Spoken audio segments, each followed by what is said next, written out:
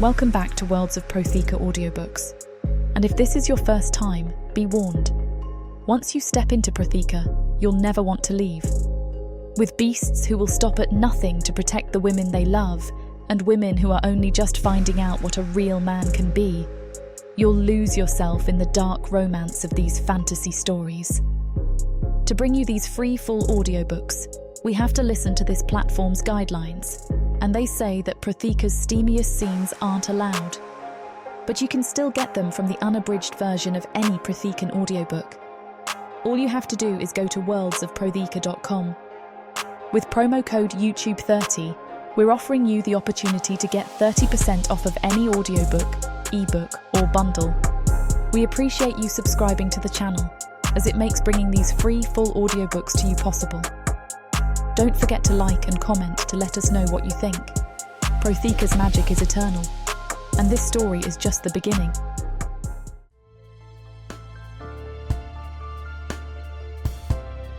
Chapter 1. Kiaran. The Equiu's breath rises in white plumes ahead of us, each exhale a reminder of how far we've traveled from Kirdonis's warmth.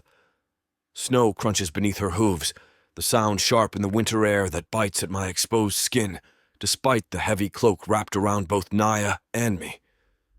My daughter's weight against my chest feels too light, her breathing shallow against the wool of my tunic. Dad, my fingers are cold. Her voice carries that particular weariness that's become too familiar these past weeks. I shift the reins to one hand and pull her small fingers into mine, rubbing warmth back into them.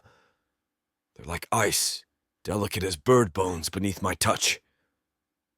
Better? She nods against my chest, but I feel the tremor that runs through her slight frame. The journey from the city has been harder on her than I'd anticipated, each mile stretching her thin reserves thinner still. But staying would have been worse. Behind us, Kirdonis sprawls across the plains like a jewel against white velvet, its spires catching the pale winter sun. Even from this distance, I can make out the preparations beginning for Ikuyenda. Banners unfurling from windows, vendors setting up stalls that will soon overflow with delicacies and trinkets. The festival that celebrates our Great Lake, our way of life, our connection to the gatherer herself. 3 weeks of revelry that starts quiet and builds to a crescendo of excess that would make Sorel proud. My jaw tightens at the thought. Sorel, who lived for Ikuyenda, who would spend months planning her gowns, her parties, her appearances at the lake ceremonies, who saw the festival not as a spiritual celebration but as the grandest stage for her own performance, because that is what my late wife lived for. I could provide money befitting the status she elevated our family to, and I let myself believe it was enough for the marriage that crumbled quickly. Why aren't we staying for the festival? Naya's question cuts through my brooding, her violet eyes, so like mine, thankfully, and not her mother's indigo, peering up at me with that sharp intelligence that sometimes unnerves me. I consider my words carefully. At 8, she's old enough to understand more than I'd like, old enough to remember fragments of those final months when Sorel's behavior grew more erratic, more dangerous. When the parties became desperate escapes and the Aviid powder became her constant companion. Sometimes a man needs quiet to think properly, I tell her, guiding the Iquiu around a particularly deep drift. The city gets loud during Ikuyenda. It's not a lie, exactly. The truth is more complicated, that I can't bear the thought of watching other families gather around the Lake of Wishes while mine remains fractured. Can't stomach the sight of children being lifted to their parents' shoulders to drop offerings into the sacred waters, while Naya struggles just to stay upright after too much excitement. Can't face another winter celebration where Sorel's absence feels like a wound that refuses to heal. The Equiu snorts, her 4 nostrils flaring as she picks up some scent on the wind. Her ears swivel forward, alert but not alarmed, probably just catching wind of the small trading post that should be coming into view soon. A way station for travelers heading north toward Kantor or west toward the wilder territories. Will we see the lake ceremonies from where we're going? Naya asks, and there's something wistful in her voice that makes my chest tighten. Perhaps from a distance, I say, though I doubt it. The cabin I'm taking us to sits nestled in the forest north of the city, far enough from the celebrations to offer the peace we both need. Would you like that? She considers this, her small face serious in the way that reminds me she's had to grow up too fast. I think so. I liked the lake when we went last year. 3 years ago, when Sorrel was still alive, still spinning her web of glittering lies. When Naya was still young enough to believe her mother's absences were normal, that the wild mood swings and the strange, sweet smell that clung to Sorrel's clothes were just part of who she was. I remember that visit to the lake, Sorrel draped in silver silk that caught the light like water, accepting compliments and admiration while Naya stood forgotten at her side. I'd lifted our daughter to see over the crowd, let her drop a copper coin into the sacred waters, and make her wish in whispered words I couldn't quite catch. Later, when I'd asked what she'd wished for, she'd looked at me with those two serious eyes and said, "For Mama to be happy." The road curves downward through a stand of bare-branched trees, and suddenly the valley opens before us like a cupped palm. Arundel, which I've seen on the maps, spreads across the hollow in a patchwork of timber and stone, smoke rising from countless chimneys to blur the winter sky. Lanterns hang in cheerful clusters across the market square, their warm glow a welcome sight after hours of cold travel. It's a town of middling size, larger than the farming settlements we've passed, but nothing like the grand sprawl of Kirdonis. The kind of place where everyone knows their neighbor's business but still maintains enough distance for a man to think. Perfect for what we need. "Look, Dad," Naya breathes against my ear, her voice carrying the first note of interest I've heard from her in days. "They have decorations, too." She's right. Even here, so far from the sister cities, the preparations for Iquienda have begun. Banners flutter from windows, not the elaborate silk affairs of the noble houses, but honest wool and linen dyed in deep blues and greens. A few vendors have set up early stalls in the square, their wares modest but cheerful. The scent of roasting chestnuts carries on the wind, along with something sweeter, baked goods perhaps, or mulled wine. The ecu picks her way carefully down the sloping road, her hooves finding purchase on the packed snow. Her breathing has steadied now that we're out of the wind, and she tosses her head as if sensing the promise of a warm stable ahead. I guide her toward what looks like the main thoroughfare, scanning the shop fronts for what I need. There, a narrow building with glass windows displaying bottles of ink and neat stacks of parchment. Perfect. If I'm going to hole up somewhere for the winter, I'll need proper supplies. My current manuscript won't finish itself, and the coin from my publisher won't stretch forever. "Are we stopping here?" Naya asks as I bring the EQ to a halt outside the shop. "Just for supplies," I tell her, dismounting carefully with her still wrapped in my arms. Her weight, or lack of it, never fails to concern me. At 8, she should be squirming to get down, eager to explore. Instead, she clings to me like a much younger child, her violet eyes taking in the unfamiliar surroundings with wariness rather than curiosity. The shop's door bears a painted sign. Corvin's Fine Papers and Supplies. Below it, in smaller letters, books, writing materials, binding services. Promising. I push inside, the brass bell above the door announcing our arrival with a cheerful chime. The interior smells of ink and parchment, with undertones of leather and something faintly floral, perhaps dried rosed blossoms tucked among the merchandise. Shelves line the walls from floor to ceiling, packed with everything a scribe could desire. Bottles of ink in varying shades, from practical black to exotic purples and golds. Quills bundled by the dozen, some from common fowl, others bearing the distinctive markings of more exotic birds. Leather-bound ledgers and journals stacked with mathematical precision. It's the kind of shop that speaks to order and careful attention to detail, qualities I appreciate in a place of business. Behind the counter, shelves display bound books, their spines bearing titles I recognize from the literary circles of Kirdonis. Not a complete collection, but respectable for a town this size. "Can you stand?" I ask Naya quietly, and she nods, letting me set her feet on the wooden floor. Naya steps away from me and wanders toward a display of bound journals, her fingers trailing over the leather covers with something approaching fascination.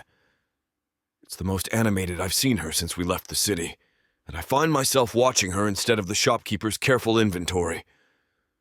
That's when I hear it, rapid footsteps on wooden stairs, followed by a voice calling out from somewhere above. "Mom, have you seen my... Oh!"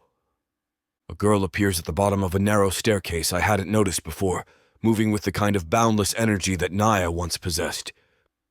She's perhaps 10 years old, with wild dark curls escaping from what might have been an attempt at braiding and striking violet eyes that mark her as half-dark elf despite her warmer skin tone. She stops short when she sees us, taking in our travel-stained clothes and foreign features with undisguised curiosity. Then her gaze falls on Naya, who has turned at the sound of approaching footsteps. For a moment, the two girls simply stare at each other. Naya, pale and delicate in her dark traveling cloak, clutching the edge of a display case for support. The other child, the shopkeeper's daughter, presumably, vibrant with health and energy, ink stains on her fingers and a smudge of something that might be charcoal on her cheek. "Your eyes," the human girl says suddenly, her voice filled with wonder rather than rudeness. "They're the same color as mine." Naya blinks, clearly startled by the observation. Her own violet eyes, inherited from me, thank whatever gods watch over us, widen as she takes in the other child's face. "They are," she whispers, and there's something like amazement in her voice. The shopkeeper's daughter grins, revealing a gap where one tooth is missing. "I'm Ria. Are you staying for Ikuyenda? Mom says it won't be as grand as in the big cities, but we're going to have music in the square, and Ada's making special cakes and—" She stops abruptly, seeming to notice Naya's pallor and the way she leans against the display case. Without missing a beat, she moves closer, but slowly, the way one might approach a startled creature. "You look tired," Ria says, her voice gentling. "Do you want to sit down? There's a chair behind the counter, and Mom always keeps tea brewing."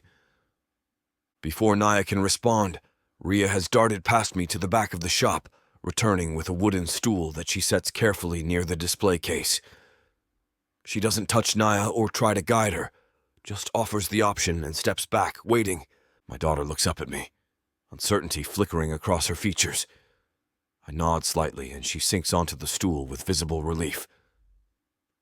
"Better?"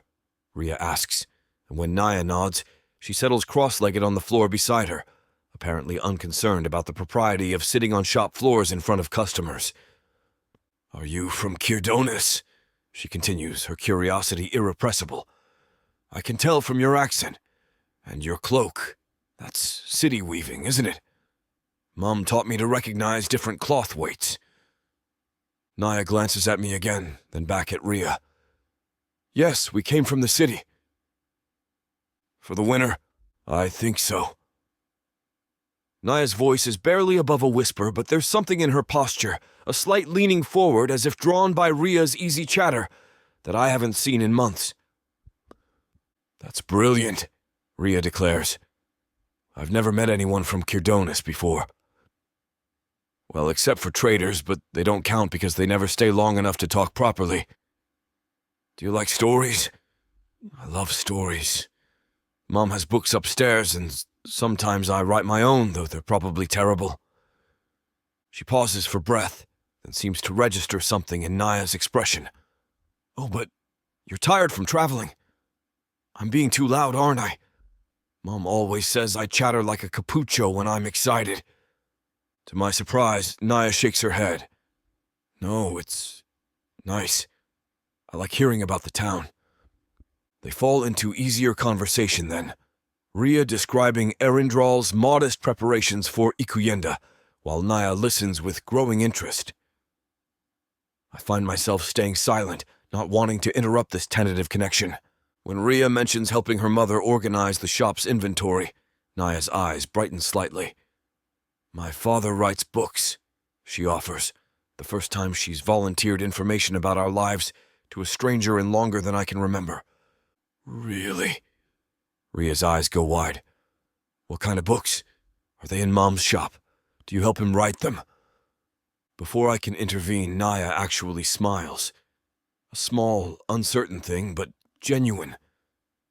Sometimes I help organize his papers, and I read the stories when he's finished with them. That's amazing, Rhea breathes, and her enthusiasm seems completely sincere. I've always wondered what it would be like to know a real writer. I look around, curious where the shopkeeper is, when a sound makes me stop cold. My attention drops back down to Naya because she just laughed, soft and slightly breathless, but unmistakably laughter, coming from my daughter's lips. Rhea has said something that struck her as funny, something about a particularly stubborn customer who insisted on purple ink for writing grocery lists, and Naya is actually laughing. The sound nearly knocks the breath from me. When was the last time I heard her laugh? Months ago, certainly. Perhaps not since before Sorel's death, when the world still made sense and children could find joy in simple things. I stand frozen, listening to that precious sound ring through the shop, afraid that any movement on my part might shatter this fragile moment of happiness. Chapter 2. Bryn. The sound of Rhea's laughter pulls me around the counter, but it's the softer echo beneath it that makes my steps falter. A delicate sound, like wind chimes barely touched by a breeze. When I reach the display case, I find my daughter cross-legged on the floor beside a small dark elf girl perched on the stool I keep for tired customers. The child is pale as winter moonlight, her slate-grey skin almost translucent, with wavy dark hair that catches the lamplight. She looks fragile in a way that makes my chest squeeze tight. Too thin, too quiet. The kind of careful stillness that speaks of illness or exhaustion. But her eyes are bright with something I recognise, the tentative spark of a child discovering an unexpected friend. And then Mrs. Kelvin insisted the purple ink would make her shopping lists more important, Rhea is saying, gesturing wildly with ink-stained fingers, as if the colour of ink could make buying turnips sound grand. The little girl's laugh comes again, soft but genuine, and I see how it transforms her wan features.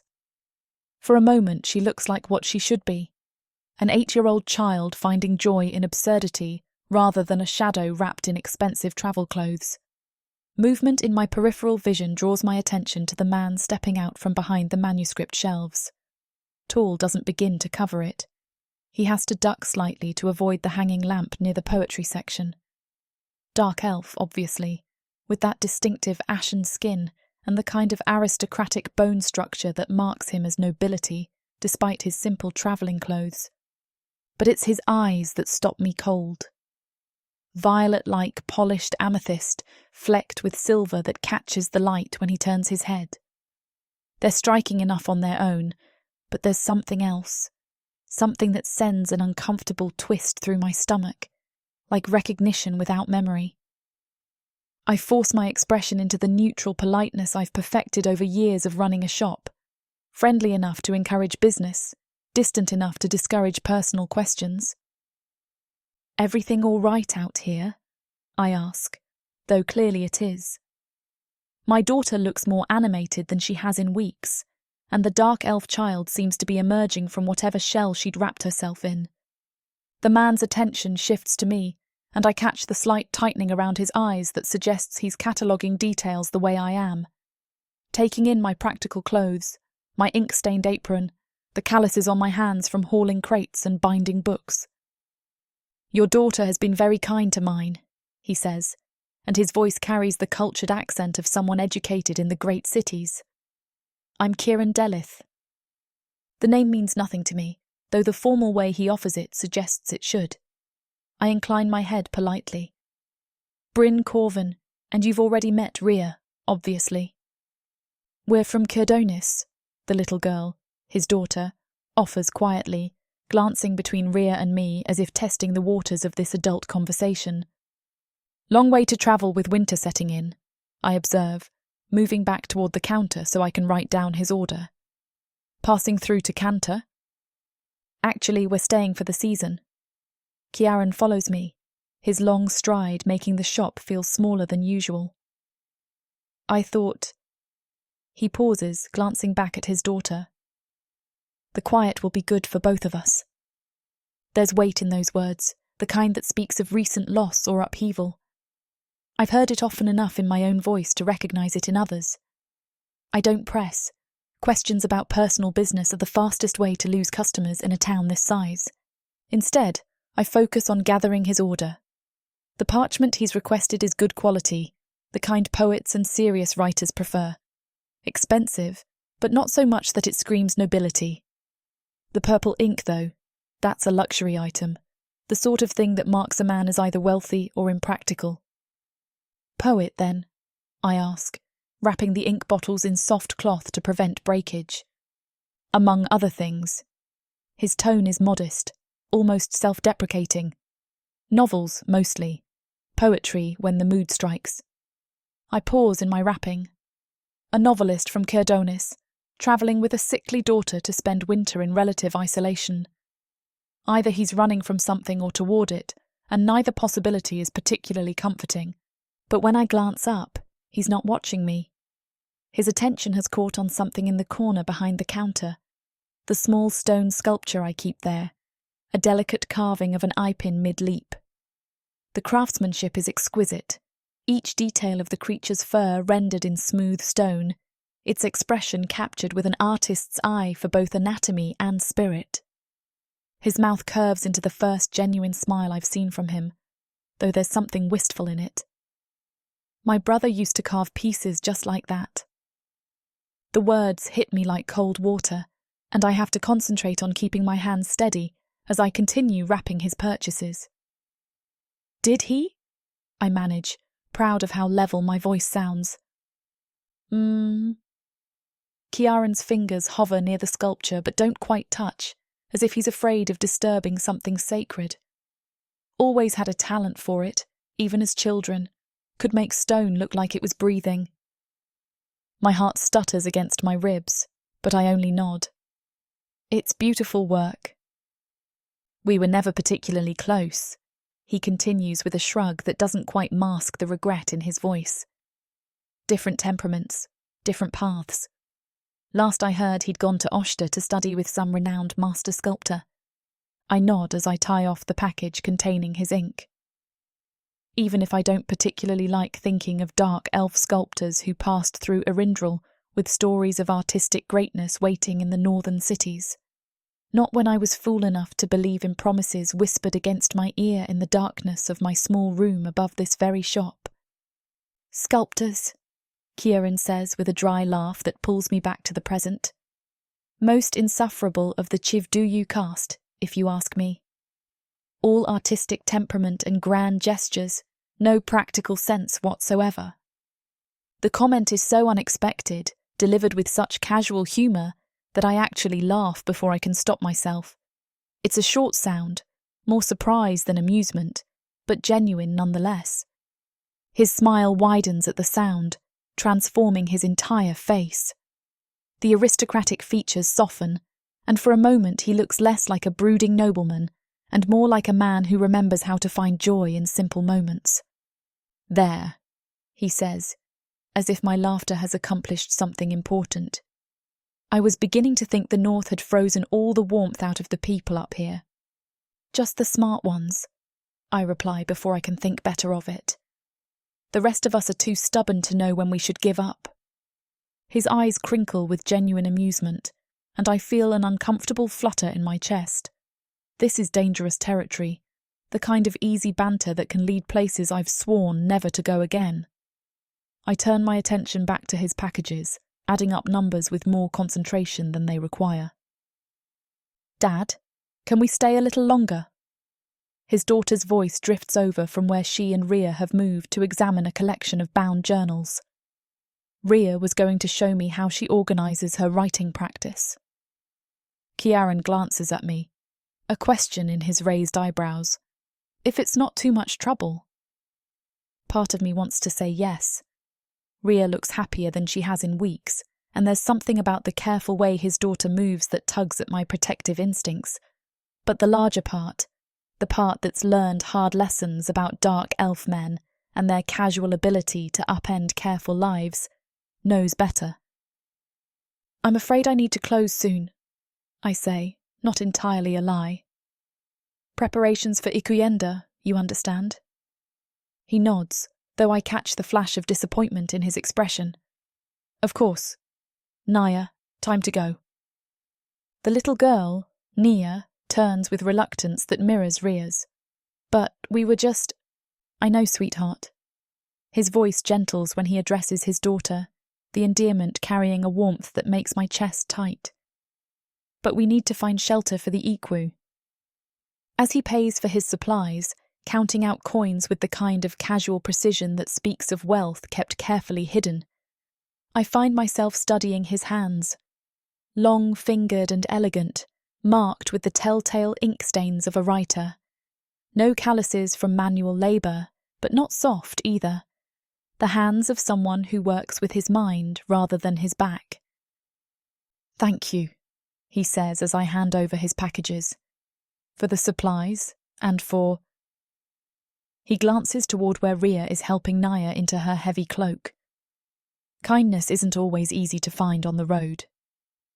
Arindral takes care of its own, I reply, then immediately wonder why I phrased it that way. As if I'm claiming them somehow. He pauses at the door, one hand on the brass handle. Perhaps we'll see you before we have to leave again. It's not quite a question, not quite a statement, an opening if I want to take it. Perhaps, I say, which commits me to nothing at all. And then they're gone, the brass bell chiming their departure. Through the front window, I watch them make their way to where a patient Ekwu waits, her breath steaming in the cold air. Kiaran lifts his daughter carefully, settling her against his chest before mounting, and I'm struck again by how gentle he is with her. How protective. Ria appears at my elbow, pressing her face to the glass. They're nice, aren't they, Mum? Naya knows so much about books, and she's read stories I've never even heard of. And her father writes real novels that people buy in shops. I murmur, still watching as they disappear around the bend in the road. Do you think they'll stay for Ikuyenda?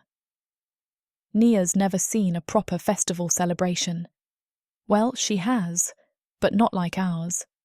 She says the city ones are all fancy and stuffy, with rules about who can do what when. I turn away from the window, that uncomfortable ache still sitting heavy against my ribs. There was something about Kiaran Delith that stirred memories I'd rather leave buried. Something in the way he moved, the cadence of his voice, the way he talked about the sculptor and the Chivdoyu.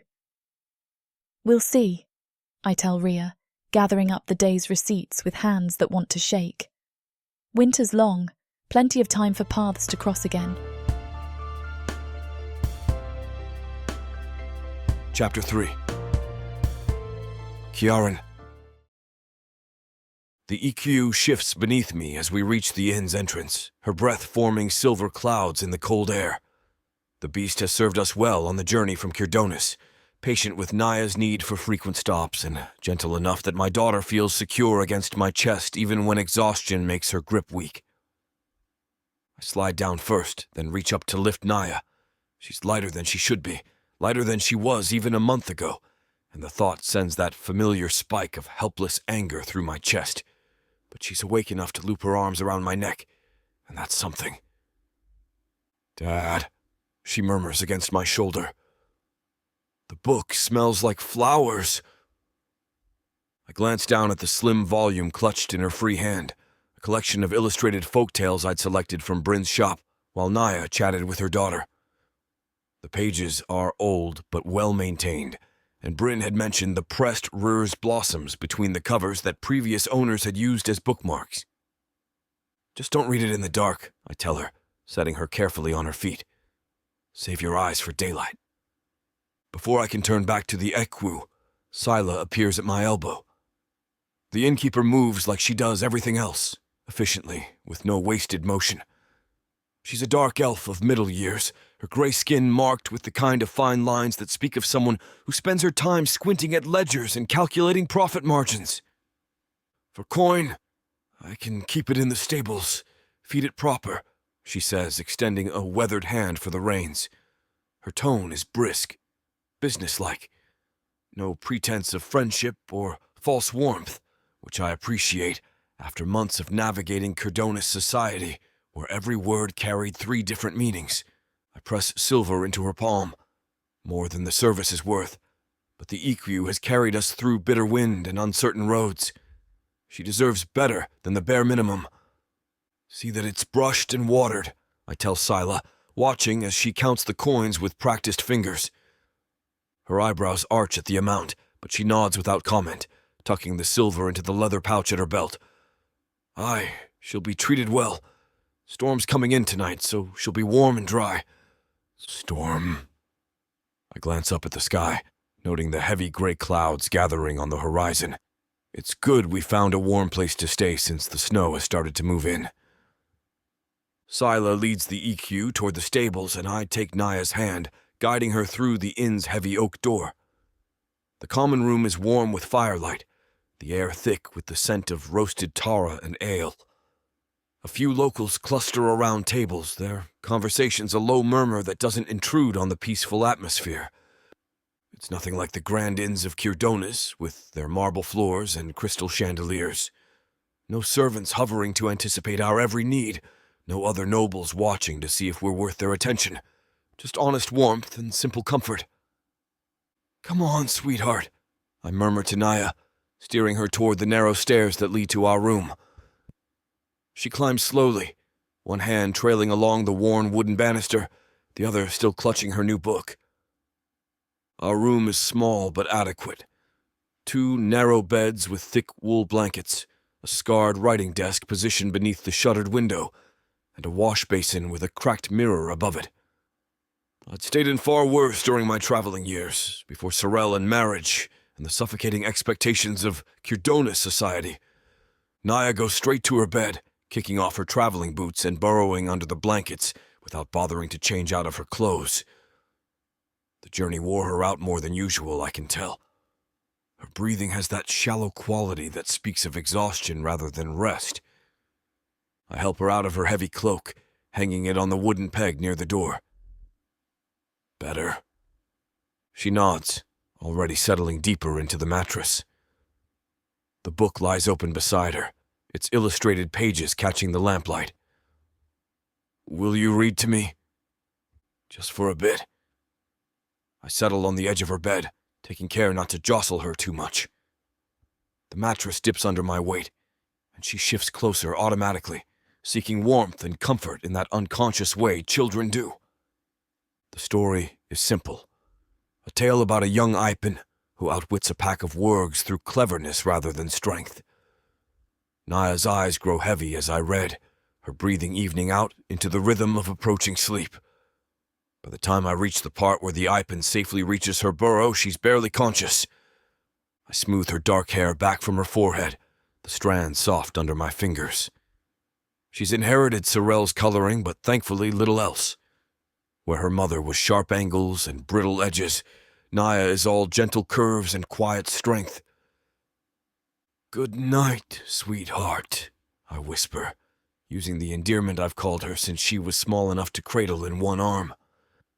Good night, Dad, she mumbles, already half asleep. I pull the blanket up to her chin and move away carefully, not wanting to disturb her rest. Sleep comes so rarely for her without the aid of exhaustion, and I've learned to treasure these moments when her body finally gives in to the peace it needs. The desk chair creaks under my weight as I settle into it, and I find myself staring down at my hands. The ink stains are permanent now, worked so deep into the skin that no amount of scrubbing removes them completely. Evidence of a life spent with quill and parchment, chasing words across pages in the hope of capturing something true. My thoughts drift, as they have too often today, back to the scribe shop, to Bryn Corvin. There was something about her that caught me off guard. Something beyond the obvious competence and the way she moved through her small domain with quiet authority. When she laughed at my comment about sculptors, the sound was startled out of her, as if she'd forgotten she was capable of amusement. And for just a moment, The carefully maintained distance in her eyes had softened into something approaching warmth. I tell myself it means nothing. We're travelers here, temporary residents at best. A night or two to rest and resupply, then we'll move on to... where? I haven't planned that far ahead. Only knew we needed to leave Kirdanis before the winter social season began, before the endless cycle of parties and obligations that leave Naya pale and shaking in their wake. But when I close my eyes, I can still smell the scent of parchment and ink that permeated her shop. Can hear the musical quality of her voice when she spoke to her daughter, all sharp edges softened by maternal affection. Can picture the way she moved, economical, purposeful, with the kind of unconscious grace that comes from someone comfortable in their own skin. Dangerous thoughts, the kind that lead to complications neither Naya nor I can afford.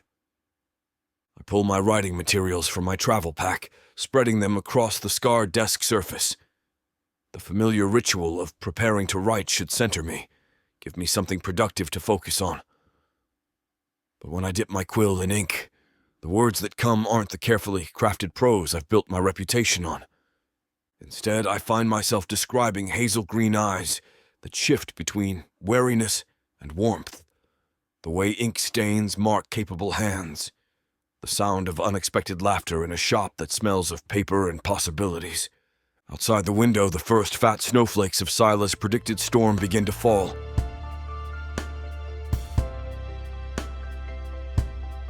Chapter 4. Bryn.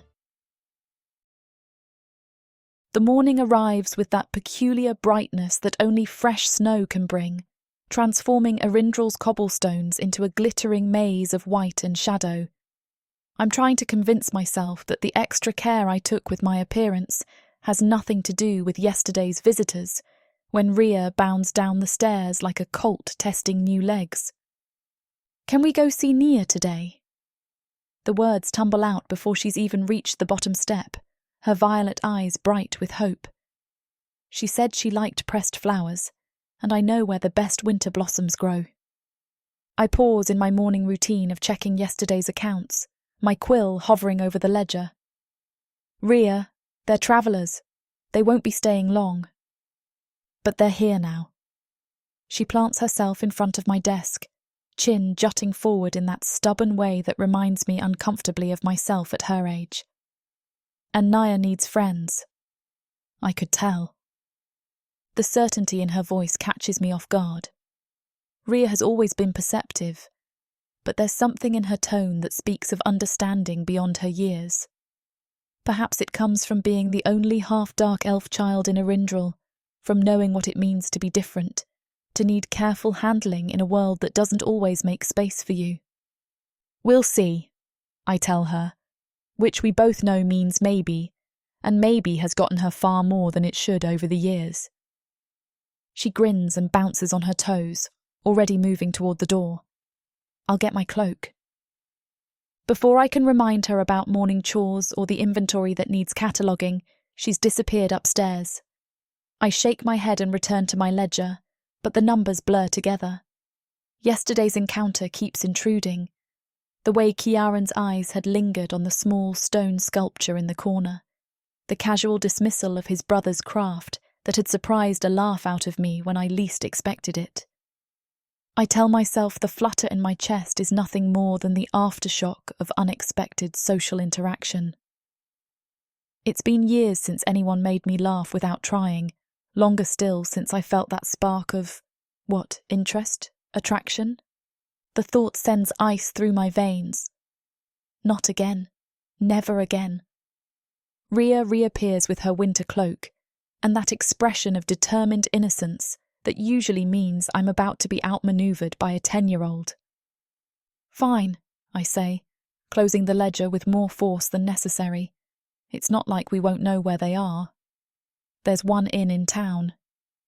But we're not bothering them if they're resting. Of course not.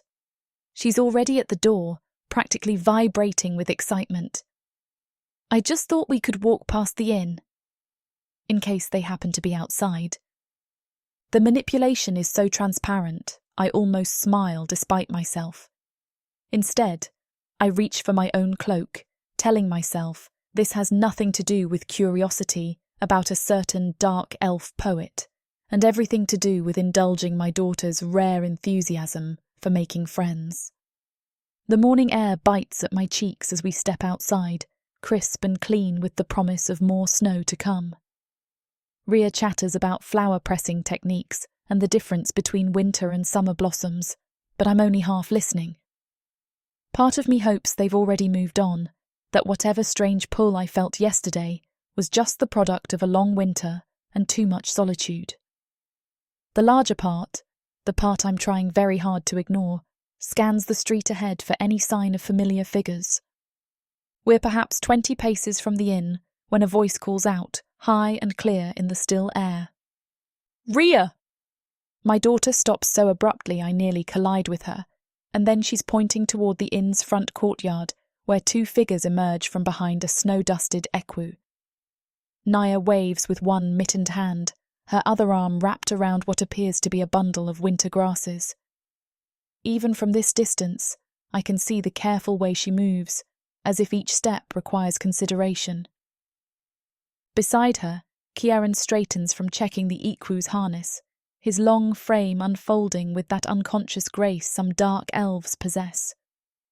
The morning light catches the silver threads in his violet eyes, and for a moment, just a moment, my breath catches in my throat. "Come on!" Ria grabs my hand and pulls, and I find myself being towed toward the inn like debris in a current. Kieran notices our approach and says something to Naya, who brightens visibly. By the time we reach the courtyard, he's moved to intercept us, and I watch in fascination as he drops to one knee in the snow, bringing himself to Ria's eye level with the kind of natural ease that speaks of extensive practice with children. "Good morning, Ria," he says, his voice carrying that warm formality I remember from yesterday. "Naya was just telling me about winter flower pressing. She wondered if you might know where to find the best specimens." Ria lights up like a lumiola, practically bouncing on her toes. "Oh, yes! There's a whole patch of winter raised just past the inn's garden, and I know where the snowbell flowers grow. They're tiny, but they press well, and they smell like home," Naya finishes softly, her pale cheeks flushed pink from the cold. Something passes between the two girls, an understanding that makes my chest tighten with emotions I don't want to name. Ria has always been solitary by necessity rather than choice, content with my company and the occasional interaction with the town's children who treat her kindness with casual indifference, to see her face transformed by the simple joy of being understood. Could we show her? Ria looks up at me with those expressive eyes that are her father's legacy, the only gift he left her. "Please?" "We won't go far." I glance toward Kieran, still crouched in the snow despite the fact that it must be soaking through his knees. He's watching the exchange with an expression of quiet warmth, and when our eyes meet, something electric passes between us. Not the sharp, consuming attraction I remember from before, but something steadier, more dangerous in its subtlety. "If Naya feels up to it," I hear myself saying, though part of me wants to grab Ria's hand and retreat to the safety of our shop. Nia nods eagerly, though I notice the way she leans slightly against the inn's wooden fence, as if the act of standing requires more energy than she wants to admit. "Stay where we can see you," Kieran says, rising to his full height with fluid grace. "And Nia, if you need to rest—" "I'll tell you," she finishes, the words carrying the weight of a promise made many times before. The girls set off toward the garden with Ria matching her pace to Nia's careful steps, their heads bent together in conversation.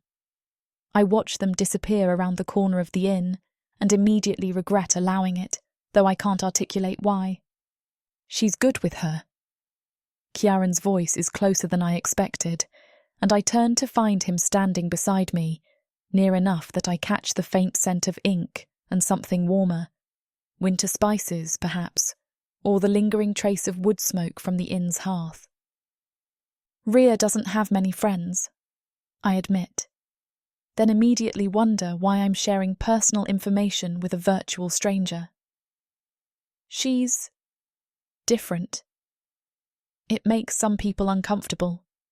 He follows my gaze toward where the girls' voices drift back to us, bright with laughter and discovery. Different how? The question is asked without the careful neutrality most people employ when fishing for information about Ria's parentage.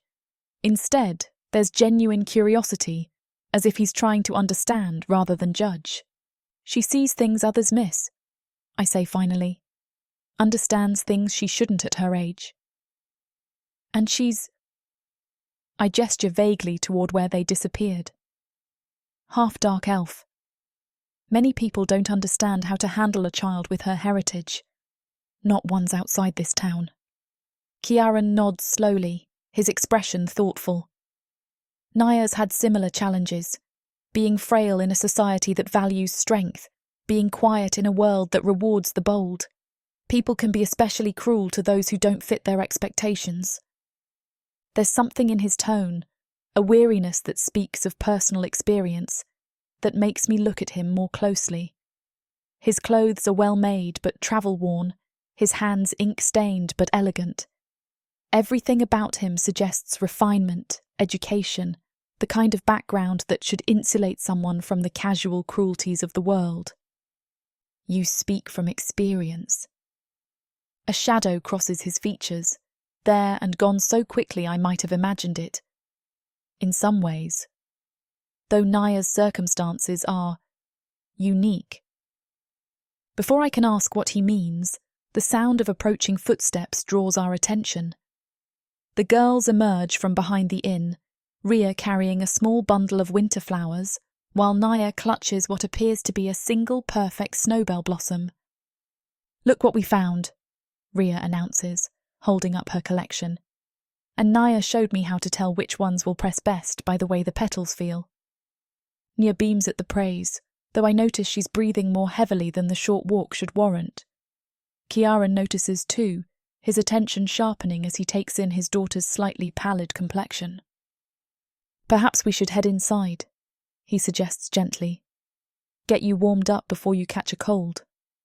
"But we were going to find stones for added weight when pressing," Ria protests, then catches sight of Naya's face and immediately moderates her tone. "But we could do that another time." The casual way she adjusts to accommodate Naya's needs without making a fuss about it sends another pang through my chest. My daughter has learned empathy through her own experiences of being different, and watching her extend that understanding to someone else is both heartwarming and heartbreaking. "Why don't you come back to the shop?" The invitation slips out before I can stop it, surprising me as much as anyone. I have a flower press Ria could show Naya how to use, and it's warmer there. Kiaran's eyebrows rise slightly, and I realise how the offer must sound, like I'm actively seeking their company when everything in my demeanour should be suggesting polite distance. "We wouldn't want to impose," he says, though there's something in his eyes that suggests he wants to accept. "It's no imposition." The lie comes easily, though I'm not entirely sure it is a lie. Besides, Ria will be impossible to live with if she doesn't get to demonstrate proper flower pressing technique. "Please, Dad?" Naya looks up at him with those striking violet eyes, and I see the exact moment his resolve crumbles. "Very well," he says, then glances at me with an expression I can't quite read, but only for a short while. As we walk back toward the shop, Ria and Naya chattering about the relative merits of different pressing methods, I find myself falling into step beside Kiaran. He moves with the kind of unconscious confidence that comes from good breeding and education. But there's something more deliberate about the way he positions himself, always within easy reach of his daughter, always aware of her energy levels and limitations. "You're very protective of her," I observe, keeping my voice low enough that the girls won't overhear. "She's all I have." The words are simple, but they carry a weight that suggests a story I probably don't want to hear. "And she's fragile in ways that aren't always obvious." There's pain in his voice, carefully controlled but unmistakable. Whatever circumstances brought them to Arindral, whatever drove them from their previous life, it wasn't by choice. Children are more resilient than we think, I tell him, though I'm not sure if I'm trying to comfort him or convince myself. Ria's taught me that. He glances at me sideways, and for a moment I'm struck by how the winter light brings out the silver flecks in his eyes. You raise her alone. It's not quite a question, but I nod anyway. Her father. I let the sentence trail off, realizing I don't want to explain about the sculptor who charmed me with promises and passion before disappearing like morning mist. He wasn't interested in staying. His loss, Kiaran says simply, and there's something in his tone that makes heat bloom in my chest despite the cold air. I tell myself it's just sympathy, one single parent recognizing another's struggles. But the way he looks at me when he says it, direct, unflinching, with an intensity that makes my pulse quicken, suggests something more complicated. We reach the shop just as the first fat snowflakes begin to fall again, and I fumble with the key while trying to ignore the way Kiaran's presence seems to fill the space behind me. He's standing close enough that I can feel the warmth radiating from his body, and when I finally get the door open and turn to usher everyone inside, our eyes meet for a moment that stretches longer than it should. "After you," he says, his voice carrying a formality that doesn't quite mask whatever current is running between us.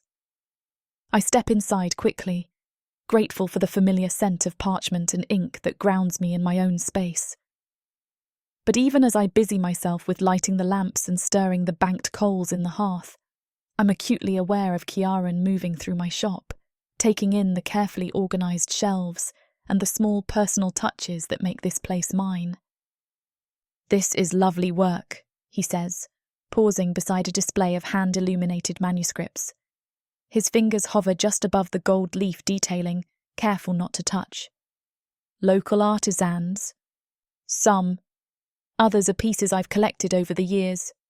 I don't mention that several of them were created during my brief, foolish foray into believing I could have a life that included beauty and impracticality.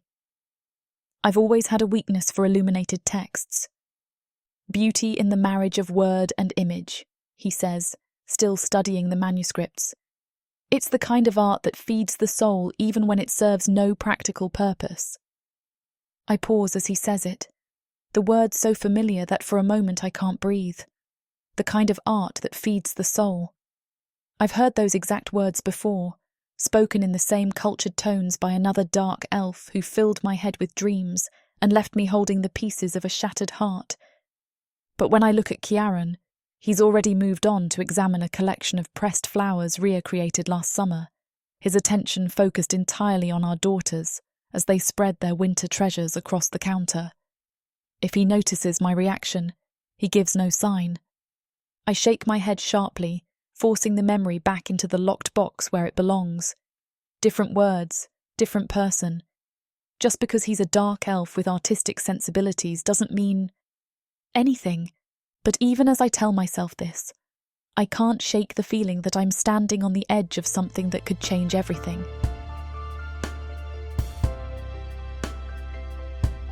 Chapter 5. Kiaran. The morning sun catches the frost on our window, transforming it into crystalline artwork that reminds me why I fell in love with words in the first place. Beauty in the smallest details, poetry in the mundane. Naya stirs beside me in the narrow inn bed, and I'm struck by how much color has returned to her cheeks after just 2 nights of proper rest. "Dad?" Her voice carries none of yesterday's exhaustion, and when she sits up, there's an alertness in her violet eyes that I haven't seen in months. "Can we go see Ria today?" "Of course." I push myself up on one elbow, studying her face for any signs of the fragility that usually shadows her features. Nothing. Just the bright-eyed eagerness of a child who's found something, someone that brings her joy. "Are you feeling well enough for a walk?" She nods enthusiastically, already scrambling out of bed, with more energy than she's shown since we left Kirdonis.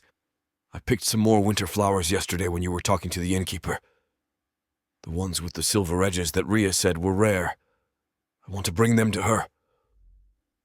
The bundle of carefully gathered blossoms sits on the small table by the window, wrapped in one of my spare handkerchiefs. I'd watched her collect them with the kind of focused intensity she usually reserves for her books, taking care to choose only the most perfect specimens. It strikes me now that this is the first time in years I've seen her genuinely excited about sharing something with another child. We dress quickly, Naya insisting on wearing her best wool dress despite my practical suggestions about warmer clothing, and step out into the crisp morning air. The town is already stirring to life around us, shopkeepers opening their doors, the distant sound of hammering from the blacksmith's forge. It's a gentle rhythm so different from the constant noise and motion of Kyrdonis that I feel some tension I didn't know I was carrying begin to ease from my shoulders. "Dad," Naya says as we walk, her mittened hand tucked securely in mine. "How long are we staying here?" The question I've been avoiding surfaces with uncomfortable directness. I study her profile, the sharp cheekbones she inherited from me, the determined set of her jaw that's all her own, and realize that whatever answer I give will change the course of both our lives. "Would you like to stay longer?" I ask instead, deflecting while I gather my thoughts. "Yes." No hesitation, no doubt, just the simple certainty of a child who knows her own mind. I like it here. It's quiet, and people don't stare at me, and Rhea understands things. Rhea understands things. The phrase hits me with unexpected force. In all our years in Kyrdonis, surrounded by the supposed sophistication of high society, my daughter has never found someone who simply understands her. Yet here, in this small trade town I'd never heard of a week ago, she's discovered kinship with a half-dark elf girl, whose mother makes my pulse quicken in ways I'd forgotten were possible. The pace here is gentler, I admit, choosing my words carefully. Perhaps we could stay through the winter. See how you fare with a slower rhythm. Her face transforms, brightness spreading from her eyes to illuminate features that have been pale and drawn for too long. Really? We could stay until spring? If you'd like that. The decision crystallizes as I speak it, feeling both inevitable and terrifying. We could rent a proper room, maybe find a small house. I can work anywhere. And you... I pause, watching her practically bounce with excitement. You seem happier here than you've been in months. She squeezes my hand tighter, her smile so radiant it makes my chest ache with relief. After watching her wilt under the pressure of Kyrdonis society, the constant entertaining, the noise, the expectations that she be a perfect reflection of her deceased mother's legacy, to see her flourish in the space of 3 days feels like a minor miracle. We reach Bryn's shop just as she's unlocking the front door, and I'm struck again by the way she moves. Efficient, competent, grounded in a way that speaks of someone who's built her life through her own efforts rather than inherited circumstance. Her dark hair is braided back practically, and there are already ink stains on her fingers despite the early hour. "Good morning," she calls when she sees us approaching, and I catch the way her eyes linger on Naya's animated expression.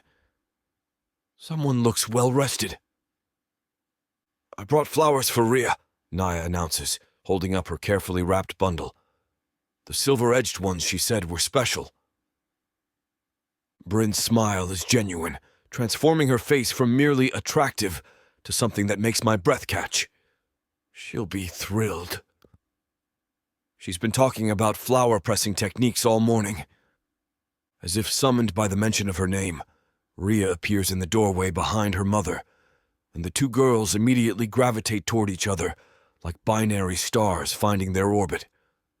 The easy way they fall into conversation, Naya unwrapping her flowers while Rhea exclaims over each specimen, creates a bubble of contentment around them that makes everything else seem secondary. "Could I take Naya upstairs?"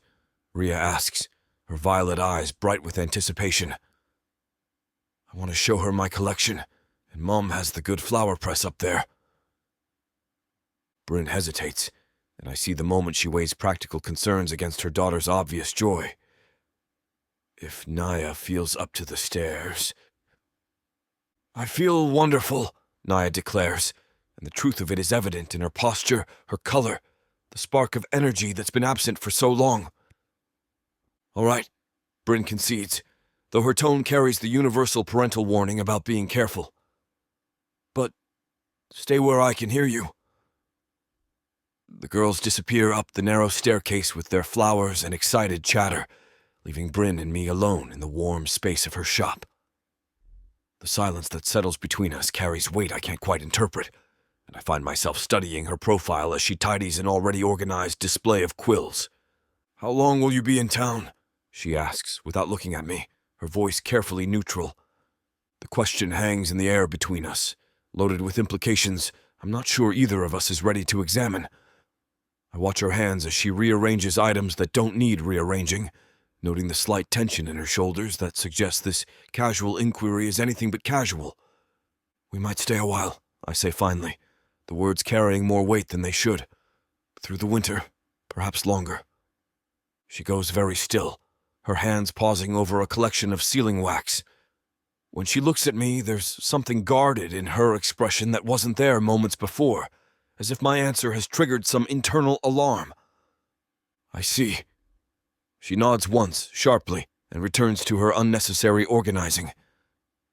"Well, I'm sure Rhea will be pleased to have a friend for an extended period." The way she says it, focusing on the children, creating distance where moments before there had been warmth, puzzles me. There's a wall rising between us, constructed of politeness and deflection, and I can't determine what I've said to trigger its appearance. "Is there something I can help you with?" I offer, gesturing toward the shop around us. "While the girls are occupied?" She glances up sharply, as if surprised by the suggestion. "You don't need to." "I'd like to." The honesty in my voice seems to catch her off guard. "I'm not accustomed to idleness, and you've been kind to Anaya." Let me return the favor. For a moment, I think she'll refuse. Her fingers tighten around the piece of sealing wax she's holding, and something flickers across her face. Fear. Uncertainty. But then her shoulders relax slightly, and she nods toward a stack of books near the counter. "Those need to be cataloged and shelved," she says, her voice still carefully neutral. "If you're certain you don't mind." I move toward the indicated books, grateful for something to occupy my hands while I try to understand the sudden shift in her demeanor.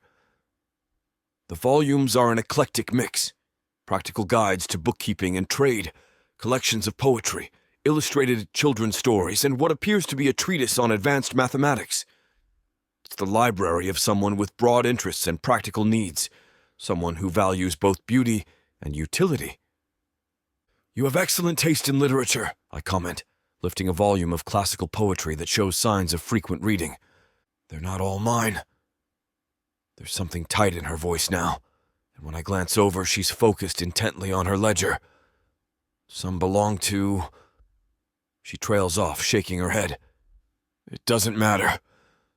But it does matter, I realize, as I watch her hunched shoulders and carefully controlled expression.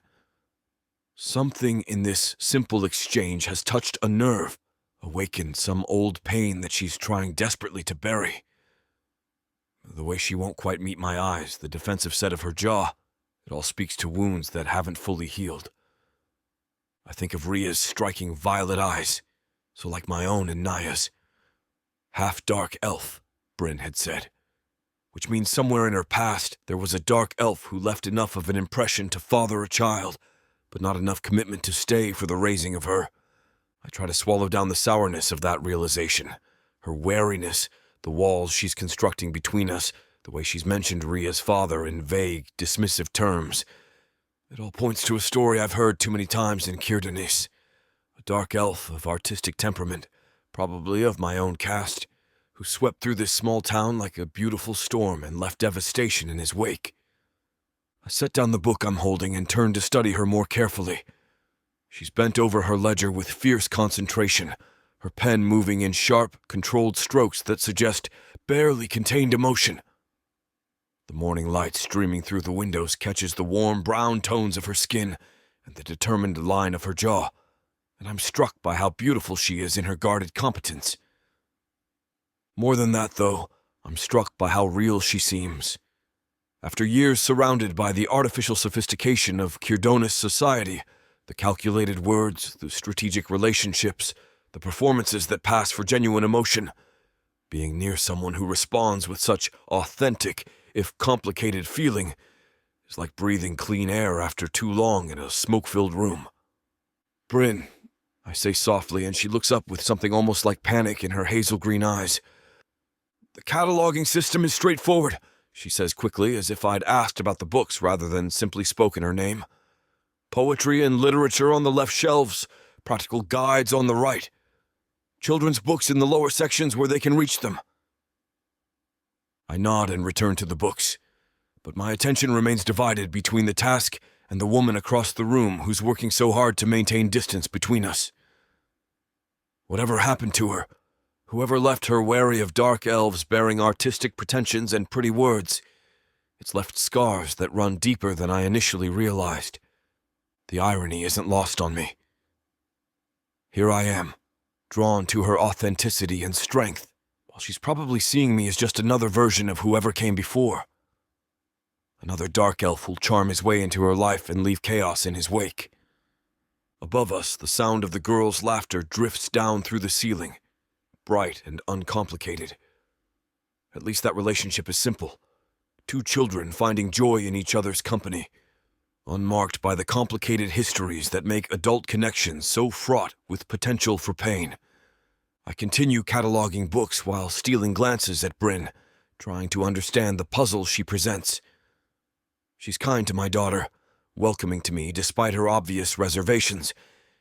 Yet she maintains this careful distance that suggests hard-won wisdom about the dangers of letting people get too close too quickly. It makes me want to know her story, to understand what put that guarded look in her eyes.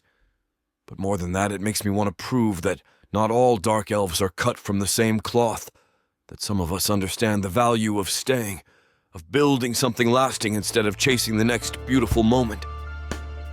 The question is whether she'll give me the chance to try. Escape this world and step into one where romance and magic intertwine across realms, with stories that are not just standalone tales, but part of a vast, interconnected universe. Imagine not just one, but 100 stories, where characters, destinies, and legends cross paths in unexpected ways. 100 audiobooks from the Romantasy 100 book bundle. These aren't just isolated stories. They share themes, worlds, and threads that make every journey feel part of something grander. Fated lovers, ancient prophecies, and the delicate balance between power and passion. Get all of these stories today for a mind-blowing 90% off. That's right, 100 audiobooks for the price of 10. 800 hours of audio where these alpha males prove just how puny the human men of Protheka are. 12 complete series where they show their human women what they've been missing, and more. One-time purchase, lifetime access to a universe of interconnected magic and romance. Protheka's magic is eternal. With the Romantasy 100 book bundle, your pleasure will be too.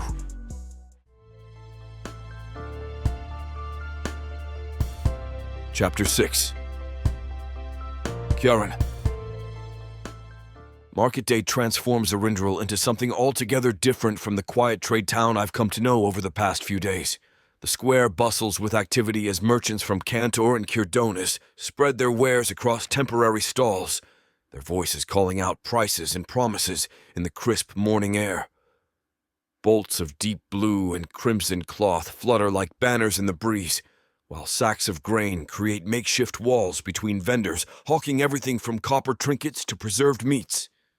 "Dad, look!" Naya tugs at my sleeve, pointing toward a stall where glass ornaments catch the winter sunlight like captured stars.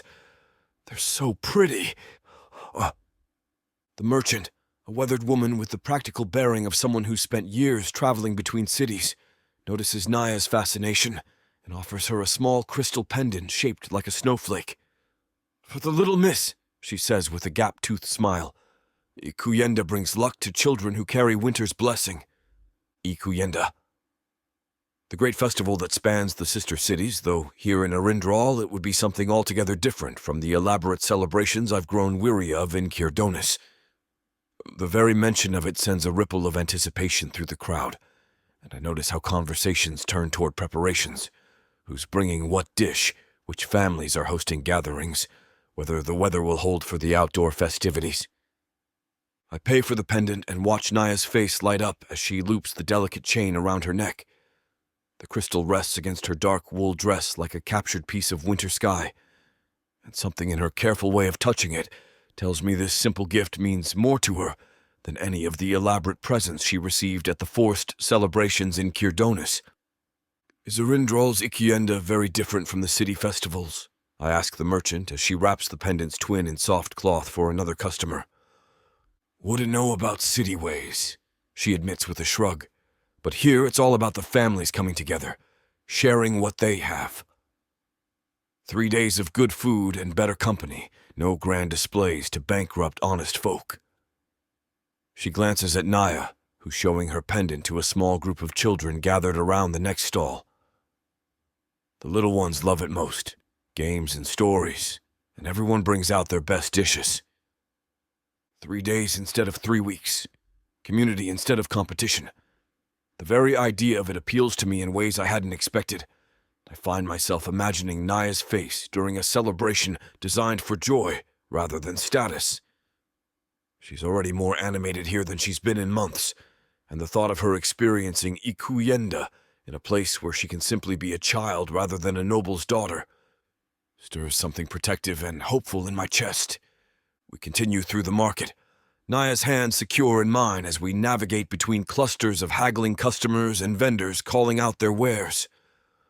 A spice merchant from Kirdonis has drawn a crowd with his display of nabella and other precious seasonings, while a cloth trader from Kantor spreads out bolts of the warm wool their northern city is famous for. "Sir!" A voice interrupts my observation of the crowd, and I turn to find a stocky trader with calloused hands and shrewd eyes examining the iku I've tethered near the fountain. "That's a fine beast you've got there. Kirdonis bred, if I'm not mistaken." I nod, studying the man's weathered face and the way he's already running calculating fingers along the eku's flanks. Bred and trained there, yes. Been looking for something with that particular bloodline for a merchant friend of mine in Kantor. Strong legs, good temperament for long hauls. He names a price that makes my eyebrows rise, generous enough to keep Naya and me comfortable through the winter and well into spring. Of course, I'd need the tack and saddle too, but I'm prepared to be fair about it. I glance down at Naya, who's watching a puppet show at a nearby stall with rapt attention, her laughter mixing with that of the other children gathered around the small stage. The iku has served us faithfully on the journey from Kirdonis, carrying us both and our few possessions without complaint. Selling him feels like severing our last connection to the life we've left behind. But as I watch my daughter's face, bright with genuine happiness for the first time in months, the choice crystallizes with surprising clarity. We came here as travelers passing through, but that's not what we are anymore. The EQ represents mobility, the ability to move on when circumstances change. Keeping him suggests we're still planning to leave. "You have a deal," I hear myself saying, and the weight of permanence settles over me like a well-fitted cloak. The transaction takes only minutes, coin changing hands, ownership papers signed, the EQ's familiar weight transferred from my responsibility to another's. As I watch the trader lead our mount away toward his own wagon, I feel something shift inside me, like the final piece of a puzzle clicking into place. "Dad?" Naya appears at my elbow, her violet eyes wide with curiosity. "Where's our EQ going?" "I sold him," I say simply, crouching down to her level. "We won't be needing him anymore." She processes this for a moment, her small face serious as she works through the implications. "Because we're staying?" Because we're staying. At least for a bit. The words feel solid, final, right in a way that surprises me with its intensity. After the winter season, I'll decide if we should keep going or not. But for now, I feel comfortable keeping Naya here. Her smile could power every lamp in Arindral, and she throws her arms around my neck with such enthusiasm that I nearly lose my balance. Really? We're really staying? Really? I hold her close, breathing in the scent of winter air and the faint sweetness of the rearsed oil Rhea helped her braid into her hair yesterday. I told you we would. I know. I just thought. She trails off like she doesn't know how to say the words I can already hear. That she worried I might change my mind. Kieran. Naya. Bryn's voice cuts through the market noise, and I look up to see her approaching with Rhea at her side, both of them carrying baskets laden with what appear to be baking supplies. Bryn's cheeks are flushed from the cold, and her dark hair has escaped its braid in small tendrils that frame her face. She looks younger somehow, less guarded, and the sight of her makes something warm rush through me. Rhea! Nia! Both girls abandon us with the single-minded focus children reserve for their closest friends, immediately falling into animated conversation about the market stalls and the approaching festival. Preparing for Ikuyenda? I ask, noting the quality ingredients in Bryn's basket, real spices, fresh cream, the kind of supplies that suggest serious cooking ahead. Every year, she confirms, though there's something almost defensive in her tone. Nothing fancy, just traditions. I want to ask about those traditions, to understand what Ikuyenda means to her and this town, but something in her expression warns me away from pressing too hard. Instead, I watch as she adjusts her basket, noting the careful way she's selected each item, the practical efficiency that seems to govern all her movements. The merchant mentioned it's quite different here than in the cities, I venture. I wouldn't know about city celebrations. She echoes the merchant's words almost exactly. But where the older woman's tone had been simply matter-of-fact, Bryn's carries an edge that suggests deliberate ignorance rather than mere lack of experience. Rhea looks up from her whispered conversation with Naya, her violet eyes bright with excitement. Mom always makes the best honey cakes for Ikuyenda, and Mrs. Eda lets me help with the bread, and there's music in the square every night, and... Rhea... Bryn's gentle interruption carries fond exasperation. I'm sure Kieran doesn't need a complete inventory of our simple festivities. But I do want to hear about them, want to understand what makes this celebration different from the elaborate displays of wealth and status I've grown to despise in Kirdonis. The way Rhea's face lights up when she speaks of honey cakes and shared bread suggests something I've been searching for without quite knowing it. Community built on affection rather than obligation, celebration rooted in joy rather than competition. Actually, I say carefully, it sounds wonderful. Naya and I have grown tired of... I pause, choosing my words with deliberate care. Elaborate entertainments. Something flickers across Bryn's face. Surprise, perhaps, or recognition. She studies my expression as if searching for deception, and I find myself hoping she sees only honesty there. The silence stretches between us, filled with the sounds of the market around us, but charged with something I can't quite name. Most people find small-town celebrations rather provincial, she says finally, and there's something carefully neutral in her voice that makes me think someone once used that exact word to describe Arendral's traditions. Most people are fools. The vehemence in my own voice surprises me, and I see her eyebrows rise in response. I've attended elaborate festivals that cost more than some families see in a year, watched people compete to see who could display the most wealth or status. Give me honey cakes and genuine laughter over that nonsense any day. She's quiet for a long moment, her hazel green eyes searching my face with an intensity that makes me feel exposed. Whatever she sees there seems to satisfy some internal test, because her shoulders relax slightly and something that might be approval flickers across her features. Well, she says, and there's the faintest hint of warmth creeping back into her voice. If you're both staying through winter, you'll get to experience our provincial celebration firsthand. The way she says it, with quotation marks practically audible around the word provincial, tells me exactly who once used that term and in what context. Another piece of the puzzle that is Bryn Corvin's past clicks into place, and I feel my jaw tighten at the thought of someone dismissing this town's traditions as beneath their notice. I'm looking forward to it, I say, and mean it completely. Rhea tugs at her mother's sleeve, her basket forgotten as she points toward a stall selling ribbons and small ornaments. Mom, can we show Naya and Mr. Kiaran the decoration stall? They have the prettiest silver bells this year.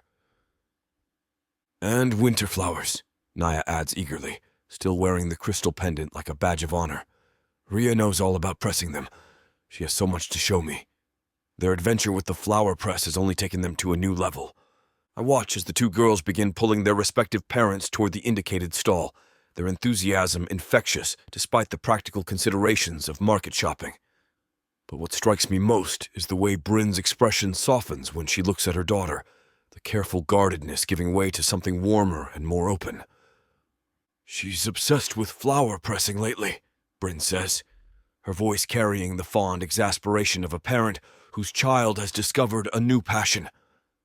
I can barely open a book without finding petals between the pages.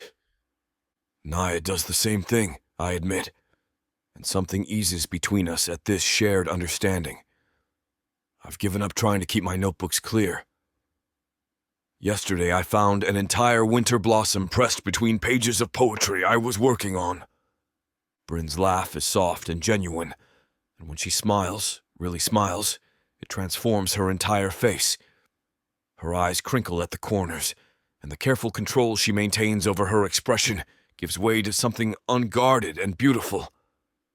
I find myself watching her mouth, the way her lips curve upward with such natural grace that I am captivated. They found kindred spirits in each other, she observes, and there's something almost wondering in her voice as she watches our daughters examine ribbons with the serious concentration of art critics.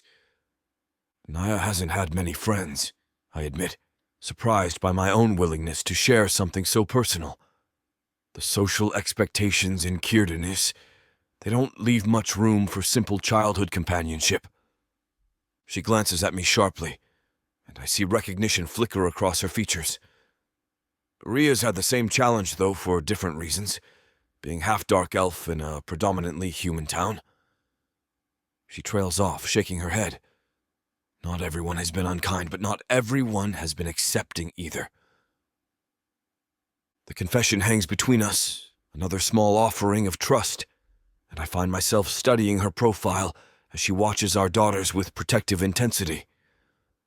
Here's someone who understands the particular challenges of raising a child who doesn't quite fit the expected mold, someone who's fought to create space for her daughter to simply exist without explanation or apology.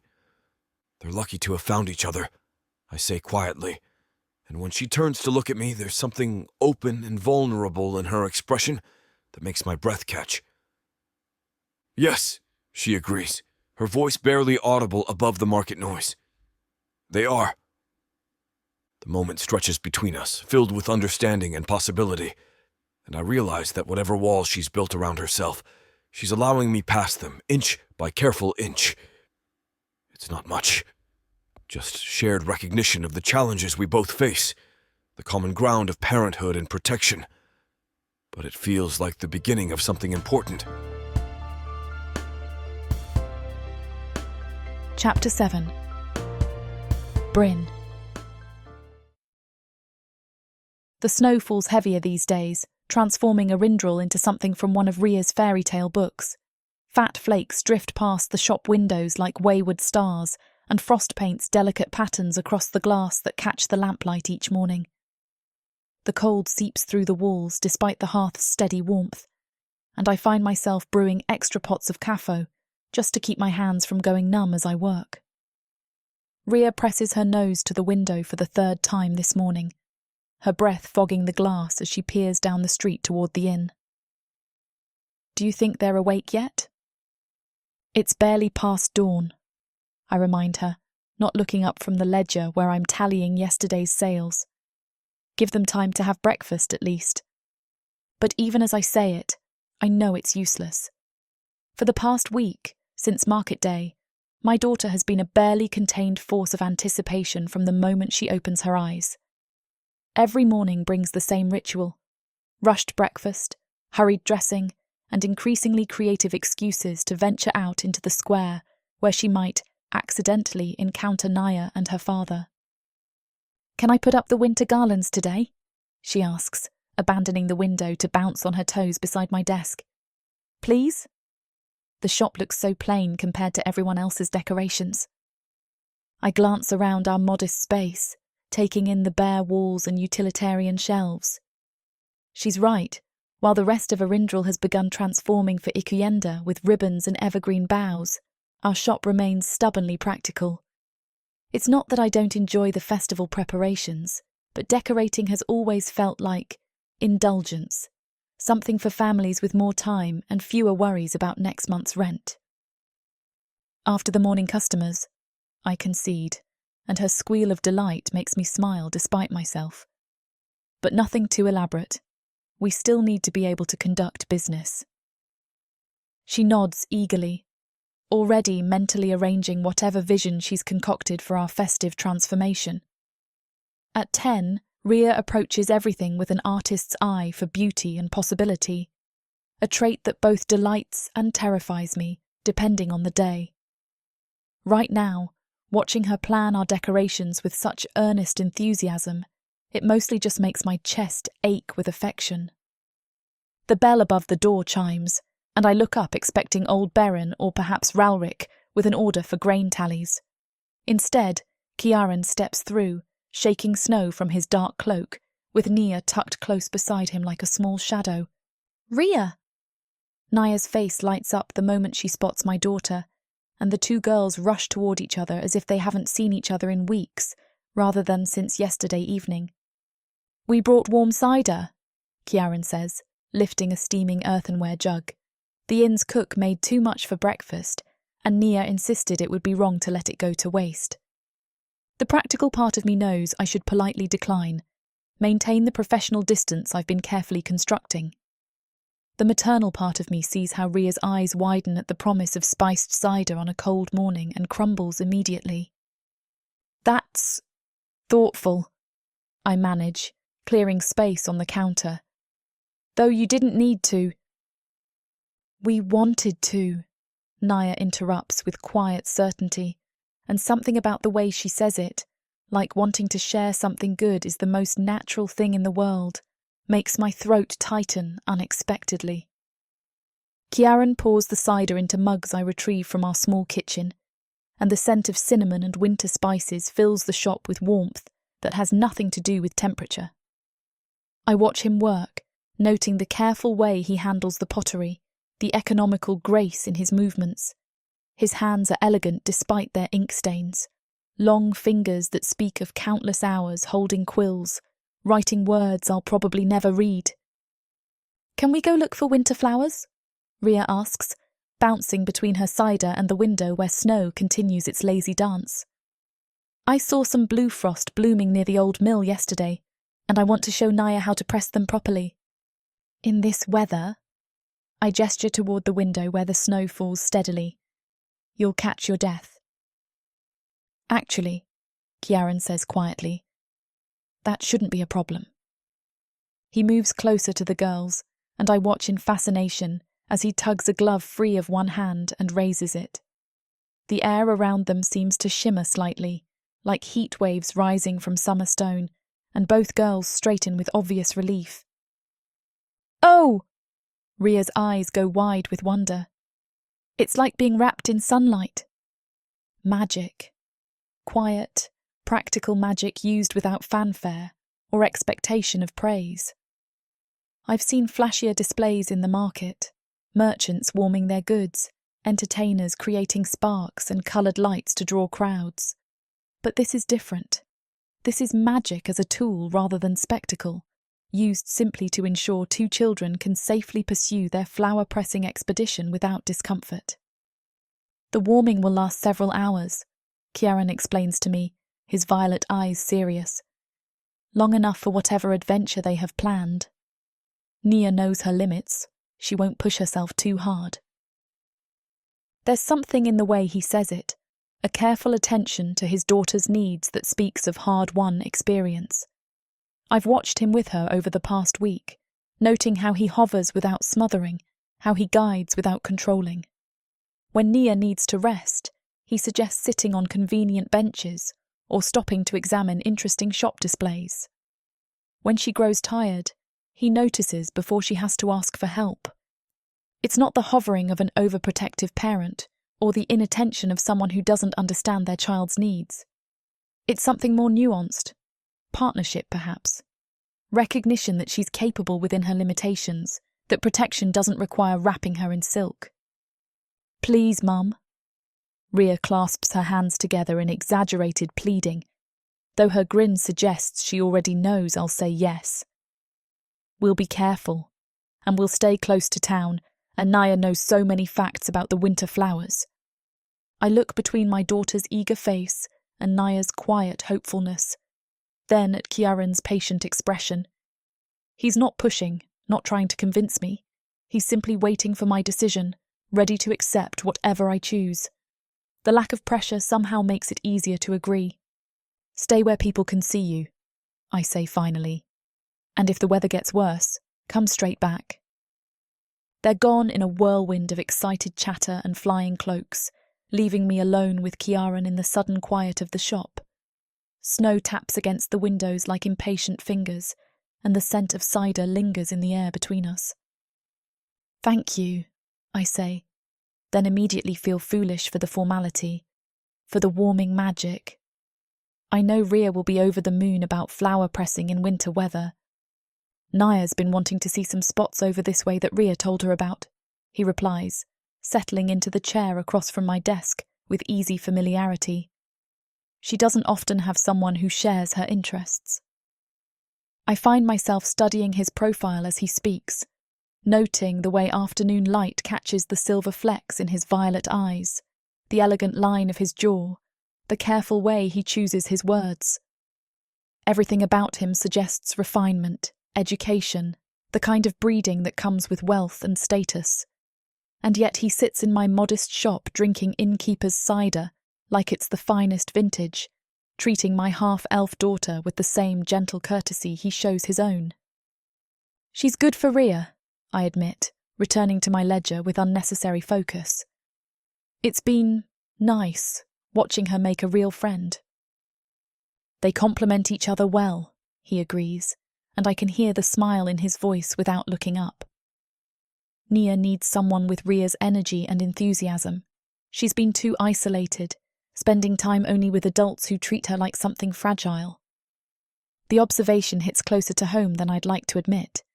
How many times have I caught myself doing the same thing with Rhea? Not because she's physically frail, but because her mixed heritage makes her different, vulnerable in ways I can't always protect her from, treating her like she needs extra care rather than trusting her strength. Rhea's taken quite a shine to you as well, I say, then immediately regret the admission.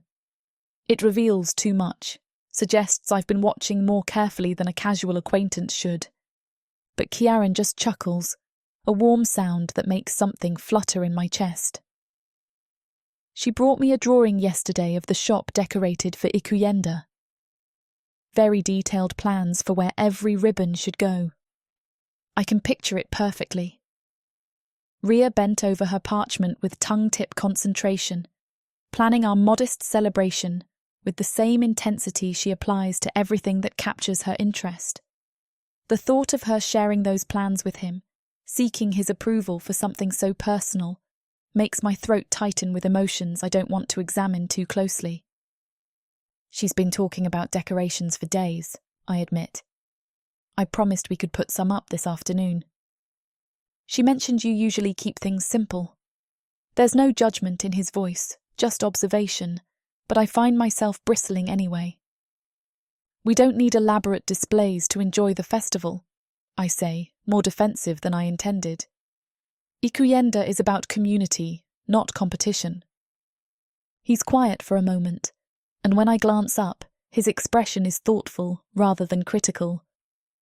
You sound like you've had to defend that position before. The insight is too accurate, too perceptive, and I find myself looking away. Some people have different ideas about what celebration should look like. I don't mention Cyprian, don't talk about the way he laughed at Arindrel's quaint little festival, or how he promised to show me real celebrations in the great cities. Don't mention how those promises turned to ash when he vanished like morning mist, leaving me with a daughter who carries his eyes and my broken faith in beautiful words. But something in Kiaran's expression suggests he understands anyway, and the gentleness there makes my chest ache in ways I'm not prepared to handle. Different doesn't mean wrong, he says quietly. I've attended celebrations that cost more than most families see in a year. Give me honest joy over expensive displays any day. The sincerity in his voice catches me off guard, and I find myself meeting his eyes despite every instinct that tells me to look away. There's no mockery there, no condescension, just genuine appreciation for the simple traditions that hold this town together. My resolve to maintain distance wavers like candle flame in wind. Chapter 8. Kiaran. The afternoon sun slant through the shop windows, catching dust motes in golden columns that dance between the evergreen garlands. Rhea insisted we hang yesterday. The scent of winter pine mingles with ink and parchment, creating something that feels more like home than any grand salon I've ever inhabited. Naya sleeps curled in the chair by the window, one of my old poetry collections splayed across her chest, rising and falling with each steady breath. 2 weeks in Arindrel, and already the change in her is remarkable. The constant fatigue that plagued her in Cyrdonis has lifted like morning fog. Her cheeks hold more color, her breathing comes easier, and she sleeps peacefully rather than fitfully. The fresh air here, the slower pace, it suits her in ways the Grand City never did, no matter how much coin I spent on healers and treatments. Rhea kneels on the wooden floor beside Naya's chair, a quill gripped in her ink-stained fingers as she scribbles across a scrap of parchment with fierce concentration. Her dark curls have escaped their braid again, framing her face in wild spirals that catch the light. There's something about the way she holds herself when she's creating, shoulders hunched protectively over her work, tongue tip visible between her lips, those striking violet eyes absolutely focused. That tugs at something deep in my chest. I find myself drawn closer, curiosity winning over the polite distance I should maintain. "What is this?" I ask, crouching beside her. She looks up, and her face transforms with excitement, those eyes, so familiar yet impossible, bright with pride and nervousness. "It's a poem," she says, then immediately ducks her head. "Well, I think it's a poem. I'm not sure if I did it right." The words hit me like a physical blow. How many times did I speak those exact phrases as a boy, clutching crumpled parchments in ink-stained hands? How many times did I seek approval for the words that poured from me like water from a spring? Desperate for someone to understand the compulsion that drove me to capture emotions in verse. "Would you share it?" I ask gently, settling more comfortably on the floor beside her. She straightens, clearing her throat with the solemnity of someone about to deliver something important. When she speaks, her voice carries that particular rhythm of careful recitation. Winter comes with silver breath, painting flowers in the frost. But underneath the cold and death, nothing beautiful is lost. Seeds wait deep beneath the snow, dreams of spring in sleeping ground, knowing when it's time to grow. Life will make its joyful sound. The words are raw, unpolished. The meter stumbles in places and the rhymes occasionally feel forced. But there's something alive in them, something that speaks to truth rather than technique. The sentiment behind the verses, hope persisting through hardship, beauty surviving darkness, strikes me as remarkably mature for a 10-year-old girl. More than that, though, is the way she delivers them. The careful attention to rhythm, the instinctive pause at the end of each line, The way her voice lifts and falls with the natural music of the words. This isn't someone reciting memorized text. This is someone who understands poetry from the inside out, who feels its heartbeat. My chest tightens painfully. I remember being her age, maybe younger, when words first started arranging themselves in my mind like soldiers finding formation. I remember the compulsion to write them down, to give them form and substance, even when I barely understood what drove me.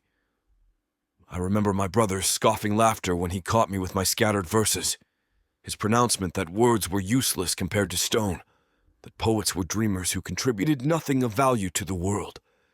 Yet here sits Rhea, her spirit blazing with the same fire that once consumed me, offering her halting but heartfelt creation with the kind of courage I wish I'd possessed at her age.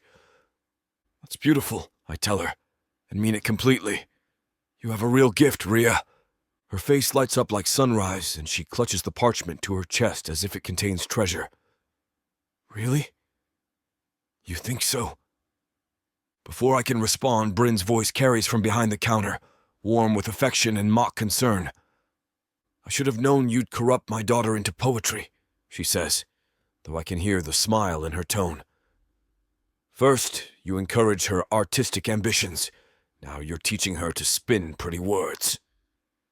What's next? Convincing her to run away and join a traveling theater troupe." I glance toward her, taking in the way afternoon light catches the warm brown of her skin, how her hazel eyes sparkle with genuine humor rather than the careful wariness that characterized our first meetings. 2 weeks of daily interaction have worn away some of her defensive walls, revealing glimpses of the woman beneath the protective armor. Each day brings small victories, a laugh that reaches her eyes, a moment where she relaxes enough to tease me, an afternoon where we talk about something deeper than weather or business. I've learned to read the subtle signs of her moods, to recognize when she's testing my reactions, when she's deciding whether to trust me with another small piece of herself. It's intoxicating and frustrating in equal measure. With Sorel, everything was transaction. I provided status and financial security. She provided social connections and the appearance of a proper family. We understood each other's needs and met them efficiently, without pretense or deeper emotion. I loved Naya from the moment she was born, but my marriage to her mother was built on mutual benefit rather than genuine connection. This thing growing between Bryn and me feels entirely different. Dangerous. Real in ways that make my chest ache and my sleep restless. I find myself thinking about her laugh when I should be writing, wondering what she looks like first thing in the morning, imagining what it would feel like to have the right to touch her hand without excuse. But I can see how carefully she guards herself, how she maintains just enough distance to retreat if necessary. I'm going at her pace, letting her set the boundaries, even when every instinct screams at me to push harder, faster. She's worth the patience, worth the careful courtship, worth whatever time it takes to earn her trust completely. "Poetry chose her," I say simply, turning back to Rhea with a slight smile. I'm just fortunate enough to witness it. Rhea beams at the praise, then looks between her mother and me with the kind of calculating expression that suggests wheels turning behind those violet eyes. There's something almost unsettling about how intently she studies my face, as if searching for answers to questions she doesn't know how to ask. Watching her, I feel that same uncanny pull I've experienced since the first day we met. The sense that she belongs somehow, that she fits into spaces in my life I didn't know existed.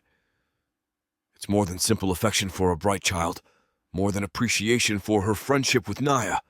She feels familiar in ways that make no logical sense, like an echo of something I've lost, or perhaps something I never knew I was missing. As though she carries part of my blood, my heritage, my very self in her quick mind and artistic soul. The thought should be impossible, ridiculous, yet it persists, growing stronger each day I spend in her presence. Chapter 9. Bryn. Icy rain lashes against the shutters with a persistence that makes my teeth ache in sympathy. The sound is sharp and relentless, like winter's fingernails scratching at the glass, demanding entry.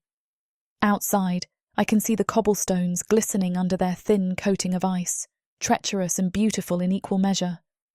The whole world looks like it's been dipped in crystal, though I know how quickly that beauty turns deadly underfoot. I'm just reaching for the ledger to tally the day's modest earnings when the shop door swings open, bringing with it a gust of frigid air that sets the evergreen garlands rustling. Ciaran slips inside first, his dark cloak beaded with moisture, followed closely by Nia, who clutches something wrapped in oiled cloth against her chest, like it contains precious treasure. "Mum!" Ria's voice carries down from somewhere upstairs, followed by the thunder of feet on wooden stairs. She appears at the bottom, ink smudges on her fingers and her hair escaping its braid in wild corkscrews. "I heard the door." "Naya!" she squeals, launching herself toward her friend with the kind of enthusiasm that usually results in someone ending up on the floor. Naya's face transforms from the pinched, cold expression she wore moments ago into pure sunshine. "Ria, we brought something special." She holds up her bundle with reverence. "Traditional Ikuyenda herbs. Dad said we could make the drink for you and your mum, so you can taste what we taste during the festival." The girls disappear up the stairs in a flurry of excitement, their voices already blending into that particular pitch of childhood conspiracy that usually means trouble. I should probably follow them, make sure they don't decide to experiment with anything dangerous. But instead I find myself frozen beside the counter, acutely aware that Ciaran and I are suddenly alone in the shop's golden lamplight. He stands just inside the door, drops of moisture still clinging to his dark hair where it's come loose from its usual tie. The dampness makes it curl slightly at the ends, softening the sharp angles of his face.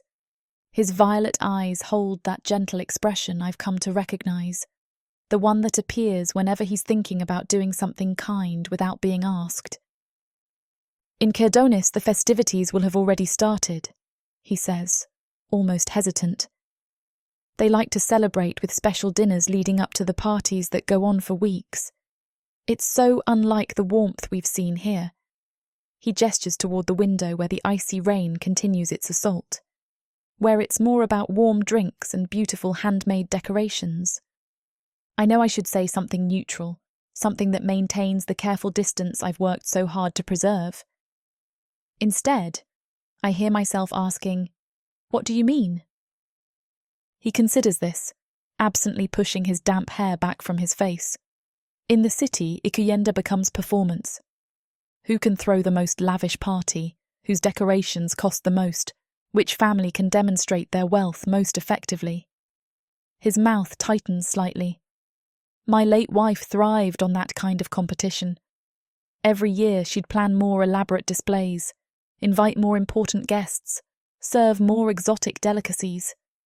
By the end, I could barely recognize the quiet reflection the festival was meant to inspire.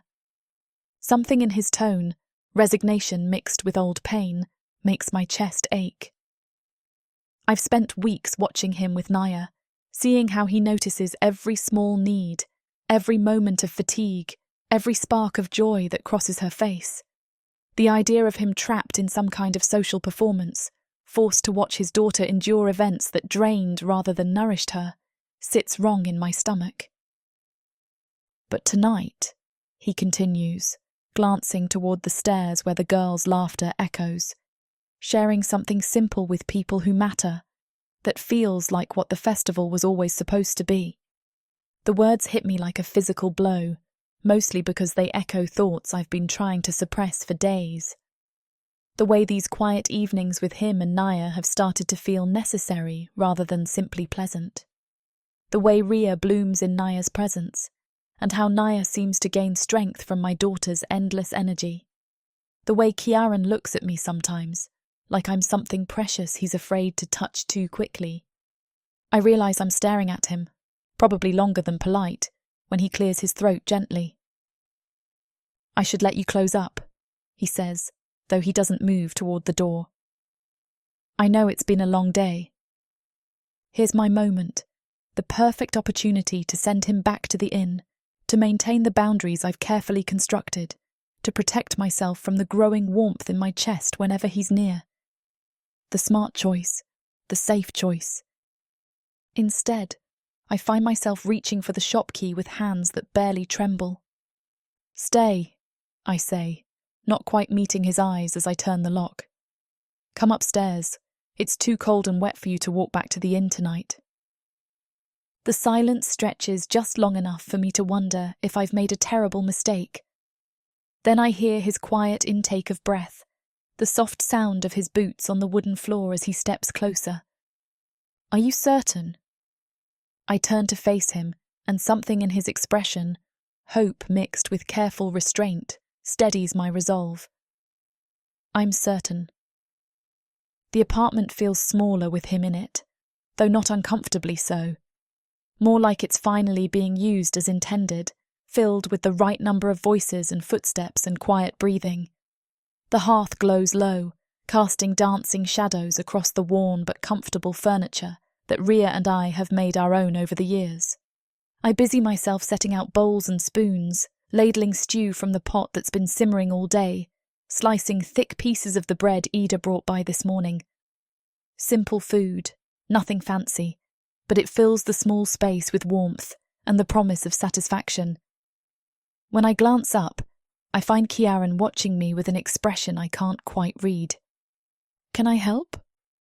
"Just sit," I tell him, nodding toward the wooden table where Ria's latest drawings are scattered alongside my account books. "You're soaked through." "Let the fire warm you." He settles into the chair across from where I usually sit, his long fingers picking up one of Ria's sketches, a surprisingly detailed rendering of Naya reading by the shop window. His smile is soft, genuine. "She captures something essential in every line," he murmurs.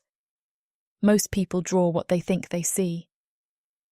Ria draws what actually is. The observation is so precise, so understanding of my daughter's particular gift, that I have to pause in my bread slicing to steady myself. Cyprian never noticed Ria's art at all, too focused on his own grand visions to pay attention to a child's scribbles.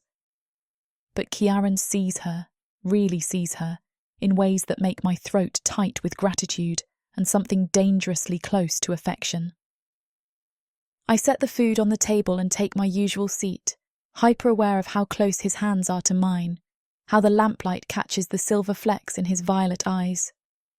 This intimacy, sharing a meal in my private space, listening to our daughter's laughter echoing from Ria's room, feels both natural and terrifying. "Tell me one of your favourite memories of Naya," I find myself saying, desperate to fill the silence before I do something foolish, like reach across the table to touch his hand. His face lights up with the particular joy that always appears when he talks about his daughter.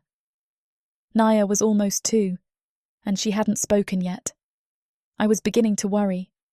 Her mother kept insisting she was simply choosing to be difficult, but I suspected. He pauses, stirring his stew thoughtfully, and I find myself curious because this is the first I've heard of Naya's mother. Naya was always observing, always listening. She understood everything we said, responded to requests, showed preferences. She just wasn't ready to speak yet. I can picture it perfectly, tiny Nia with her enormous violet eyes, taking in the world around her with that careful attention she still displays, processing everything before committing to action. "What was the word?" "Book," he says, laughing softly. Not dada or mama or any of the typical first words. I was reading to her one evening, and she pointed at the pages and said, clear as crystal, "Book." Then she looked at me like she was wondering what took me so long to understand. The image makes me smile despite myself. That sounds exactly like her. Ria's first word was more. She was 8 months old, reaching for another piece of bread, and just demanded it. No babbling, no gradual development. Just more, spoken like a complete sentence. "Stubborn from the beginning," Kiaran observes, but his tone is fond. "You have no idea," I mutter, thinking of the countless battles of Will, Rhea and I have engaged in over the years. Once she decides she wants something, she becomes absolutely relentless. Last summer, she decided she needed to learn how to swim. Never mind that the nearest body of water is a day's ride away. She asked me about swimming lessons every single day for 3 months. Did you eventually give in? I can feel heat creeping up my neck. Old Berin finally took pity on me and taught her in the mill pond. She was doing proper strokes within a week. Kiaran's laughter is rich and warm, filling the small space like honey. Persistence runs in the family, I see. The words hang between us, loaded with meaning I'm not sure I'm ready to examine. Because he's right, I am persistent when something matters to me. I've built this shop from nothing, raised Rhea alone, survived Cyprian's abandonment and everything that followed. When I decide something is important, I don't give up easily. The question is whether I'm brave enough to apply that persistence to whatever this is growing between us. After we finish eating, Kiaran helps me clear the table with the kind of natural ease that suggests he's accustomed to domestic tasks. There's something deeply attractive about watching him move through my space, his long fingers careful with my dishes, his presence making everything feel more complete somehow. Mum! Rhea's voice carries down the stairs. Nia wants to show you how to make the ikuyenda drink. Can we use the big pot? I glance at Kiaran, who nods encouragingly. If you don't mind the chaos, he says. It's actually quite simple, but the girls will want to help with every step. We move to the kitchen area, where I retrieve my largest pot and set it on the counter. Moments later, the girls tumble down the stairs, Naya carefully carrying her bundle of herbs, while Rhea bounces around her like an enthusiastic puppy. First, we need to warm the milk, Kieran explains, accepting the bundle from Naya and beginning to unwrap it. The herbs inside are dried but still fragrant, something floral and sweet mixed with earthier undertones. Then we add honey, and finally the herb mixture. The key is not to let it boil, just steep gently. I pour milk into the pot and set it over the fire while Kiaran shows Rhea how to measure honey properly. His patience is extraordinary. When she drizzles more honey on the counter than into the measuring spoon, he simply smiles and guides her hand more carefully on the next attempt. Like this, Dad? Naya asks, holding up a pinch of the herb mixture. Perfect, sweetheart, he murmurs, and the endearment shouldn't endear him to me. But it does. Now we wait for the milk to steam, then add everything together. I watch him with growing fascination as he explains each step, his voice gentle but clear, his hands demonstrating techniques with the kind of grace that speaks to long practice. When Rhea asks why the herbs have to be added in a specific order, he doesn't brush off the question or give a simplified answer. Instead, he launches into an explanation about how different components release their flavours at different temperatures, comparing it to how different notes in music need to be played in sequence to create harmony. You mean like when I write poems? Rhea asks, her eyes bright with understanding. How some words need to come before others to make the meaning work. Exactly like that, Kiaran confirms, and his smile when he looks at her is so warm, so genuinely proud, that I have to grip the counter to steady myself. This is what I've been afraid of. Not just that I might fall for another dark elf who could disappear without warning, but that I might fall for someone who fits so perfectly into our lives that losing him would break not just my heart, but Rhea's as well.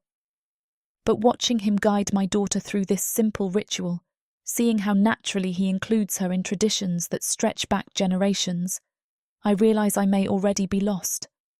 The warmth in my chest when he praises her curiosity, the way my breath catches when he smiles at something she says, the fierce protectiveness I feel when I imagine anyone hurting him. These aren't the reactions of someone maintaining careful emotional distance. These are the reactions of someone already falling, and falling hard.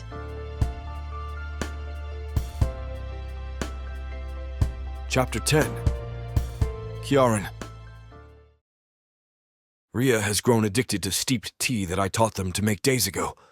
I picked up some more herbs this morning to satisfy her insatiable need for it. The warm milk steams gently in the pot, filling the small kitchen with the sweet floral scent of the ikuyenda herbs.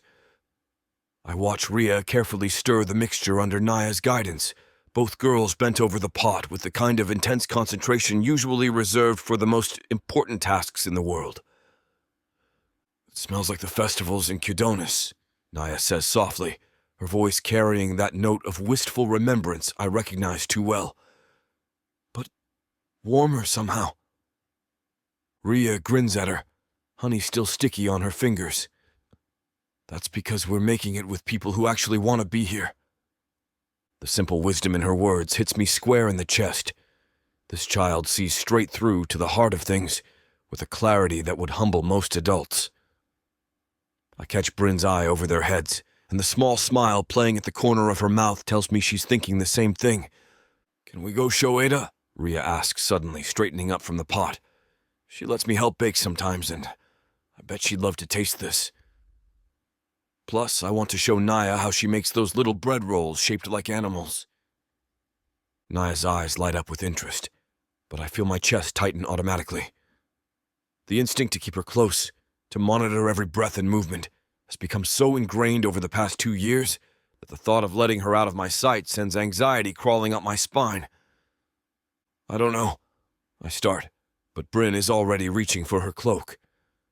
"Ada would love that," she says, shooting me a look that somehow manages to be both understanding and gently challenging. She's been helping with Rhea since she could walk. She's wonderful with children. "Please, Dad?" Naya asks, and there's something in her voice, not the careful politeness she uses when she's trying not to be a burden, but genuine excitement. I've never helped bake before. The admission stings more than it should. In Kydonis, Sorel's idea of domestic activities involved directing the servants to prepare elaborate displays, not actually teaching Naya practical skills. And I've been so focused on managing her health, on making sure she doesn't overexert herself, that I've overlooked simple pleasures like learning to knead dough or shape bread. "Of course," I hear myself saying, though my hands are already reaching for my cloak with the automatic motion of someone who never goes anywhere without his daughter. "Let me just—" "Kiaran!"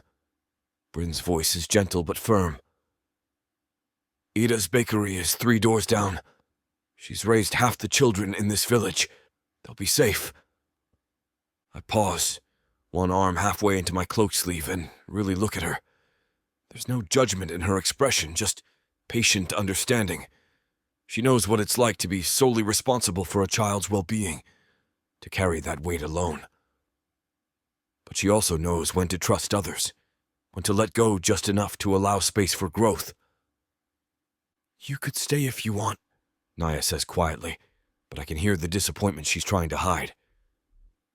"If you think I might get too tired or—" "No," I say quickly, shrugging out of the cloak. "You're right.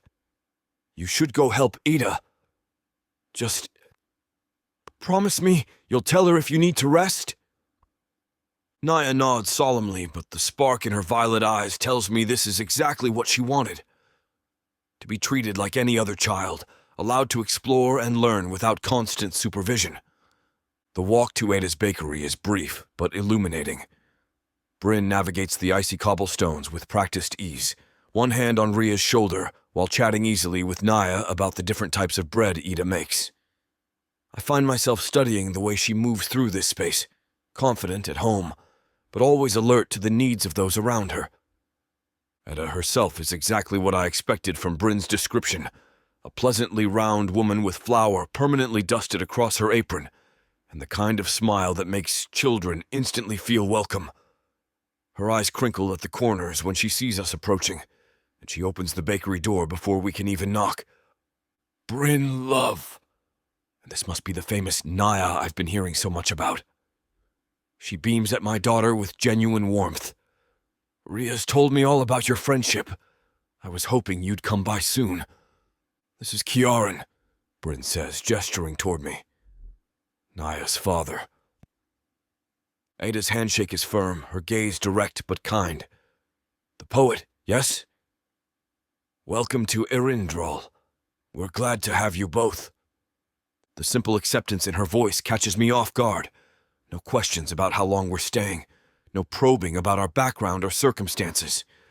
Just welcome, offered as easily as breathing.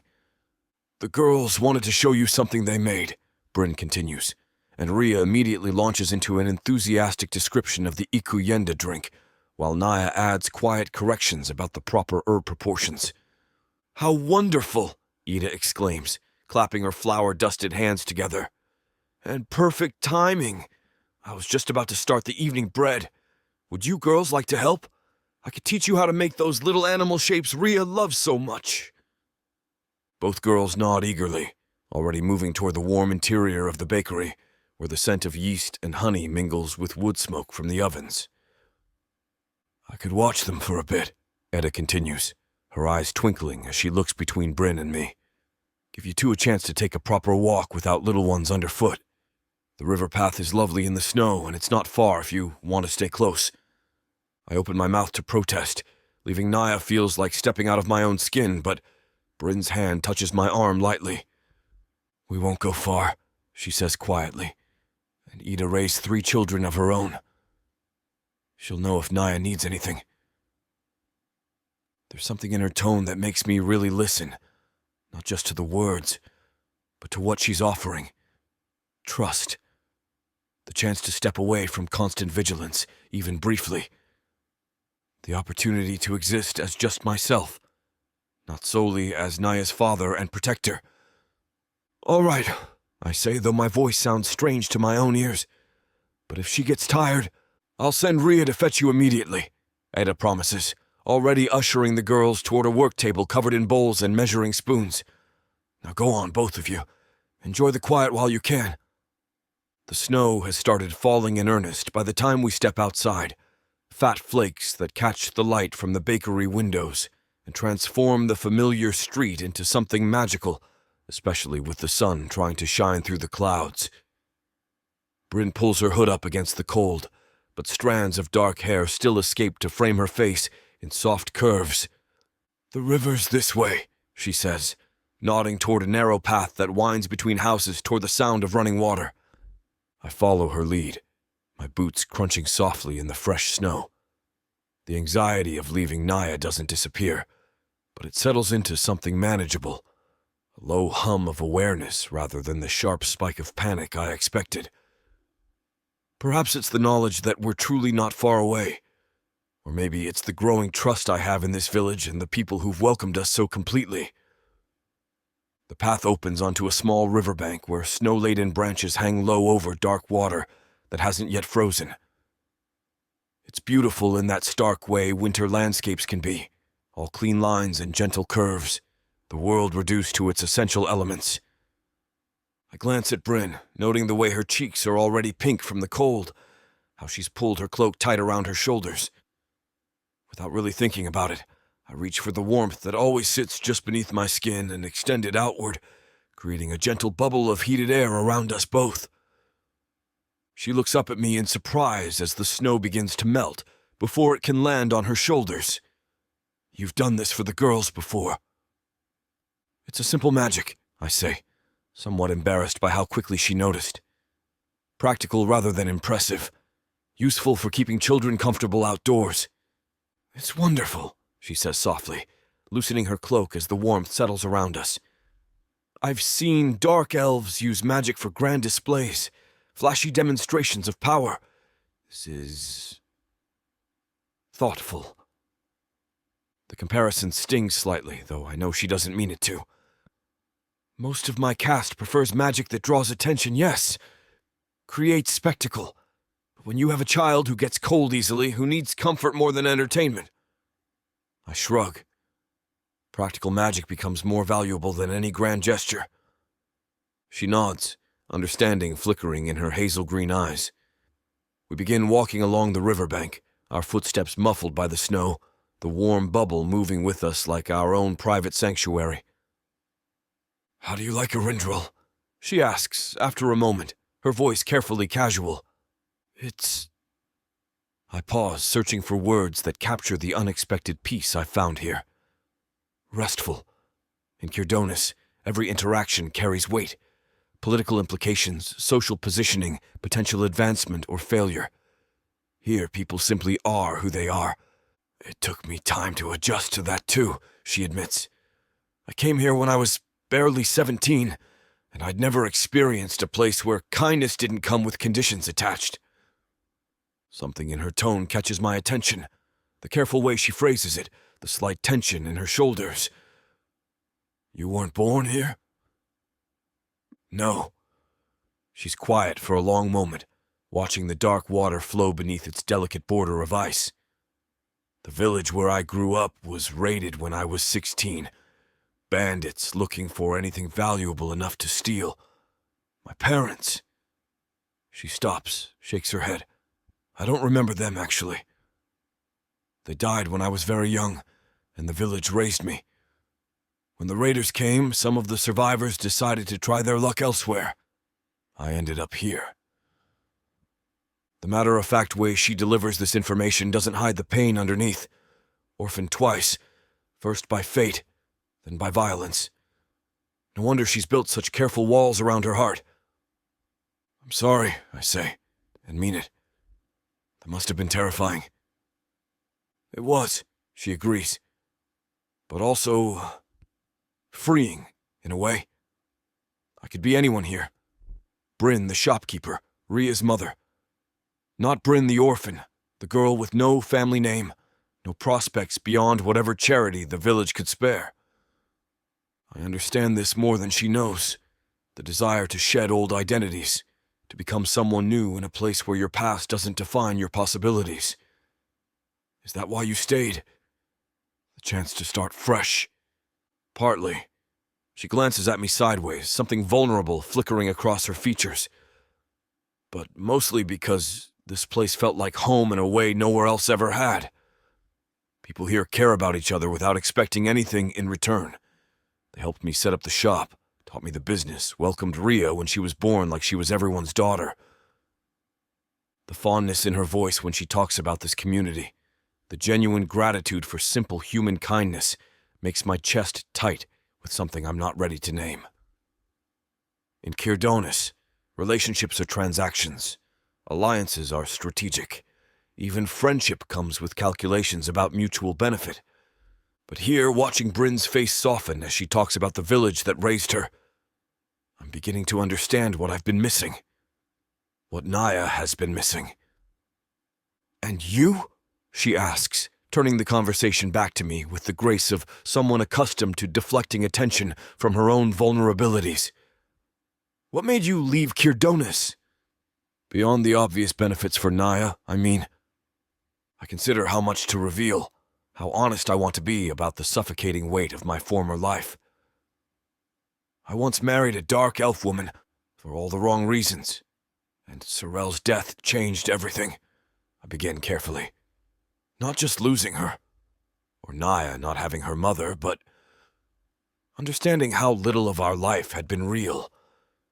How much of it was performance? Bryn nods encouragingly, her attention completely focused on me in a way that makes speaking easier somehow. Naya's health has always been fragile, I continue. She was born premature, and there were complications during Sorel's pregnancy.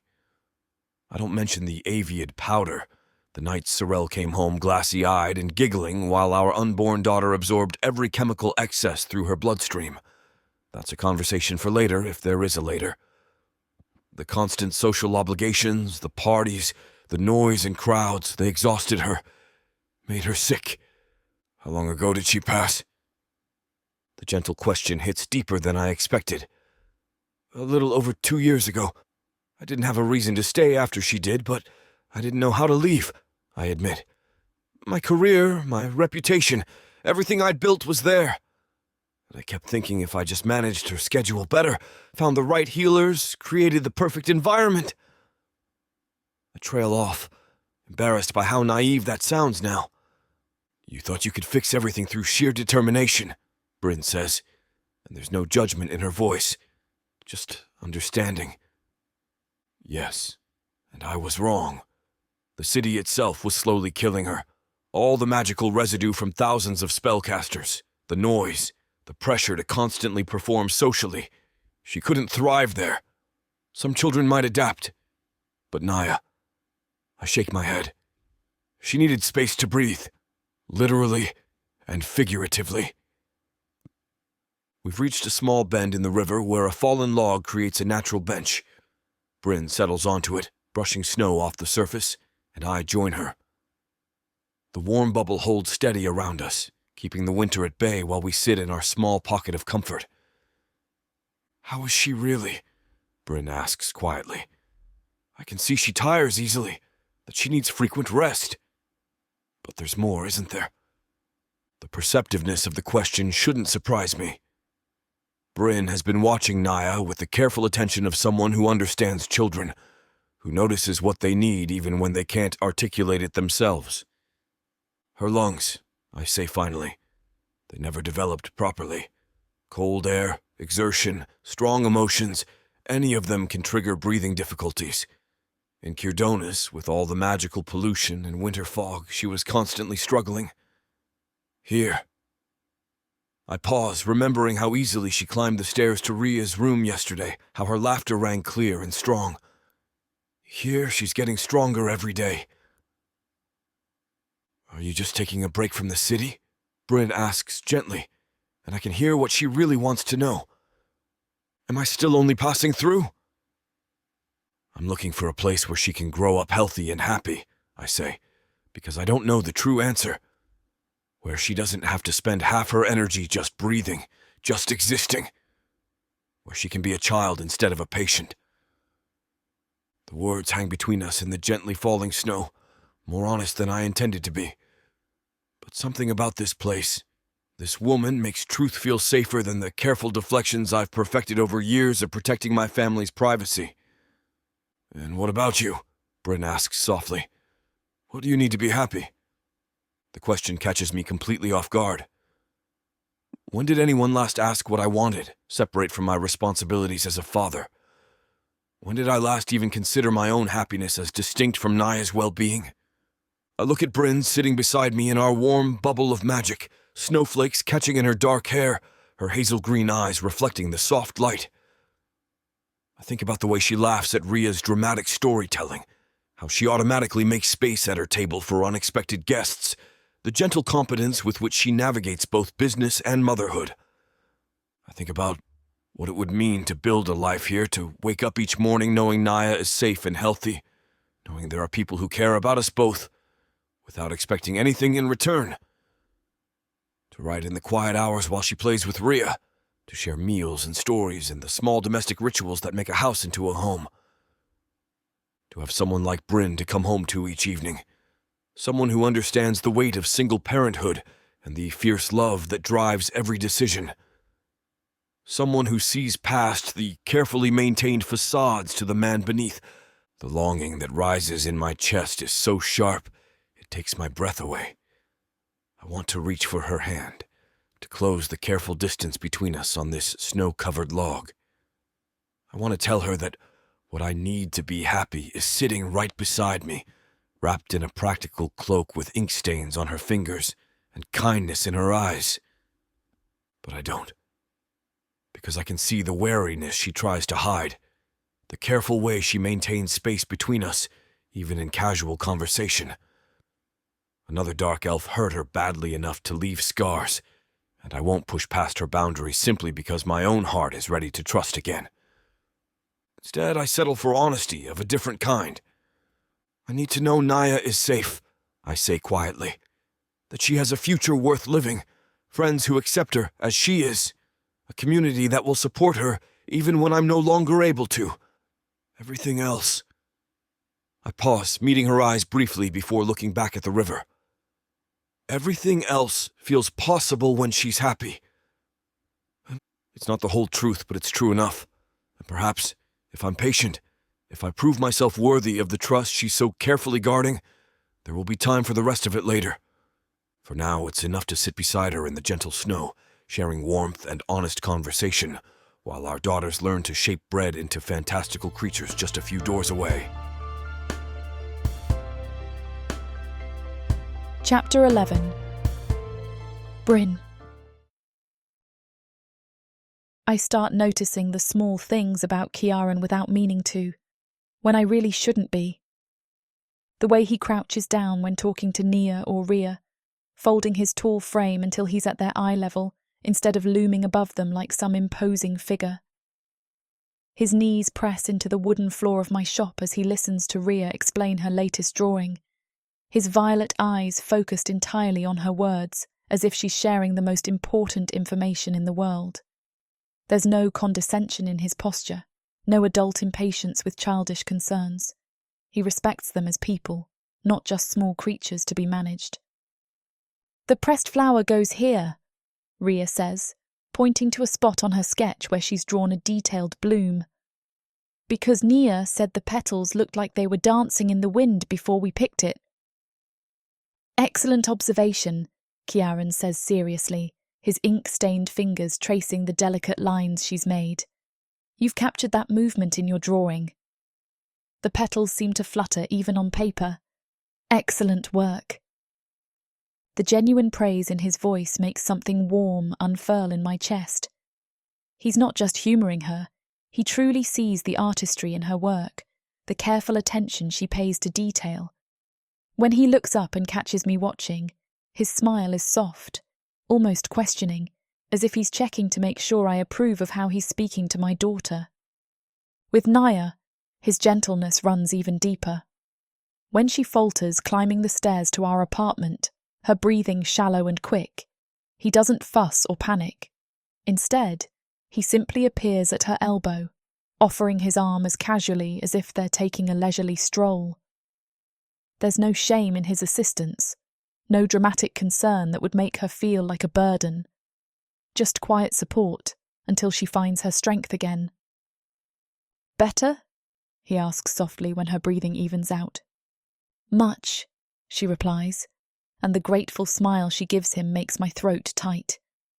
I've seen how other adults react to children who struggle. The excessive worry, the way they speak louder as if volume will somehow help, the uncomfortable hovering that makes everyone involved feel worse. But Ciaran treats Naya's limitations as simply another fact to navigate, like weather or terrain. He adapts without making it about his own discomfort or need to fix things. Then there are the gifts he brings Rhea. Small things, nothing expensive or showy, but chosen with a care that catches me off guard each time. A raven quill appears on my counter one morning, sleek and perfectly trimmed for drawing. "I noticed Rhea's been using that old one that's wearing down," he says when I raise an eyebrow. "This one has better flexibility for detailed work." The next day it's a pressed flower, a delicate bloom I don't recognise, its petals preserved in shades of deep purple and silver. "Nia found it on our walk yesterday," he explains.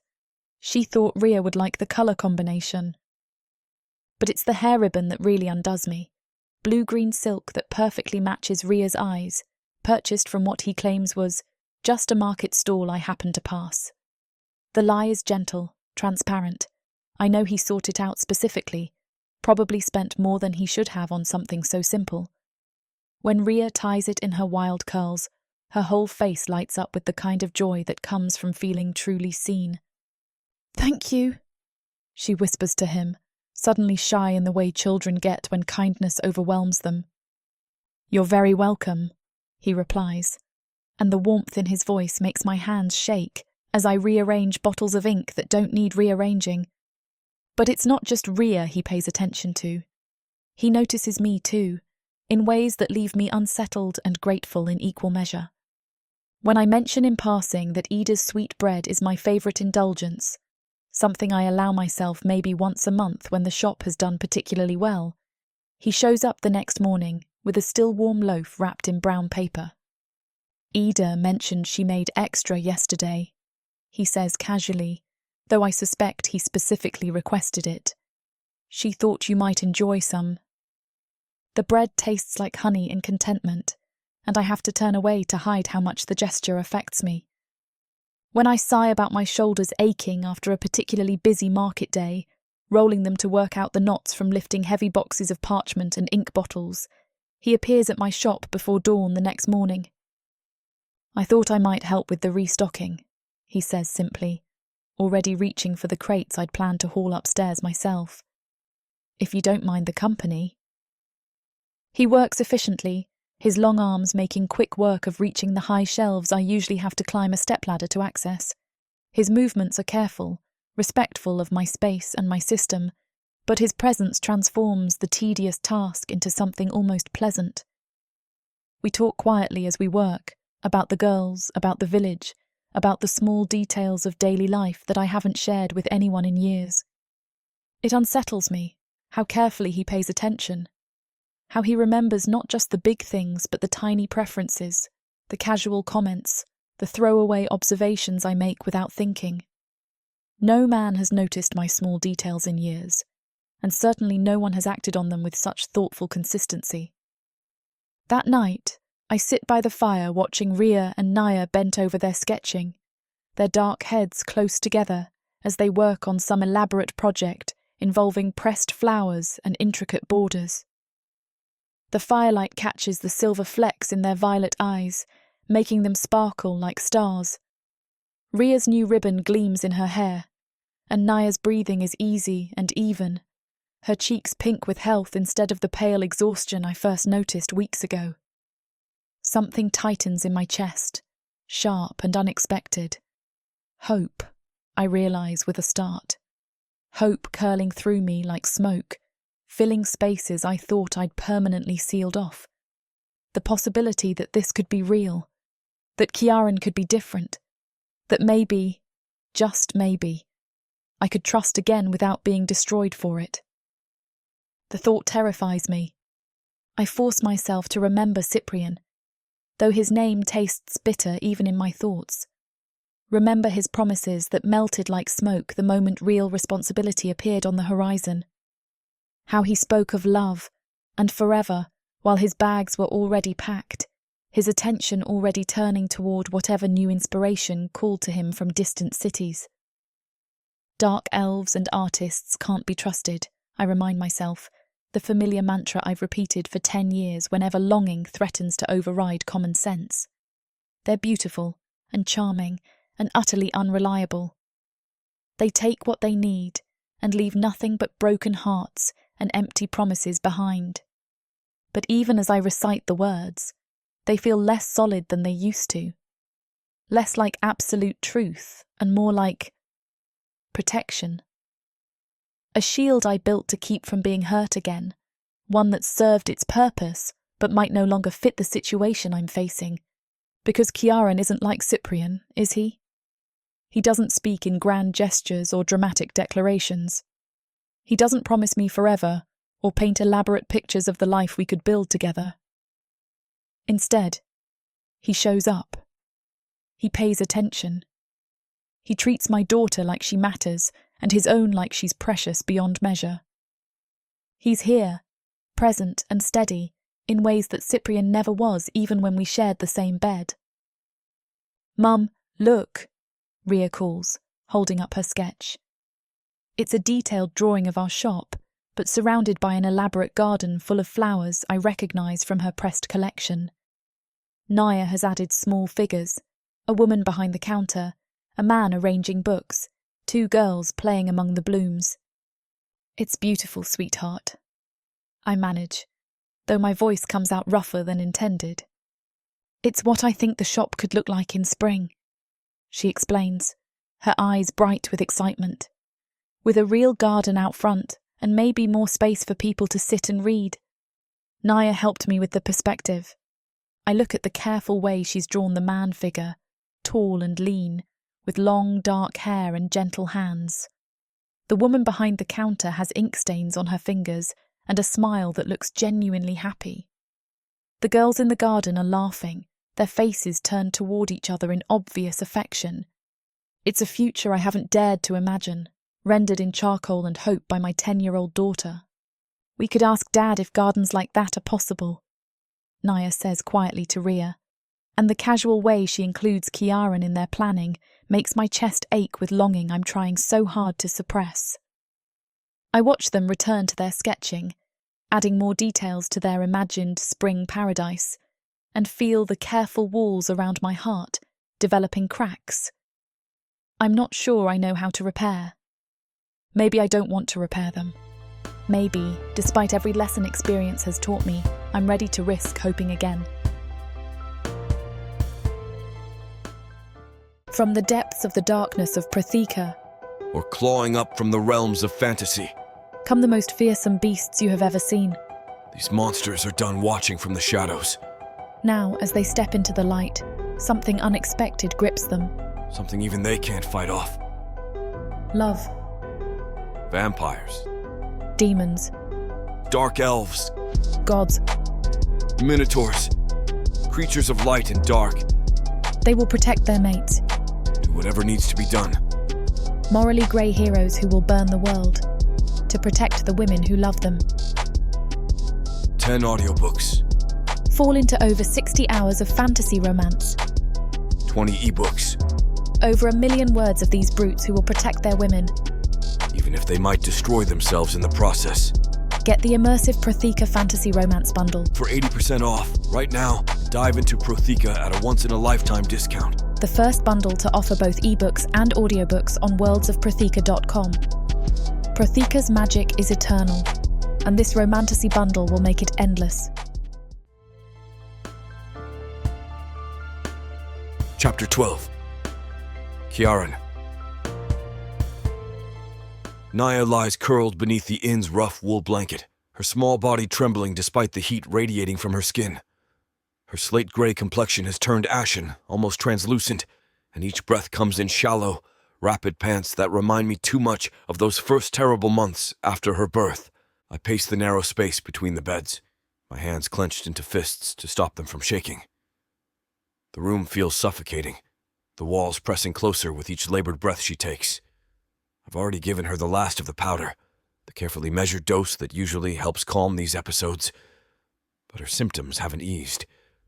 If anything, they've worsened in the past hour. Dad? Her voice is barely a whisper, so faint I have to lean down to hear her. I'm here, sweetheart. I brush a strand of damp hair from her forehead, my fingers coming away wet with fever sweat.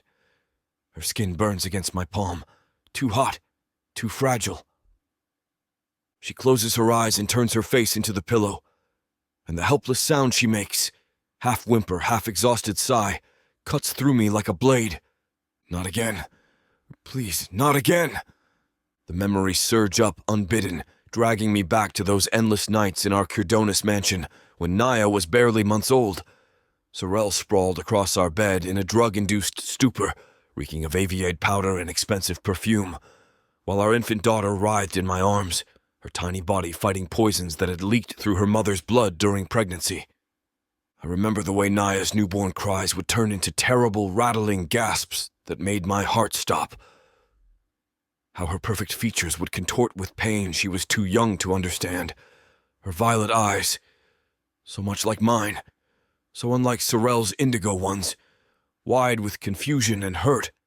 The healers who came and went with their grim expressions and careful words, explaining in clinical terms how the aviade had weakened her magical channels, how her body would always struggle to process the mana that flowed through every dark elf's veins. The magic sickness may manifest in episodes throughout her life, one of them had told me, his voice professionally detached while my world crumbled around my ears. Fever, fatigue, breathing difficulties. There are remedies that can help, but no cure. I'd held Naya against my chest that night, feeling her fever burn through the thin fabric of her nightgown, and sworn I would never let anything hurt her again, that I would find a way to keep her safe, healthy, happy. But I failed then too, didn't I? All those months watching Sorrel spiral deeper into her addiction, telling myself she would change for Naya's sake, that motherhood would cure her of her need for constant stimulation and escape. Even after the healers confirmed what the aviate had done to our daughter, Sorrel continued using, continued hosting her glittering parties, continued disappearing for days at a time while I juggled my writing and caring for a sick infant. She's not my problem anymore, Sorrel had said once, high and cruel, when I'd begged her to at least hold Naya while I prepared her medicine. You wanted a child so badly. Well, now you have one. Figure it out yourself. I should have left her then. Should have taken Nia and run before Sorel's final fatal mistake 6 years later. But I was a coward, clinging to the fantasy that Naya needed her mother, that somehow I could save them both. I couldn't save Sorel, but I won't lose Naya too. Dad, it hurts, she whispers, and her small hand finds mine where I'm gripping the edge of the bed. Her fingers are cold despite the fever, so small and delicate I'm afraid I might break them just by holding on. I know, sweetheart. I know. I squeeze her hand gently, trying to pour all my love and reassurance into the simple contact. The medicine will help soon, but even as I say it, I know it's not enough.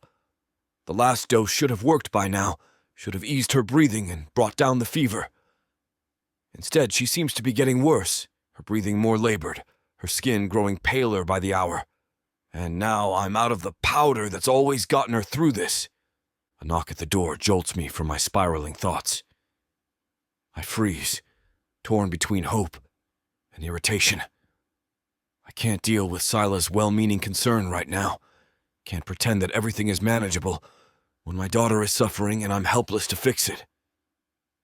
But when I open the door, it's Bryn standing there with Rhea at her side. Her hazel green eyes immediately search my face, reading the worry I've been trying to hide, and something in her expression softens with understanding. We hadn't seen you, she explains, her voice careful but warm. We wanted to check in. The simple words pierce through my defenses deeper than I expect. Of course, they noticed our absence. We've spent every day together for weeks now, our routines intertwining until their presence has become as natural as breathing. The fact that Bryn cared enough to seek us out, that she noticed when we disappeared from their daily orbit, makes something tight in my chest loosen just slightly. I manage a weak smile, falling back on humor because it's easier than admitting how grateful I am to see them. You missed us. Bryn rolls her eyes, but the faint color that rises in her cheeks betrays her, and under different circumstances, I might tease her more about it. Instead, I step aside to let them in, and immediately see the moment when Bryn's gaze finds Naya curled on the bed. Her expression shifts instantly, all traces of playful embarrassment vanishing as maternal concern takes over. Rhea pushes past both of us without hesitation, her young face serious as she approaches the bed. Hey, Nia, she says softly, settling cross-legged on the floor beside the bed, so she's at eye level with her friend. How are you feeling? Tired, Naya manages, but she turns her head toward Rhea's voice, and I catch the faint smile that touches her lips despite her obvious discomfort. Bryn steps closer to me, close enough that I catch the familiar scent of ink and parchment that always clings to her hair, mixed with something warmer. The soap she uses, maybe, or just her own natural sweetness. For one inappropriate moment, I find myself thinking about kissing her, about burying my face in her neck, and letting her warmth chase away the cold fear that's been eating at me all day. I shake off the thought immediately. My daughter is sick, possibly getting sicker, and I'm thinking about kissing a woman who's made it clear she doesn't trust me. The guilt of it burns almost as hot as Naya's fever. Is she okay? Bryn asks quietly, her voice pitched low so the girls won't overhear. I rub a hand over my face, feeling the rough scratch of stubble I haven't bothered to shave in 2 days. This is part of her sickness, I admit, the words tasting bitter. She has episodes like this sometimes. Bryn's brow furrows, and I see the questions forming in her eyes. Questions I've been avoiding, truths I've been carefully dancing around since we arrived in Arindril. But looking at Naya's pale face, at the way Rhea gently brushes her fingers through Naya's dark hair while murmuring something too soft for me to catch, I realize I can't keep hiding the truth from Bryn, telling her selective bits. Not when she's looking at my daughter with such fierce, protective concern. Not when her presence here feels like a lifeline I didn't know I needed. Sorel used a lot of drugs while she was pregnant, I confess. the words coming out rougher than I intended. Aviad powder, especially. She partied constantly, and the drugs. I swallow hard, forcing myself to continue. They weakened Naya. Gave her what the healers call magic sickness. Sometimes her body can't process mana properly, and it builds up until she has an episode like this. Bryn's face goes through a series of expressions: shock, understanding, and then a blazing anger that takes me by surprise. She did that to her own child? The words come out as a whisper, but there's steel beneath them, a mother's rage at the thought of someone harming an innocent child. While she was pregnant. The protective fury in her voice touches something deep in my chest, something I didn't realize was still raw after all these years. Sorel never showed that kind of fierce concern for Naya, not once in the 6 years she lived after our daughter's birth. She treated Naya like an inconvenience at best, a burden that interfered with her pursuit of pleasure and status. But here's Bryn, barely knowing us for a few weeks, ready to fight anyone who would hurt my daughter. I need to get her a remedy, I say, pushing down the emotion threatening to overwhelm me. The apothecary should have something that can help. I'll stay with her, Bryn says immediately, and the certainty in her voice makes my throat tight. You shouldn't leave her alone. I want to argue, to insist that I can handle this myself the way I've handled everything else for the past 2 years. But looking at Bryn's determined expression, at the way she's already moving toward the bed where Rhea continues to comfort Naya with quiet words and gentle touches, I realize I don't want to refuse her offer. I don't want to face this alone anymore. Thank you, I manage. The words feel inadequate for what she's offering. There's a small apothecary shop in the center of town. I rush there as fast as I can, magic thrumming beneath my steps to keep me from slipping on the ice. I've spent so many years in shops like this that I know exactly what I need to get. In less than half an hour, I return from Thalen's shop with a small vial of pale blue liquid, a packet of herbs that should help ease Naya's breathing, and the ground powder that's always helped. But when I push the door open, I stop in the doorway of our room and feel my world shift on its axis. Rhea has somehow convinced Naya to let her climb onto the bed, and now she's curled up beside my daughter, her wild curls mixing with Naya's straight dark hair on the pillow. Bryn sits on the edge of the bed between them, one hand resting protectively on Naya's forehead, while she tells some story that makes Naya's lips curve into a weak but genuine laugh. The scene doesn't even feel ready. Not painful, but overwhelming in its rightness. Bryn's voice is soft and warm as she weaves her tale, something about a mischievous Ipin who steals honey from a baker's kitchen, and Naya's violet eyes are bright with interest despite her fever.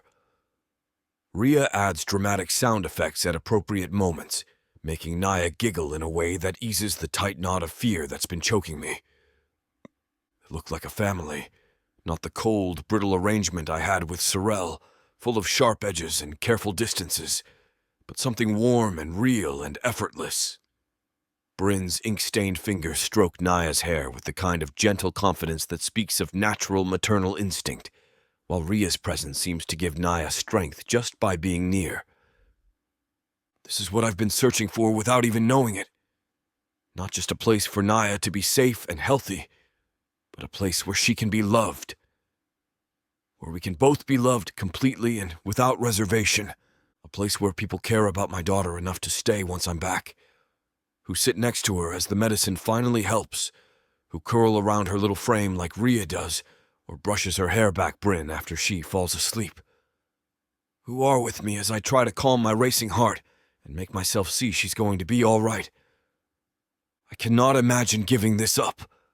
Cannot imagine walking away from the woman who looks at my daughter like she's precious, who dropped everything to stay with her when she was sick, who blazes with protective fury at the thought of anyone hurting her. I cannot imagine a future that doesn't include Bryn Corvin and her remarkable daughter in it. Chapter 13. Bryn. The village centre has transformed into something from a winter dream. Snow blankets every surface, the cobblestones, the rooftops, the branches of the old typh trees that ring the square, turning Arindril into a crystalline wonderland.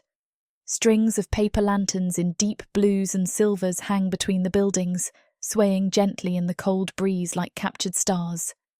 The scent of roasted burgona and sweet Rerzid wine drifts from the various stalls that have sprouted around the square's edges, mingling with wood smoke from the great fire crackling in the centre. People gather in clusters around the flames, their faces flushed with warmth and good cheer. Corin the blacksmith holds court near one side of the fire, his booming laugh carrying across the square as he shares some tale with a group of younger men. Ida bustles between her bakery stall and the fire, pressing warm pastries into the hands of anyone who looks cold. Even Serenia the seamstress has emerged from her shop, her usually sharp expression softened as she admires the decorations strung between the lampposts. The festival is still a week away, but already the community pulses with anticipation. These nightly gatherings have become tradition in the days leading up to Ikuyenda, a chance for neighbours to share food, stories, and the simple pleasure of each other's company during the darkest part of winter. I stand at the edge of it all with Kiaran, watching as Naya and Ria help Vera, the young harpist, string more lanterns along the temporary stage someone built near the fountain. Vera's patient voice carries to us as she explains the proper way to tie the cords, her dark fingers deft and sure as she demonstrates. Both girls hang on her every word, their faces bright with concentration and excitement. "Ria, mind the—" I start to call out as my daughter reaches for a lantern that's dangling precariously from its string. "I've got it," she calls back, her tongue poking out between her lips as she carefully adjusts the paper shade. The lantern settles into place with a satisfied rustle, joining the dozens of others that will cast their gentle glow over the festival crowds. Beside me, Kiaran chuckles softly. She's got the same stubborn streak you do. I snort, crossing my arms against the cold. Stubborn? She's determined. There's a difference. Is there? His violet eyes dance with amusement. Because I seem to remember someone insisting she could carry 3 crates of parchment up 2 flights of stairs by herself, despite having a perfectly willing dark elf offering to help. Heat rises in my cheeks, though whether from embarrassment or the memory of how his muscles had flexed beneath his tunic when he'd finally wrestled those crates away from me, I refuse to examine too closely. That was different. I didn't want to impose. Bryn. The way he says my name, low and warm with affection, shouldn't make me forget everything else going on around me. But it does. You could never impose. Before I can respond to that, before I can figure out what to do with the way he's looking at me like I'm something precious, Naya's voice pipes up from across the square. "Dad! Can you make the lanterns glow? Like you did with the window frost?" Several other dark elves in the crowd turn toward Kiaran, their expressions eager. Magic has always been a communal thing among their people, I've learned, shared freely for the joy and wonder it brings. It's so different from the stories I grew up hearing about dark elf sorcerers hoarding their power, using it for dominance and control. Kiaran glances at me, a question in his eyes that I don't quite understand. Then he steps forward, raising one hand toward the strings of lanterns. His magic unfurls like invisible silk, wrapping around each paper shade and settling into the coloured glass baubles that hang between them. One by one, the lanterns begin to emit a soft, steady glow, not harsh like torchlight, but gentle and warm as candle flame. The effect is breathtaking. The entire square bathes in pools of blue and silver light that dance across the snow and reflect off the icicles hanging from the eaves. Gasps and delighted laughter rise from the crowd as the magical illumination transforms the already beautiful scene into something truly enchanting. "More," Ria demands, clapping her hands together. "Can you make them change colours?" Other voices join hers, children and adults alike caught up in the magic of the moment. I watch Kiaran's face as he listens to their requests, see the way he smiles at their enthusiasm. There's no arrogance in his expression, no sense that he's showing off or expecting praise for his abilities. He looks genuinely pleased to be able to give them this gift. His magic shifts, and suddenly the lanterns cycle slowly through a rainbow of hues. Deep purples and midnight blues giving way to warm golds and soft greens before settling back into their original silver-blue glow. The crowd erupts in applause, and I find myself clapping along, caught up in the wonder of it despite myself. This is what magic should be, I realise. Not a tool for manipulation or control, but something beautiful shared freely with others. Something that brings joy instead of pain.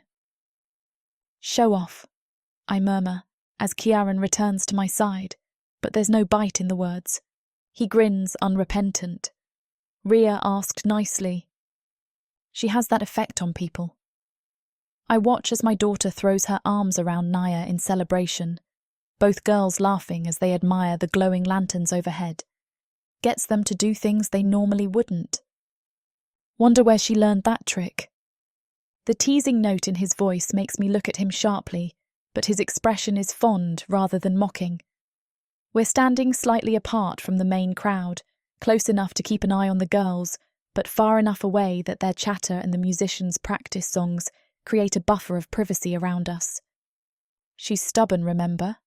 I say, trying to maintain our light banter, even as something warm and dangerous unfurls in my chest at the way he's looking at me. "Runs in the family. So does being remarkable." The words steal the breath from my lungs. He's not looking at Ria anymore. His violet gaze is fixed entirely on me, intense and unwavering in a way that makes my pulse skip. The noise of the festival fades into background murmur as the space between us seems to shrink, charged with an electricity that has nothing to do with magic, and everything to do with the way his lips curve when he speaks my name. "You are so remarkable, Bryn." It's barely a whisper, but it carries the weight of weeks of carefully controlled longing, of moments like this when the careful distance we've maintained threatens to crumble entirely. He leans closer, close enough that I can see the silver flecks in his eyes, can feel the warmth of his breath against my cheek despite the winter cold. Close enough that when he tilts his head slightly, questioningly, I know exactly what he's asking. Every rational thought I possess screams at me to step away, to maintain the boundaries I've spent 10 years building around my heart. This is dangerous territory, the kind that leads to shattered dreams and broken promises. To waking up one morning to find myself abandoned again, with nothing but bitter memories, and another child to explain why her father doesn't want her.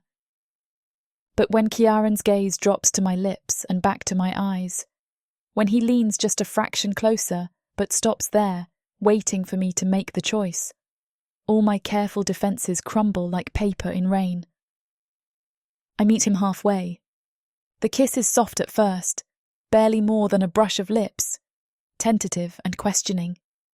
But then his hand comes up to cut my cheek, his thumb stroking across my skin with devastating gentleness, and something inside me simply melts.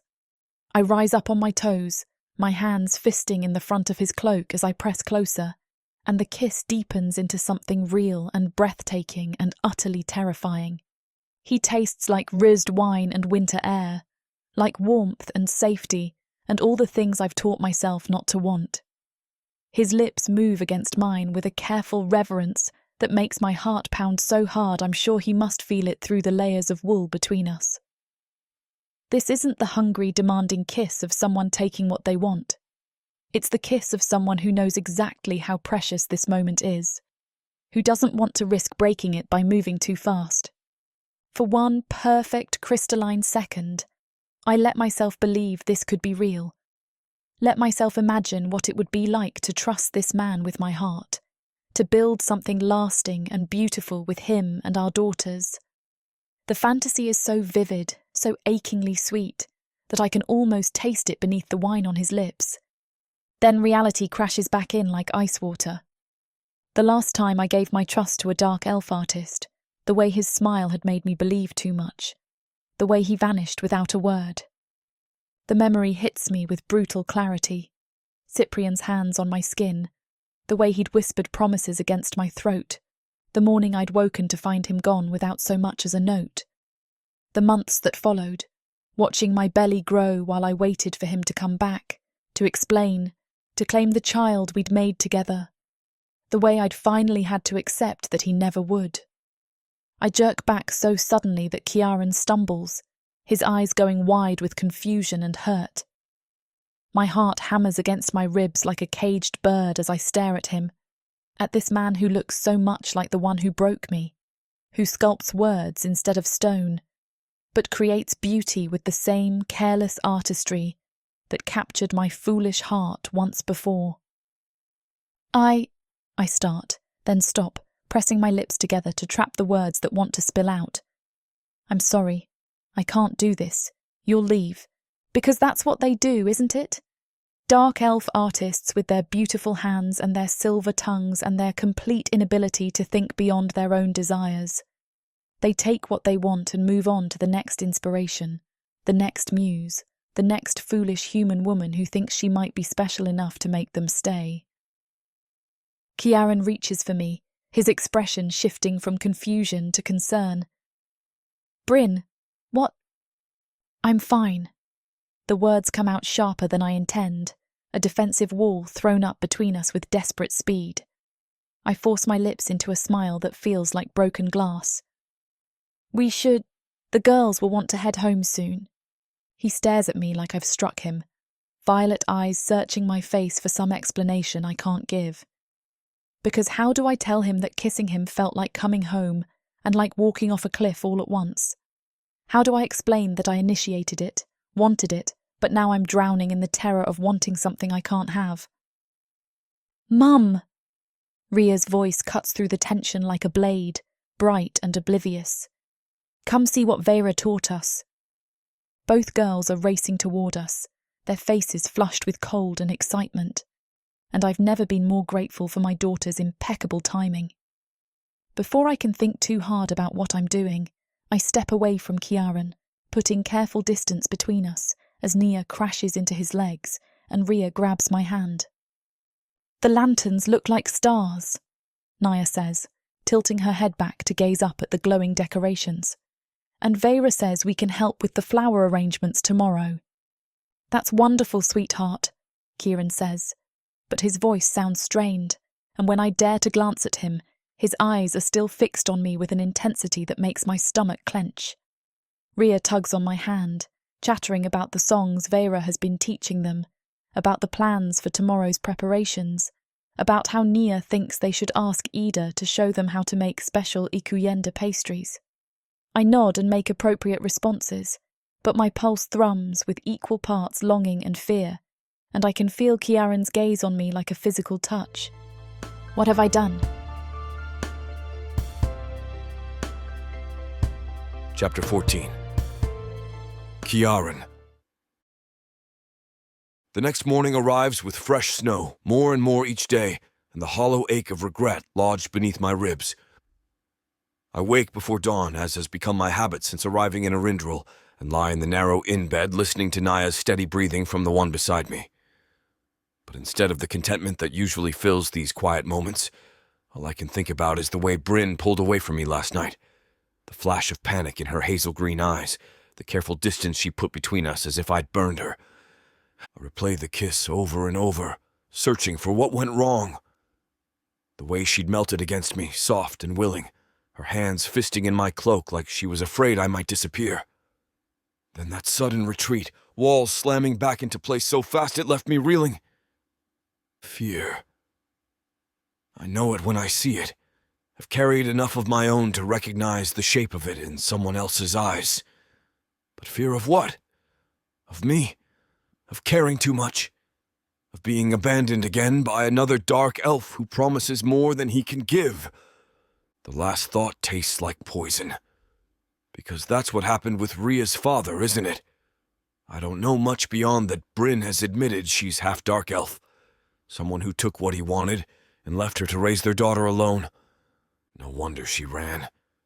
No wonder she looks at me sometimes like I'm a beautiful trap waiting to spring shut. By the time Naya stirs, I've worked myself into a quiet fury, Not at Bryn, but at whatever bastard came before me who taught her that caring was dangerous. At myself for moving too fast, for not seeing how fragile her trust still is. At the circumstances that put us both in positions where love feels like a luxury we can't afford. Dad? Naya's voice is still thick with sleep, but clear. No wheeze, no struggle for breath. The one episode has been the only so far, which is honestly such an improvement from the city. Is it time to help with the flowers? Not yet, sweetheart. I smooth her dark hair back from her forehead, checking for fever out of habit. Her skin is cool and dry, her color good. But soon.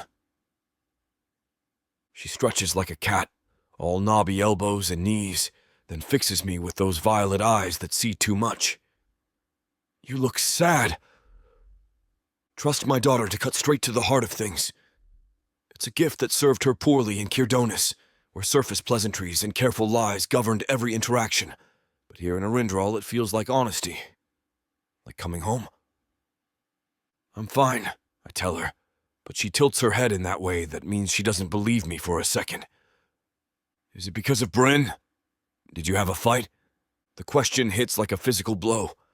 Not because she's wrong, but because she's right in ways I hadn't expected an 8-year-old to notice. Why would you think that? She didn't look at you when we left. Naya's matter-of-fact delivery makes my stomach clench. She usually smiles at you, but she didn't seem happy. Well, if Naya noticed, what else did people see? But when I think back to the evening, most of the crowd was focused on the music and dancing, caught up in their own conversations and celebrations. Still, the thought that my daughter witnessed Bryn's retreat makes shame crawl up my throat. Sometimes adults get confused about feelings, I say carefully. It doesn't mean anyone did anything wrong. But you're not confused. It's not a question. No, I'm not confused at all. I know exactly what I want. Bryn's laughter in my kitchen every morning, her sharp wit over dinner, her body warm against mine in the dark.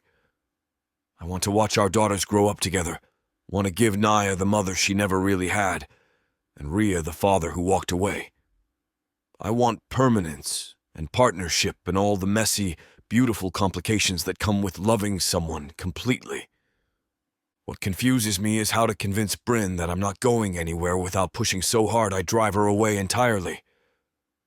No, I tell Naya quietly. I'm not confused. She nods like this explains everything, then bounces out of bed with the resilience that only children possess. Can we bring Bryn flowers? Maybe that would help. The suggestion is so earnest, so sweetly hopeful, that it cracks something open in my chest. Maybe, sweetheart. We'll see. A few hours later, we're in the village center helping Vera and a handful of other women arrange winter blooms for tomorrow's festival.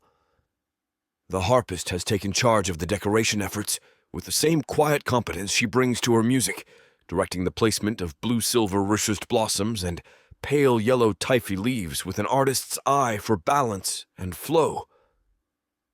Bryn arrives with Rhea just as I'm using my magic to coax a particularly stubborn arrangement into perfect symmetry. She nods at me, polite, distant, like I'm any other acquaintance instead of the man who had her pressed against him under the stars 2 nights ago. The careful neutrality in her expression makes my jaw clench. The large arrangements go on either side of this area, Vera instructs, her dark fingers deft as she weaves stems together. And we'll need smaller ones for the food tables. Rhea immediately dives into the work with characteristic enthusiasm, chattering to Naya about which flowers they should pick for their bouquet. Bryn settles on the opposite side of the circle from me, her attention focused entirely on the blossoms in her lap, as if arranging winter flowers requires every ounce of her concentration. She's doing it again, that careful distance, that deliberate avoidance of anything that might lead to actual conversation. Yesterday it was the same thing when I brought Naya by the shop to pick up more parchment. Bryn had been perfectly pleasant, had smiled at my daughter and accepted payment for the supplies, but she'd treated me like any other customer. No teasing about my tendency to buy too much ink, no lingering looks, No invitation to stay for tea. It's driving me slowly insane. These need to be smaller, I say, gesturing to the arrangement Vera just finished.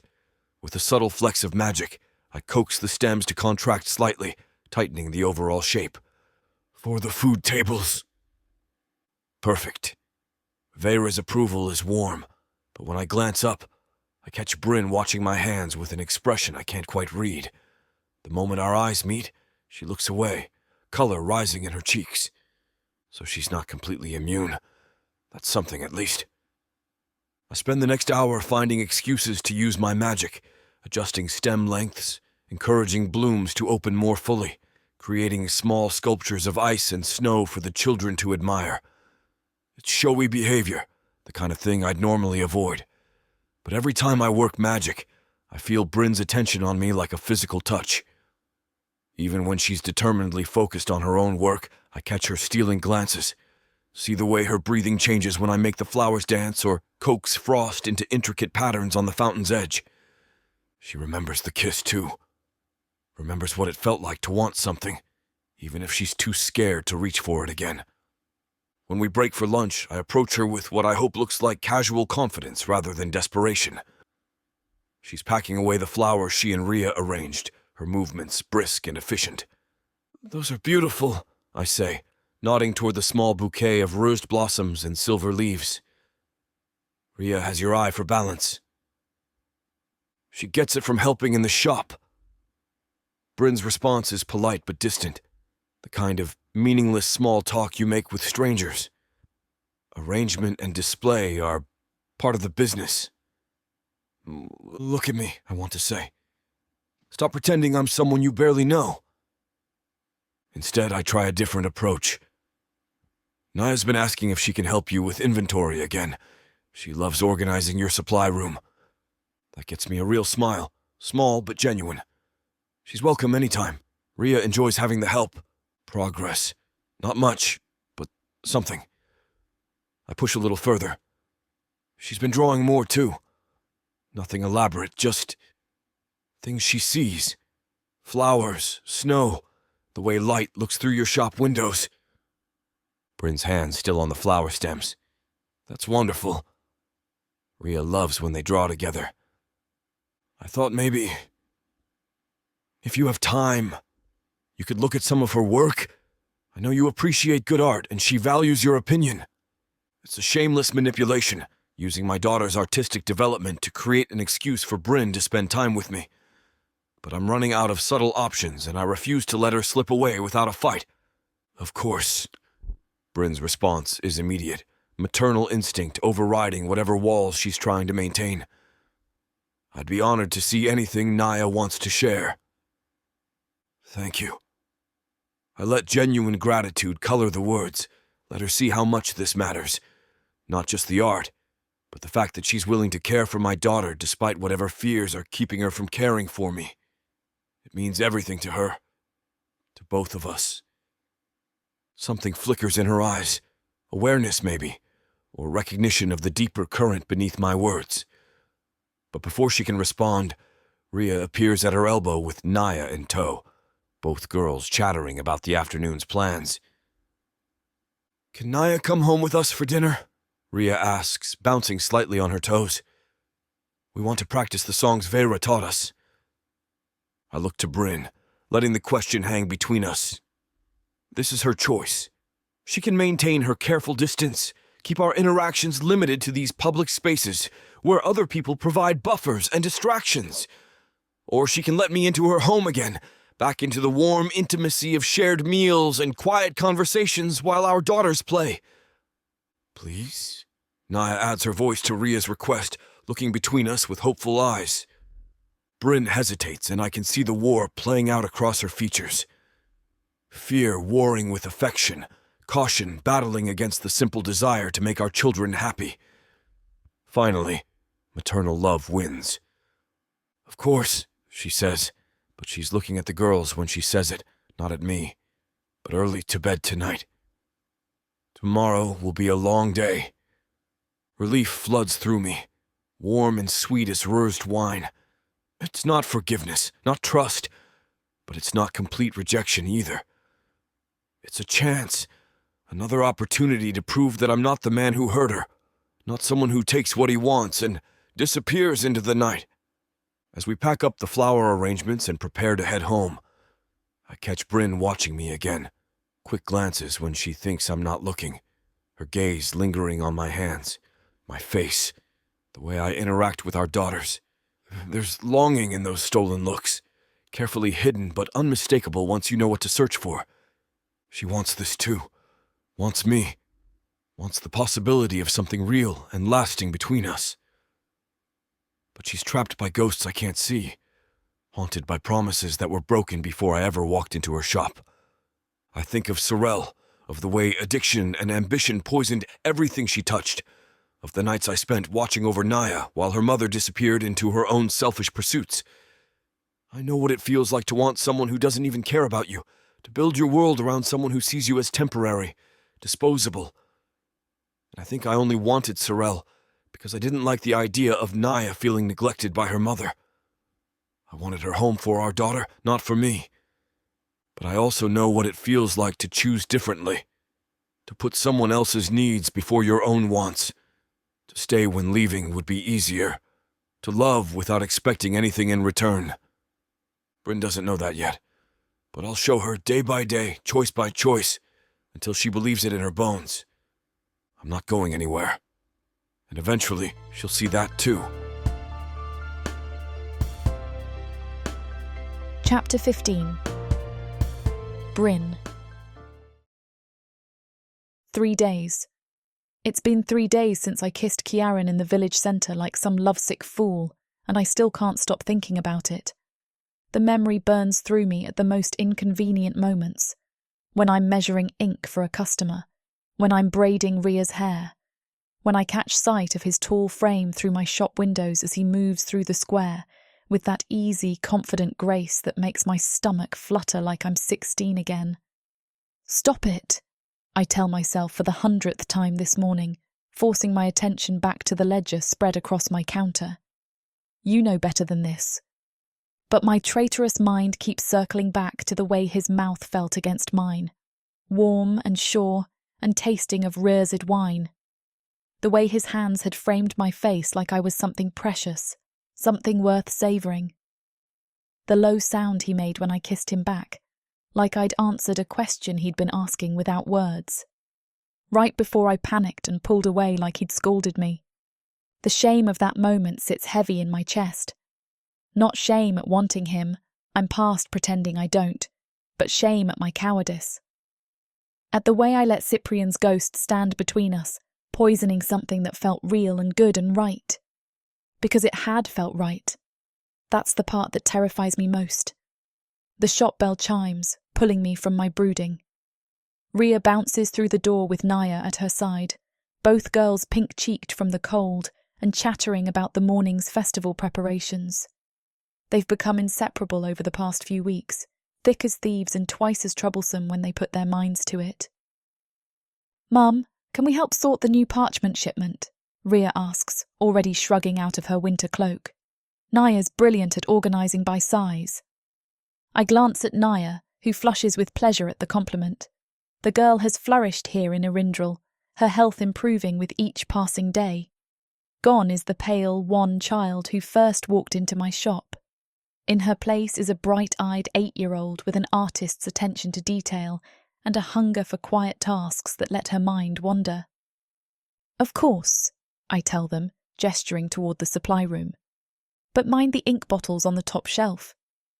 They disappear into the back with the kind of excited whispers that usually mean trouble, leaving me alone with my thoughts again. Which promptly returned to Kiaran and the way he'd looked at me last night during dinner. Patient and understanding, like he could see straight through my careful walls, but wasn't going to push. Just waiting, ready to catch me if I decided to fall. How long will he wait? The question gnaws at me. How long before he gets bored and moves on? It's the same fear that's been eating at me since the moment I realised I was developing feelings for him. Kiaran says he likes Arindral, talks about how good the town is for Naya's health, but what happens when the novelty wears off? When winter ends and the roads clear and he remembers there's a whole world beyond our little valley. He's a poet, a novelist, a man who belongs in the great cities with their literary salons and sophisticated audiences. What could possibly hold him here long term? A scribe shop? A woman with ink-stained fingers and a guarded heart? The provincial charm of a market town that probably feels quaint for a few months, but would drive any reasonable person to madness after a year? I'm so lost in my spiralling thoughts that I almost miss the sound of footsteps on the shop's front steps. Heavy boots, measured pace. I know that walk by now. My pulse kicks up despite my best efforts to remain calm. The door opens, bringing a gust of cold air and the scent of winter pine. Ciaran steps inside, stamping snow from his boots, his dark cloak dusted with white. He's carrying a canvas sack that looks heavy, his breath still visible in small puffs that speak to the morning's bitter cold. "Morning," he says, his voice that low rumble that makes warmth pool in my belly. "Brought your order from Corin's forge." Right, the order. I'd commissioned new hinges for the supply room door weeks ago, back when Ciaran was just another customer and I could look at him without my heart doing somersaults. "You didn't have to carry those yourself." Corin's swamped with festival preparations. He shrugs, setting the heavy sack down with careful precision. "Besides, gave me an excuse to check on you and the girls." An excuse?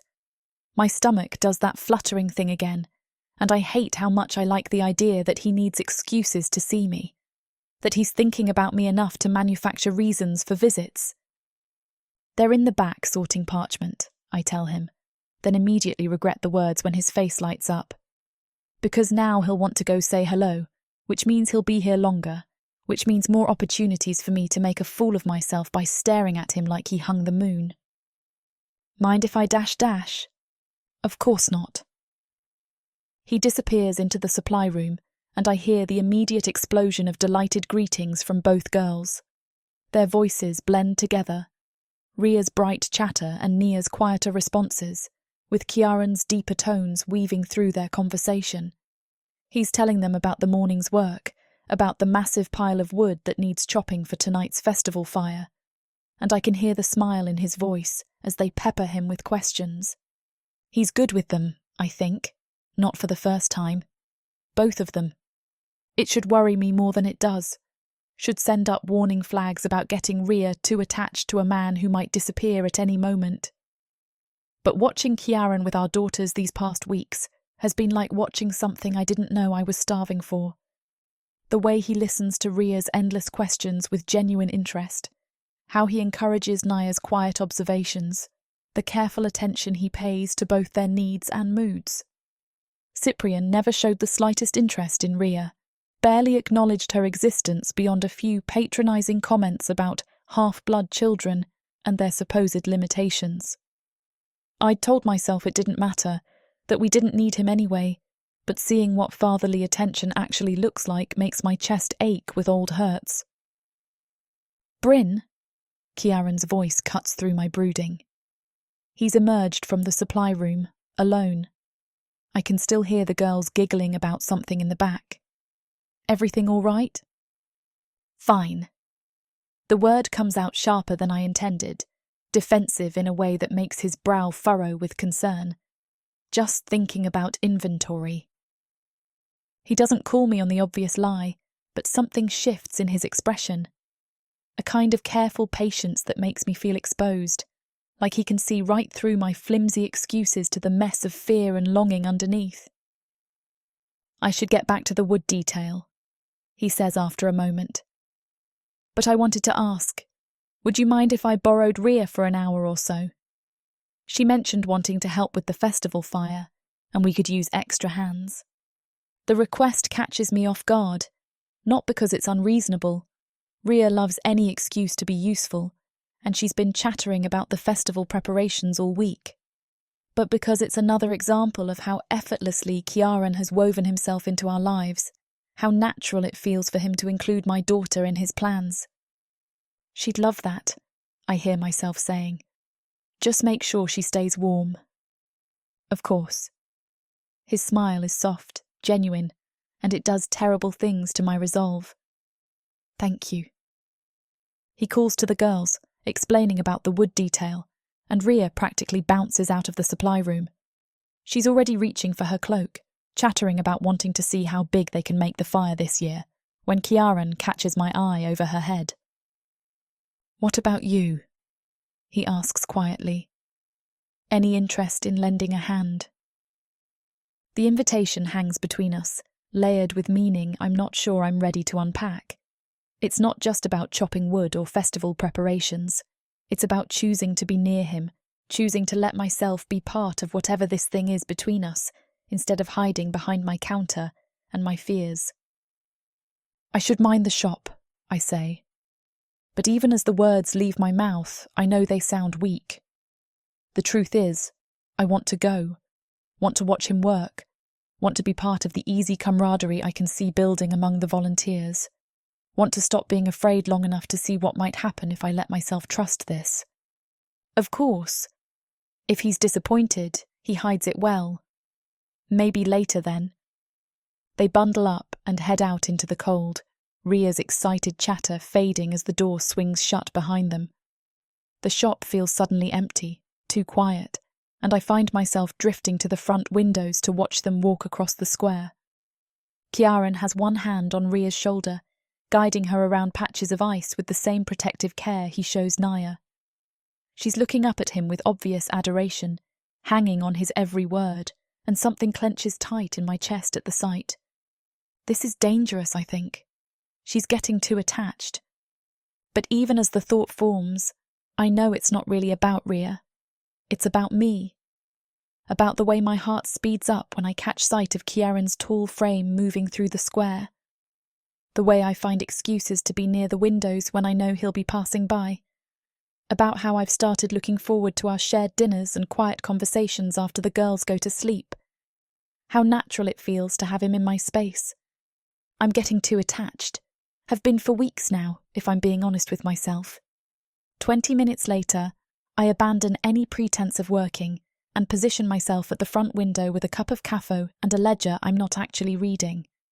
From here, I have a perfect view of the square, where a growing group of volunteers has gathered around an impressive pile of wood and kindling.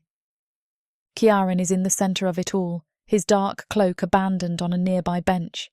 He's rolled up the sleeves of his tunic despite the cold, and I can see the lean muscle of his forearms as he swings the axe with practiced efficiency. Each strike splits wood cleanly, economically, like he's done this kind of work before. Stop staring, I tell myself, but I can't look away. There's something hypnotic about watching him work, the fluid motion of his body, the way he pauses to wipe sweat from his brow with the back of his hand, the easy confidence in every movement. When he reaches for the hem of his tunic to pull it over his head, my mouth goes dry. He's beautiful in the way that dark elves often are, all lean lines and sharp angles, his pale skin marked with old scars that speak to a life more complicated than poetry salons and literary discussions. There's a tattoo on his left shoulder blade, some kind of intricate knotwork that catches the winter light as he moves. I'm definitely staring now, my caffo growing cold in my hands as I watch him bend to gather more wood. The muscles in his back shift and flex with the movement, and I have to grip the window frame to keep myself steady. Because that man looks far too good for me to stand. This is ridiculous, I think desperately. You're acting like some silly girl with her first crush. But I can't make myself move away from the window. Can't stop cataloguing the way he looks when he laughs at something Corin says, the careful attention he pays to Ria when she tugs on his sleeve to ask a question, the way he pauses in his work to make sure she's staying warm, adjusting her scarf with the same gentle care he shows Nia. He's going to leave, I remind myself, just like Cyprian did, just like they all do. But even as I think it, doubt creeps in. Because Cyprian never chopped wood for festival fires or carried heavy supplies without being asked. Never spent hours helping children with their art or listened to my stories about the shop with genuine interest. Never looked at me like I was something worth staying for. A commotion in the square draws my attention back to the present. One of the younger volunteers, Thalen's apprentice, I think, has managed to get his axe stuck in a particularly stubborn log. The men are laughing, offering unhelpful advice, while the boy's face grows redder with embarrassment. Kiaran steps forward, saying something I can't hear that makes the tension dissolve into good-natured chuckles. He shows the apprentice how to adjust his grip, how to read the grain of the wood, and within moments the log splits cleanly. The boy beams with pride, and Kiaran claps him on the shoulder before moving on to the next piece. Patient, I think. Kind. Not like Cyprian at all. The thought hits me with surprising force, and I find myself really looking at Kiaran for the first time in days. Not through the filter of old hurts and borrowed fears, but as himself. As the man who spent 3 weeks proving, day after day, that he's nothing like the ghosts that haunt my memories. He hasn't pushed, hasn't demanded explanations for my retreat after our kiss, hasn't tried to corner me into conversations I'm not ready to have, or pressed for more than I'm willing to give. He simply shows up, steady as winter stone, offering help and companionship without expecting anything in return. Like now. Chopping wood for a festival fire he doesn't even have to attend, in a town that isn't his home, for people who are still largely strangers to him. Because it's the right thing to do, because someone needs to do it, and he's capable. So why wouldn't he help? The realization settles over me like a blanket, warm and uncomfortable at the same time. Because if Kiaran isn't Cyprian, and he clearly isn't, then what excuse do I have for keeping him at arm's length? What right do I have to punish him for another man's sins? You're falling for him, I admit to myself for the first time, have been for weeks, whether you want to or not. The acknowledgement should terrify me, should send me spiralling into all the reasons this is a terrible idea, all the ways it could go wrong. But standing here watching him work, seeing the easy way he fits into this community, the gentle care he shows both our daughters, I find I'm less afraid than I expected to be. Still afraid, yes. But maybe fear doesn't have to be the only thing driving my choices.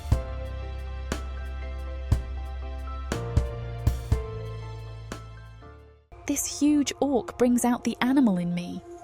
In a world where humans have been driven underground, living like rats is the only way to stay safe from the marauding orcs. All my life, my only job has been to make sure I have enough to eat. These orcs of the Burning Sun clan will vow to keep their human mates safe. There is a nobleness to these giant savages, alpha male warriors who will protect their women at all costs. Get this complete series of books following the Burning Sun clan for 70% off.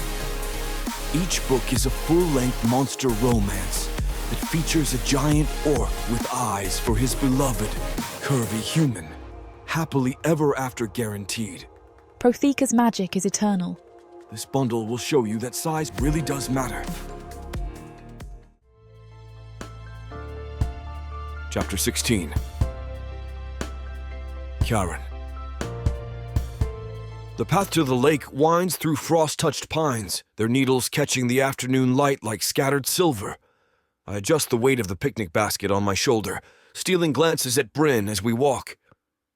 She's been quieter than usual since agreeing to this outing, her hazel green eyes distant in a way that makes my chest tighten with uncertainty. It took the combined pleading power of both girls to get her to close the shop for the afternoon. Naya had looked up at her with those wide violet eyes and asked, so softly I almost missed it, if they could make wishes together like a real family. Rhea had immediately seized on the idea, bouncing on her toes as she explained how they'd never been to the lake during Ikuyenda, how it would be perfect with the four of us. Bryn had looked trapped between their hopeful faces and whatever walls she's been rebuilding since our kiss 3 nights ago. But something in Naya's quiet request seemed to break through her defenses, and she'd sighed and reached for the closed sign before I could even add my own arguments. Now she walks beside me in careful silence, her breath visible in small puffs that dissipate quickly in the cold air. She's bundled in her winter cloak, the brown wool bringing out the warm tones in her skin. But there's a tension in her shoulders that speaks to more than just the winter chill. "Look!" Ria's voice cuts through my brooding as we crest the last hill. "You can see it!" The Lake of Wishes spreads before us like polished glass, its surface reflecting the pale winter sky in perfect mirror clarity. Ancient pines lean close to the water's edge, their dark branches creating intimate alcoves along the shoreline. In the distance, I can make out the graceful silhouettes of thalaverns, the elegant water birds that nest here year-round, skimming across the shallows with barely a ripple to mark their passage. "It's beautiful," Naya breathes, her small hand finding mine as we descend toward the water. Her fingers are warm despite the cold, a sure sign that her magic is responding to her excitement.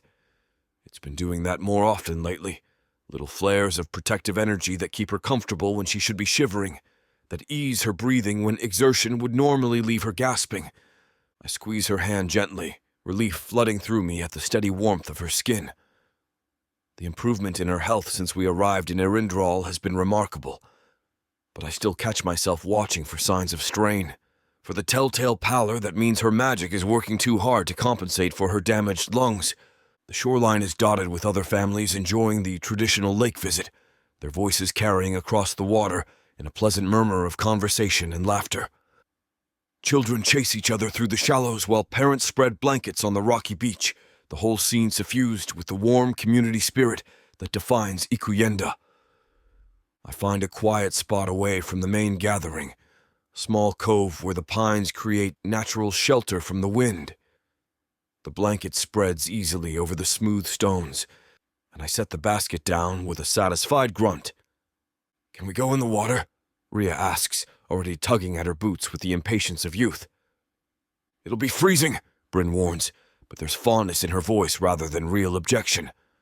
"Please," Naya adds her quiet plea to Ria's more vocal enthusiasm. "Just for a minute."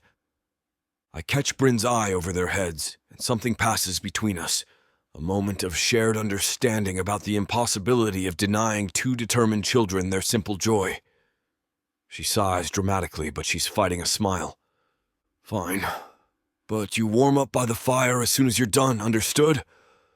They're already yanking off shoes and stockings, their excited chatter echoing across the water as they race toward the shallows. Their shrieks of delight at the cold water's bite make me chuckle despite the nerves coiling in my stomach. Because now it's just Bryn and me on this blanket, with enough privacy for the conversation I've been planning since she pulled away from our kiss. The conversation I need to have if there's any chance of salvaging whatever this thing is between us. She settles beside me on the blanket, careful to maintain space between us, her attention focused on the girls. Ria has convinced Naya to splash in the deeper water, both of them shrieking with laughter as the cold hits their ankles. But I can see the magic shimmering around Naya like a heat haze, keeping her warm and comfortable despite the freezing temperature. "Her magic's getting stronger," Bryn observes quietly, and I realize she's noticed it too. The way Naya moves through the water without the bone-deep chill that should have her teeth chattering by now.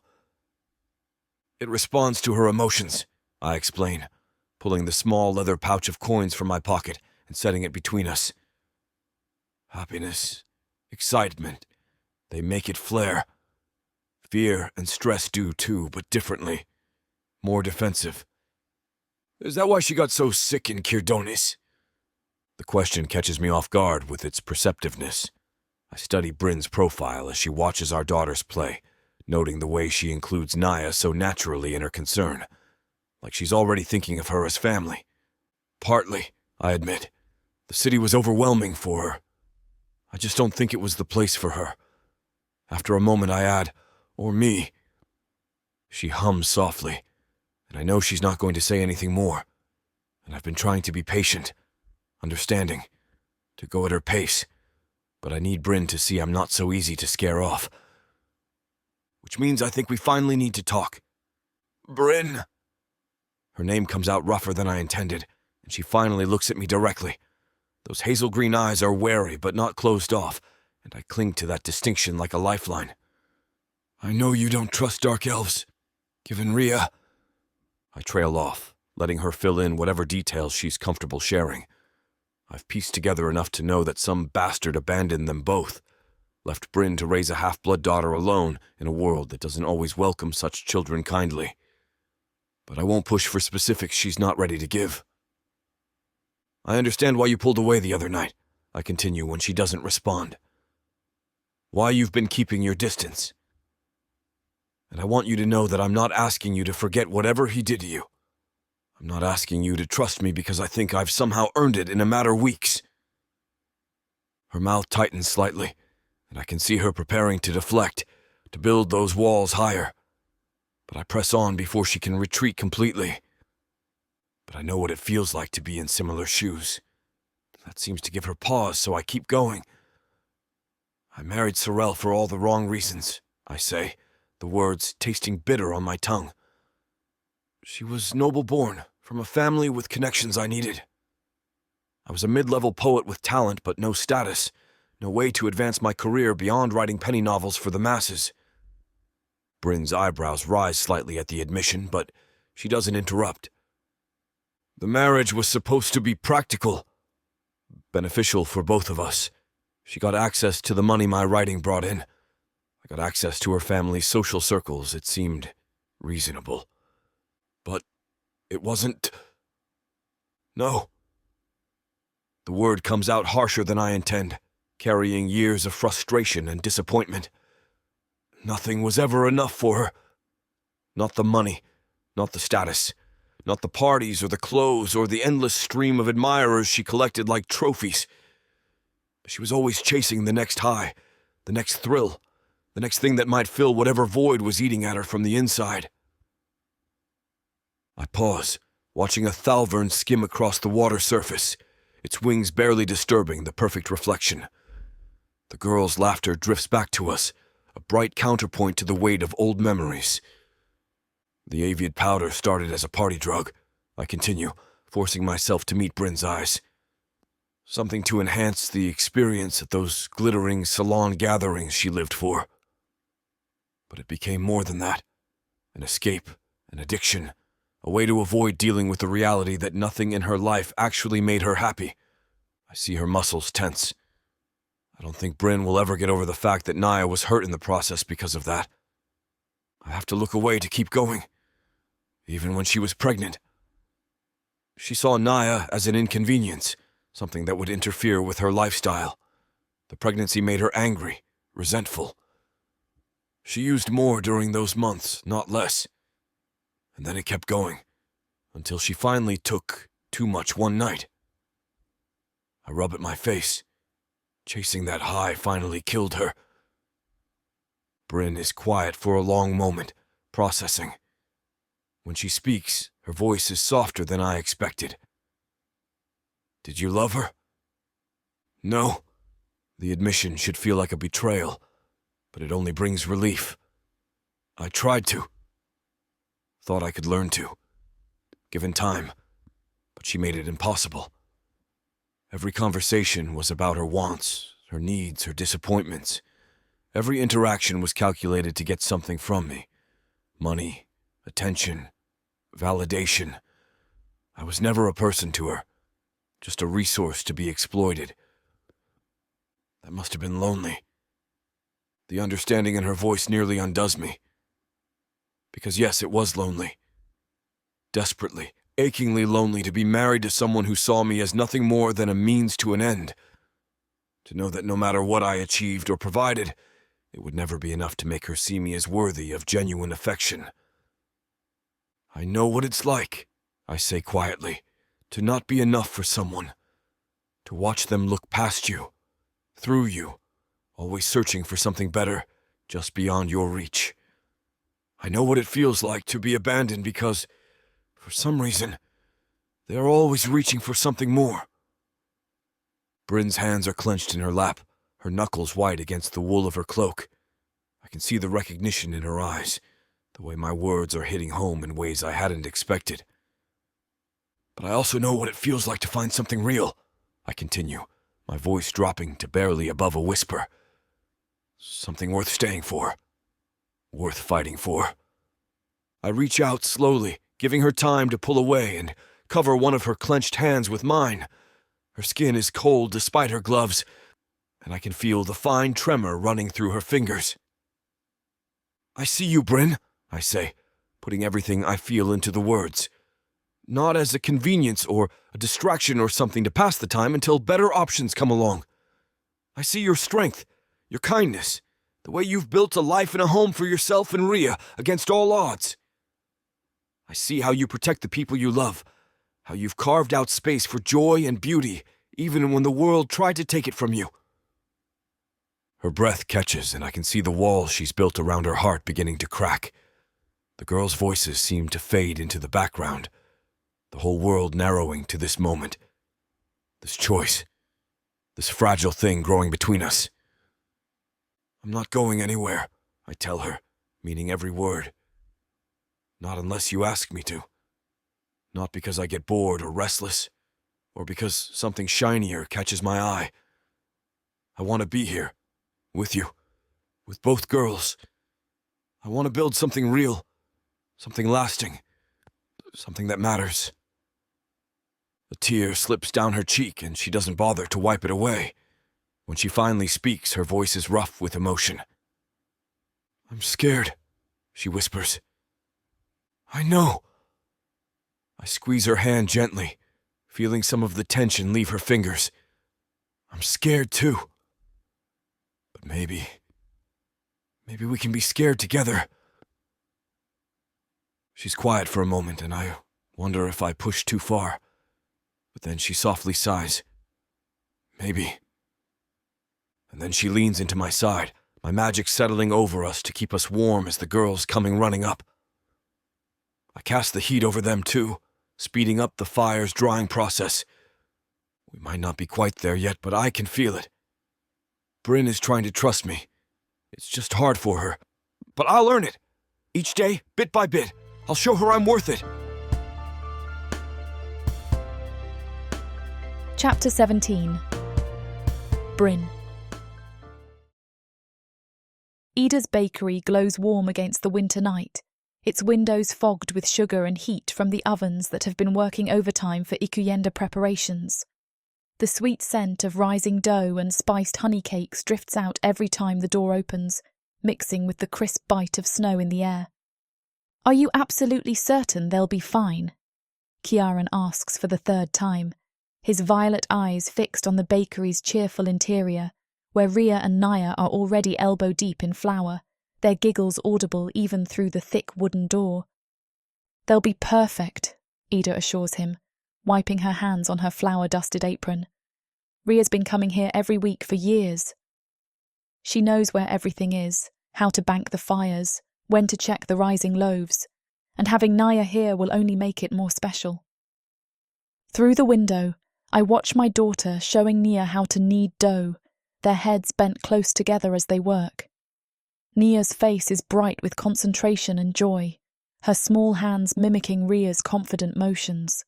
The sight makes something warm unfurl in my chest, the way they've taken to each other, the easy companionship that's developed between them. "They're making ikuyenda sweetbreads," I add, trying to ease the worry lines creasing Kiaran's brow. "It's tradition." The girls who help with the all-night baking get to take the first loaves to their families in the morning. Rhea's been looking forward to this for weeks. "And now she gets to share it with Naya," Ida says with the kind of fond smile she reserves for the children she's watched grow up. "Trust me, Master Delith." They'll be too busy giggling and sneaking tastes of honey to get into any real trouble. Kiaran's shoulders remain tense, and I can practically feel his reluctance radiating off him like heat from a forge. He's barely let Naya out of his sight since they arrived in Arindral, hyper-aware of every breath she takes, every sign of strain or fatigue. The idea of leaving her overnight, even in the capable hands of someone as trustworthy as Ida, clearly goes against every protective instinct he possesses. "The other girls will be here too," I point out gently. Vera's youngest sister, the Cooper's twin daughters. It's not just Naya and Rhea alone. "Besides," Ida adds with a knowing look, "you look like you could use a night to yourself." When's the last time you did something just for you? The question seems to catch him off guard, and I watch his expression shift from worry to something more complicated. Guilt, maybe, or the kind of bone-deep exhaustion that comes from months of single-handedly carrying the weight of someone else's well-being. Go, I tell him, surprising myself with the firmness in my voice. Work on your poems. Sleep through the night without listening for every sound. They'll be fine. He looks at me then, really looks, and I can see him weighing my words against his fears. Whatever he sees in my face must reassure him, because his shoulders finally start to relax.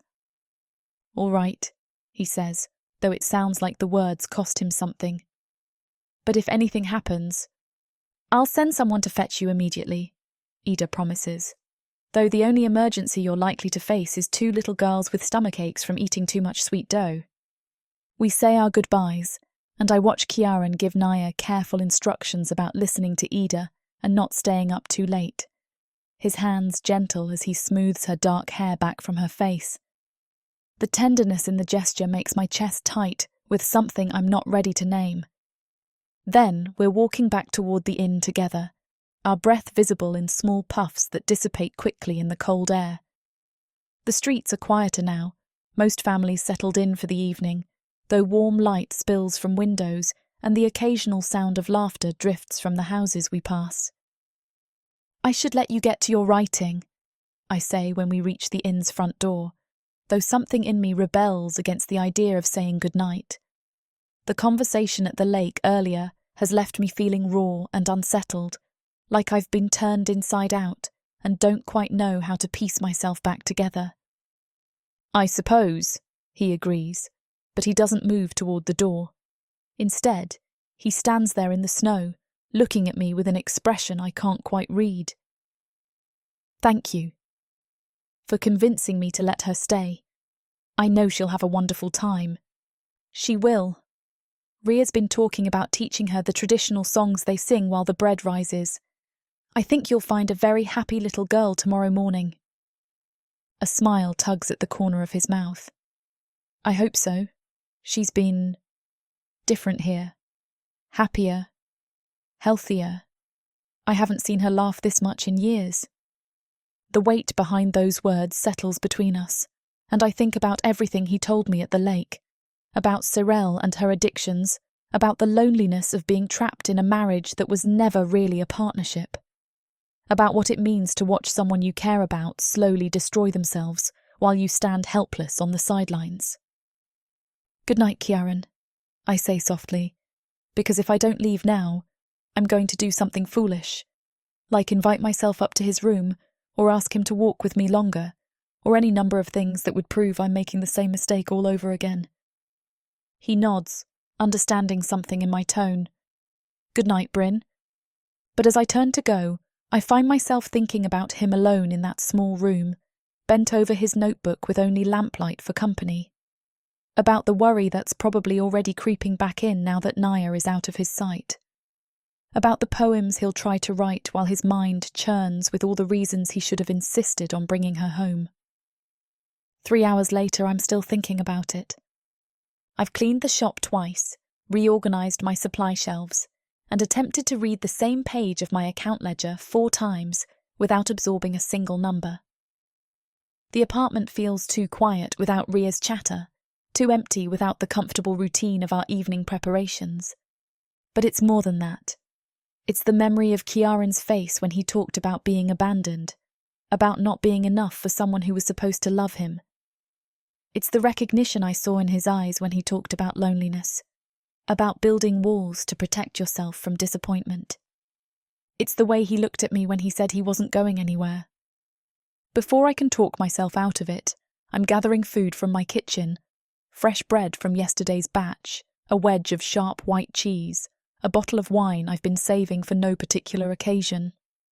My hands move with purpose, even as my mind races with doubts, wrapping everything carefully in clean cloth and tucking it all into a basket. The night air hits my face like a slap when I step outside, sharp and clean and full of the promise of more snow. But I pull my cloak tighter and make my way through the quiet streets toward the inn, my boots crunching softly on the thin layer of powder that's accumulated since this afternoon.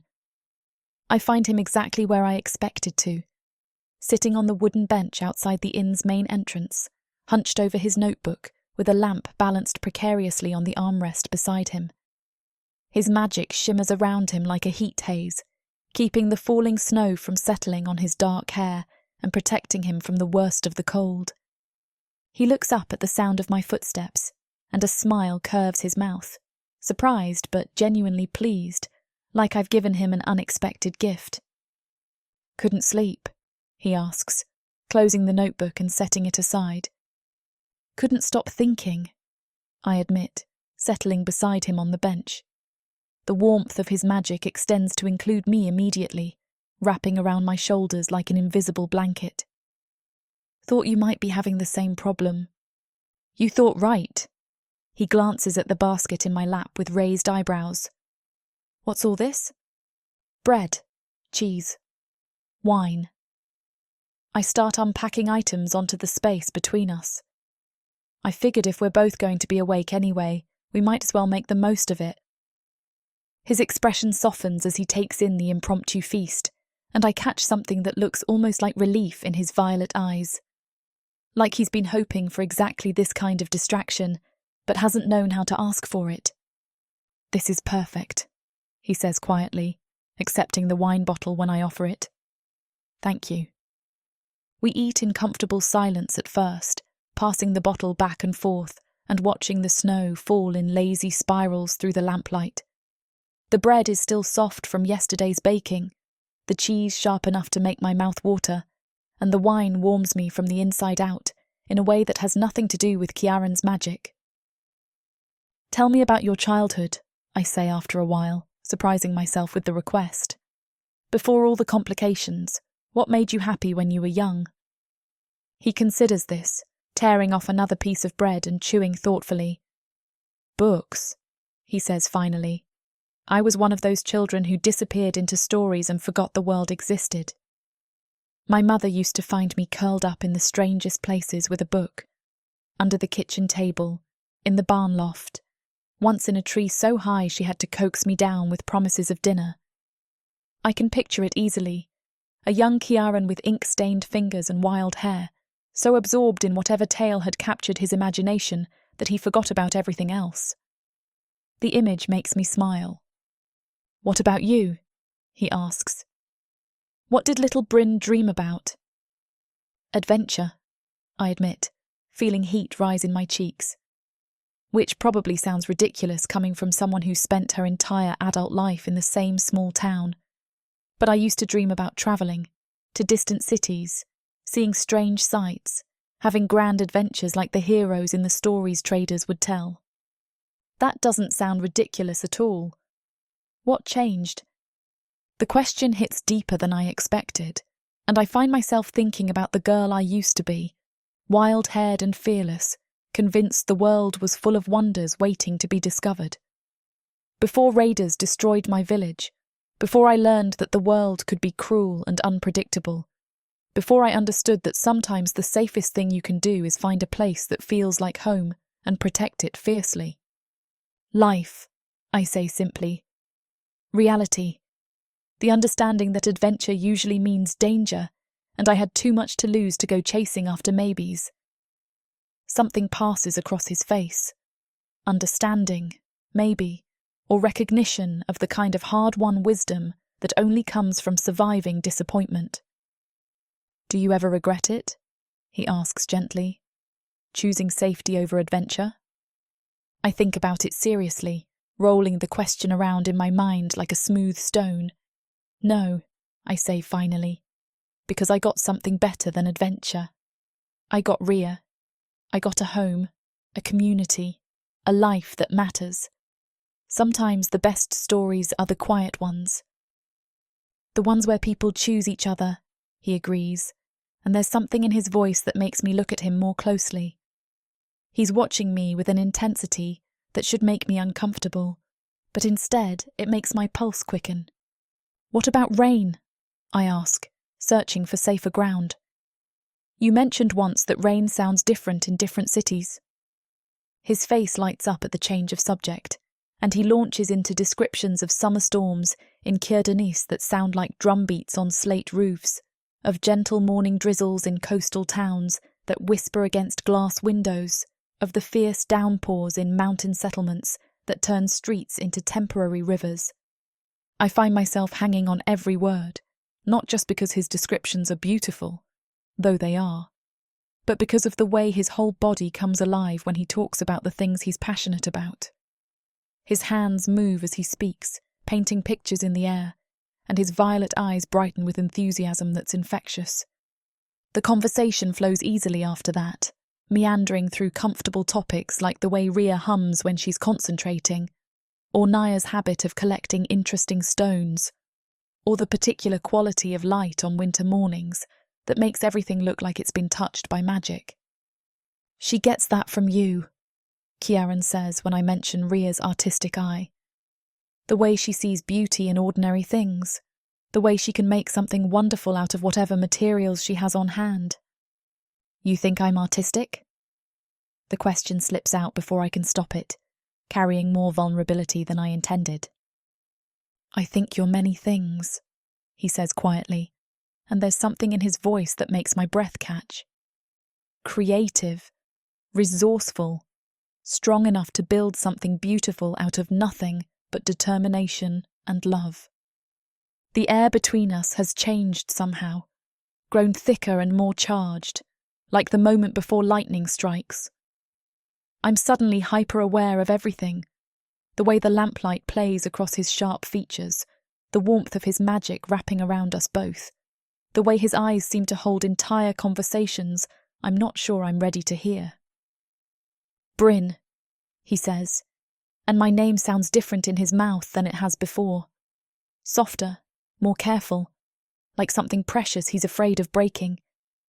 I know I should say something, deflect the moment, redirect us back to safer ground.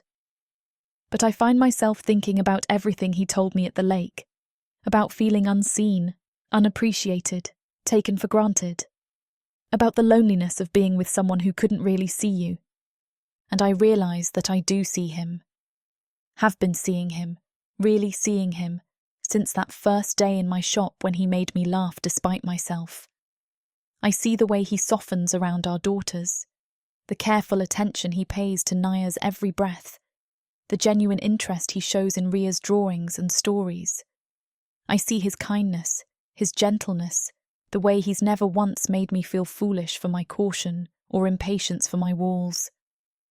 I see you too, I whisper, and watch something like wonder bloom across his face. When his hand moves to cover mine on the bench between us, I don't pull away. His skin is warm despite the cold, his fingers gentle as they trace over my knuckles. The simple touch sends heat racing up my arm and settles somewhere deep in my chest, where it spreads like wine through my veins. I've been thinking about what you said, I tell him, my voice barely above a whisper, about being scared together. And maybe I'm tired of being scared alone. Something shifts in his expression then, hope and hunger, and careful restraint all warring for dominance. When he leans closer, I can smell the wine on his breath, the lingering scent of ink and parchment that always seems to cling to his clothes. Are you sure? He asks, his voice rough with want and the effort of holding himself back. Instead of answering with words, I close the distance between us. Our first kiss at the Ikuyenda celebration had been tentative, testing, a question asked in the language of touch. This one is different, sure and deliberate, an answer given freely. His lips are soft against mine, warm and wine-sweet, and when I sigh into his mouth he makes a sound low in his throat that sends heat racing through my veins. I've kissed exactly 2 men in my life, the village boy I thought I loved when I was 17, and Cyprian. Both times felt like stepping into someone else's story, trying to be someone I wasn't for the sake of romance or passion or whatever I thought love was supposed to feel like. This feels like coming home. Kieran kisses like he writes, with careful attention to detail, with patience, with a focus that makes me feel like I'm the only thing in the world that matters. His hand comes up to cup my face, his thumb tracing over my cheekbone with a reverence that makes my heart stutter. When I deepen the kiss, he seems to melt into it, into me, like he's been waiting for this permission for longer than I can imagine. His other arm slides around my waist, pulling me closer, and I go willingly, pressing against his side until there's no space left between us. Bryn, he breathes against my lips, and there's so much feeling packed into my name that it nearly undoes me.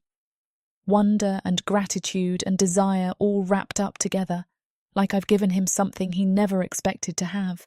I realise with startling clarity that this is more than a mistake. This is a choice, a deliberate step towards something I want despite every rational reason to protect myself. And for the first time in 10 years, I cannot bring myself to care about the potential consequences. So I kiss him again, deeper this time, pouring all my careful hope and desperate want into the connection between us. He responds immediately, his hand tightening in my hair, his magic flaring around us until we're wrapped in a cocoon of warmth that has nothing to do with the winter night and everything to do with the heat building between us.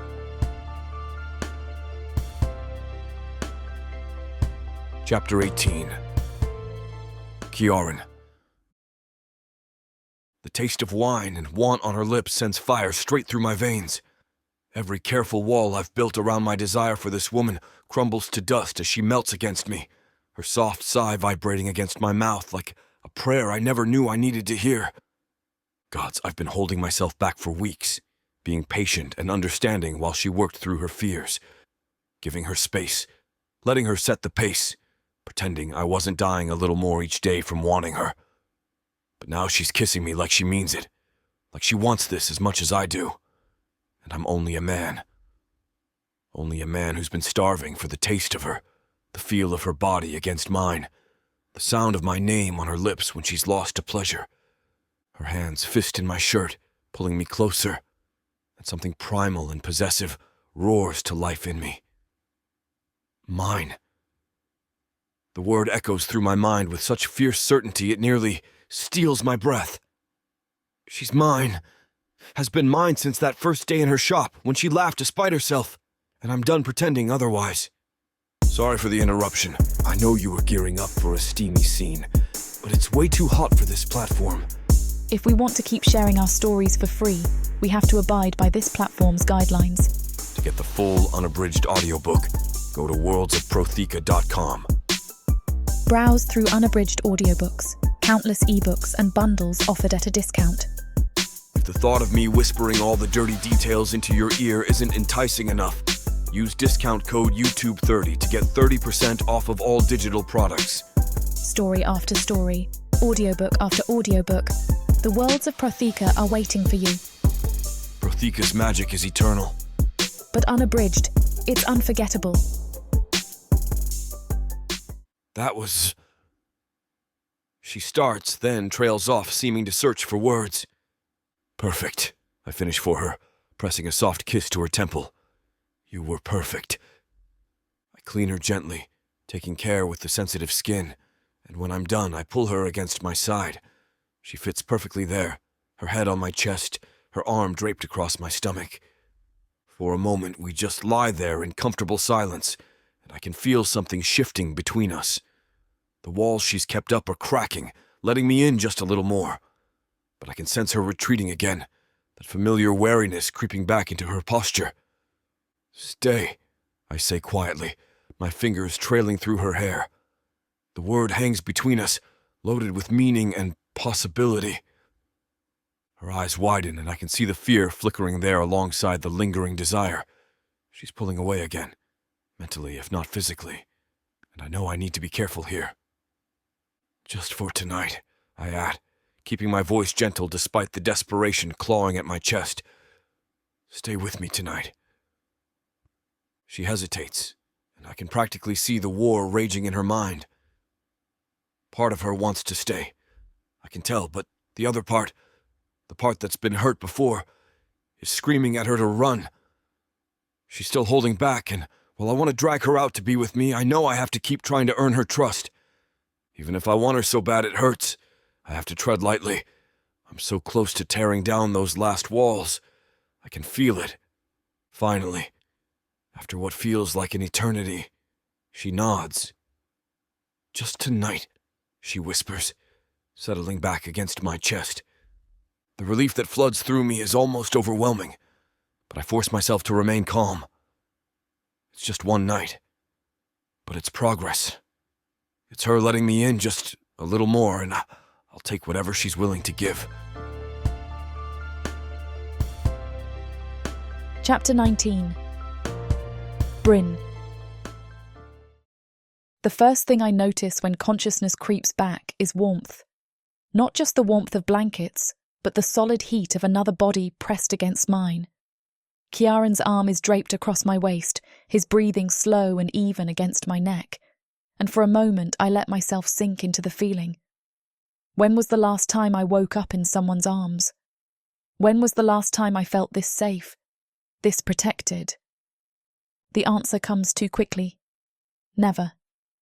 Even with Cyprian, there had always been an edge of uncertainty, a feeling that I was borrowing time that wasn't really mine.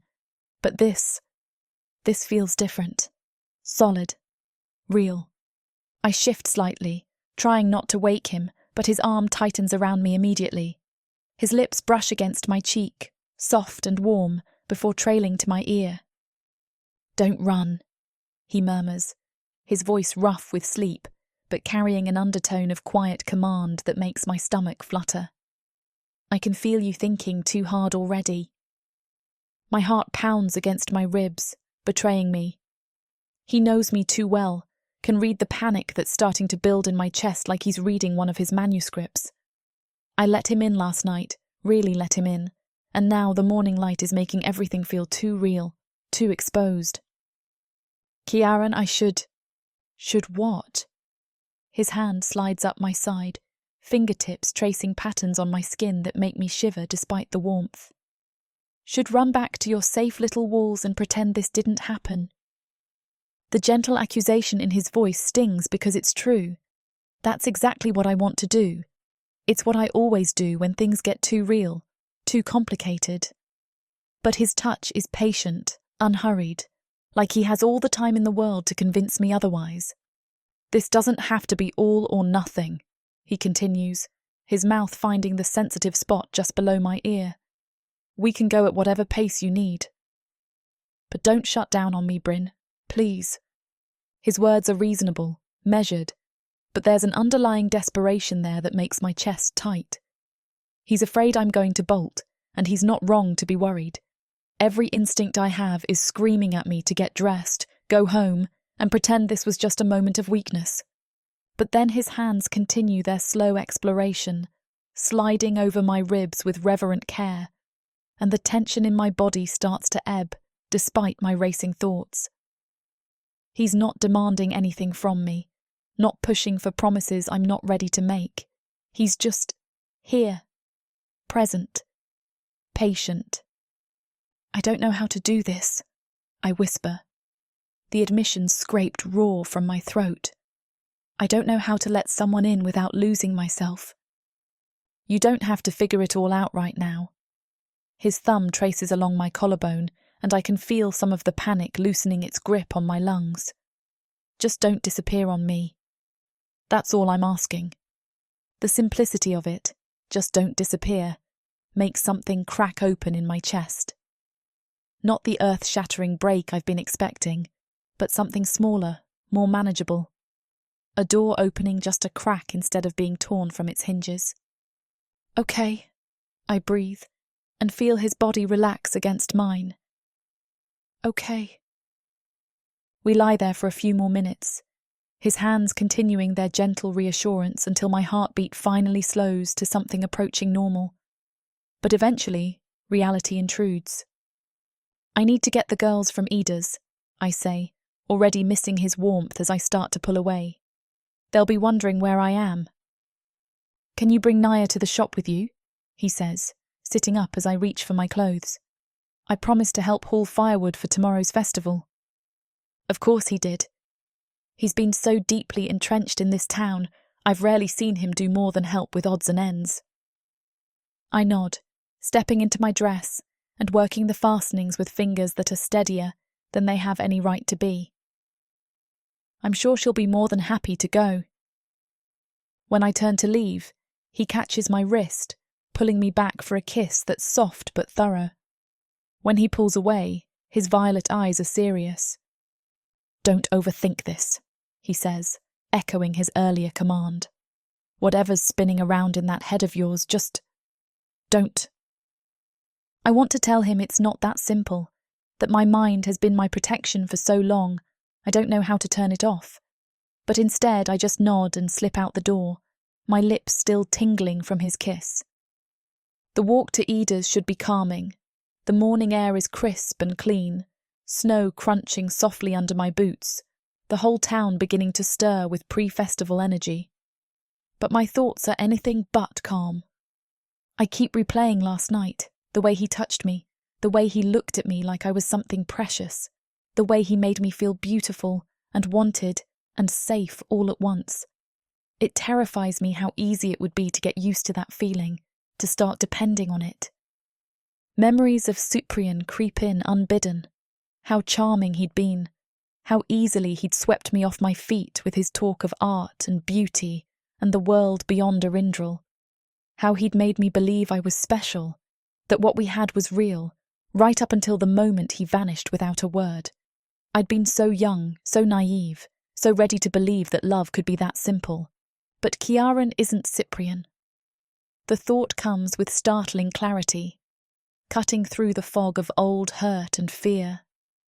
Cyprian had been all flash and grand gestures, painting pretty pictures with his words while never really seeing me at all. Kiaran listens when I speak. He notices when I'm tired, when I'm worried, when I need space. He puts Nia first always, the same way I put Ria first. He stays. That's the heart of it, really. Cyprian had been passing through, using Arindral as a brief stop on his way to somewhere more important. But Kiaran sold his Iqu. He's been here for weeks, making no move to leave, talking about finding somewhere for Nia to grow up safely. He's not running from anything. He's running toward something. Toward us, maybe. The thought should terrify me, but instead it fills me with something that might be hope. By the time I reach Ida's bakery, I've almost managed to convince myself that maybe, just maybe, I can trust this. Trust him. The smell of fresh bread and sweet pastries hits me as soon as I open the door, along with the sound of laughter from the back room. The bakery is absolutely bursting with activity. Every surface is covered with goods for tomorrow's festival. Elaborate pastries shaped like winter flowers, loaves of ceremonial bread decorated with intricate braids, and countless smaller treats that fill the air with the scents of cinnamon and honey. Ida bustles between the ovens with flour dusting her greying hair, calling out instructions to the handful of women who've come to help with the massive undertaking. "Mum!" Ria's voice carries from the back room, bright with excitement.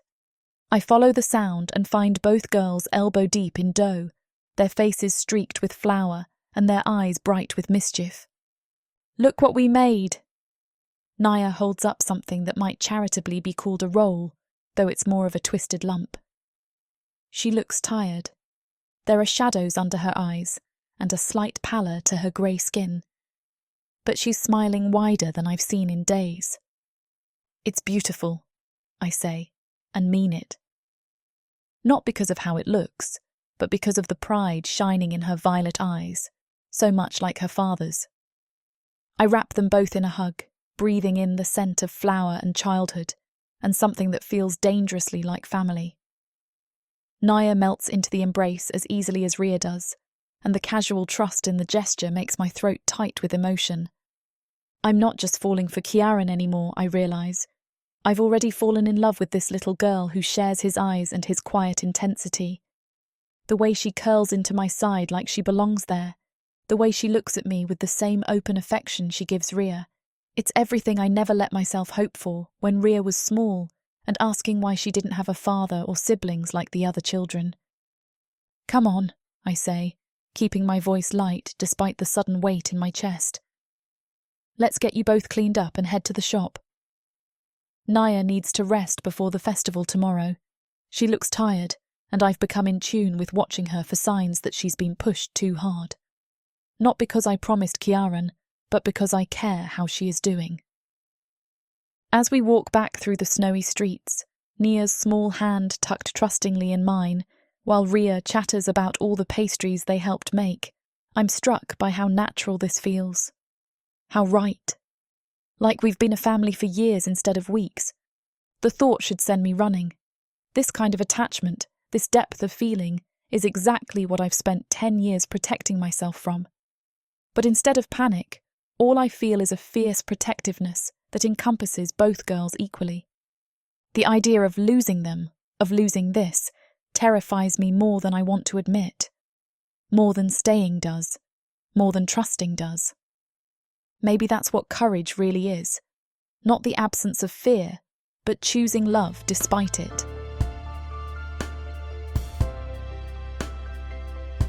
Chapter 20. Kiaran. Ikuyenda has never looked so good. The festival explodes around me in a riot of color and sound that makes my chest tight with something I can't quite name. Paper lanterns bob overhead like captured stars, their warm light casting everything in shades of gold and amber.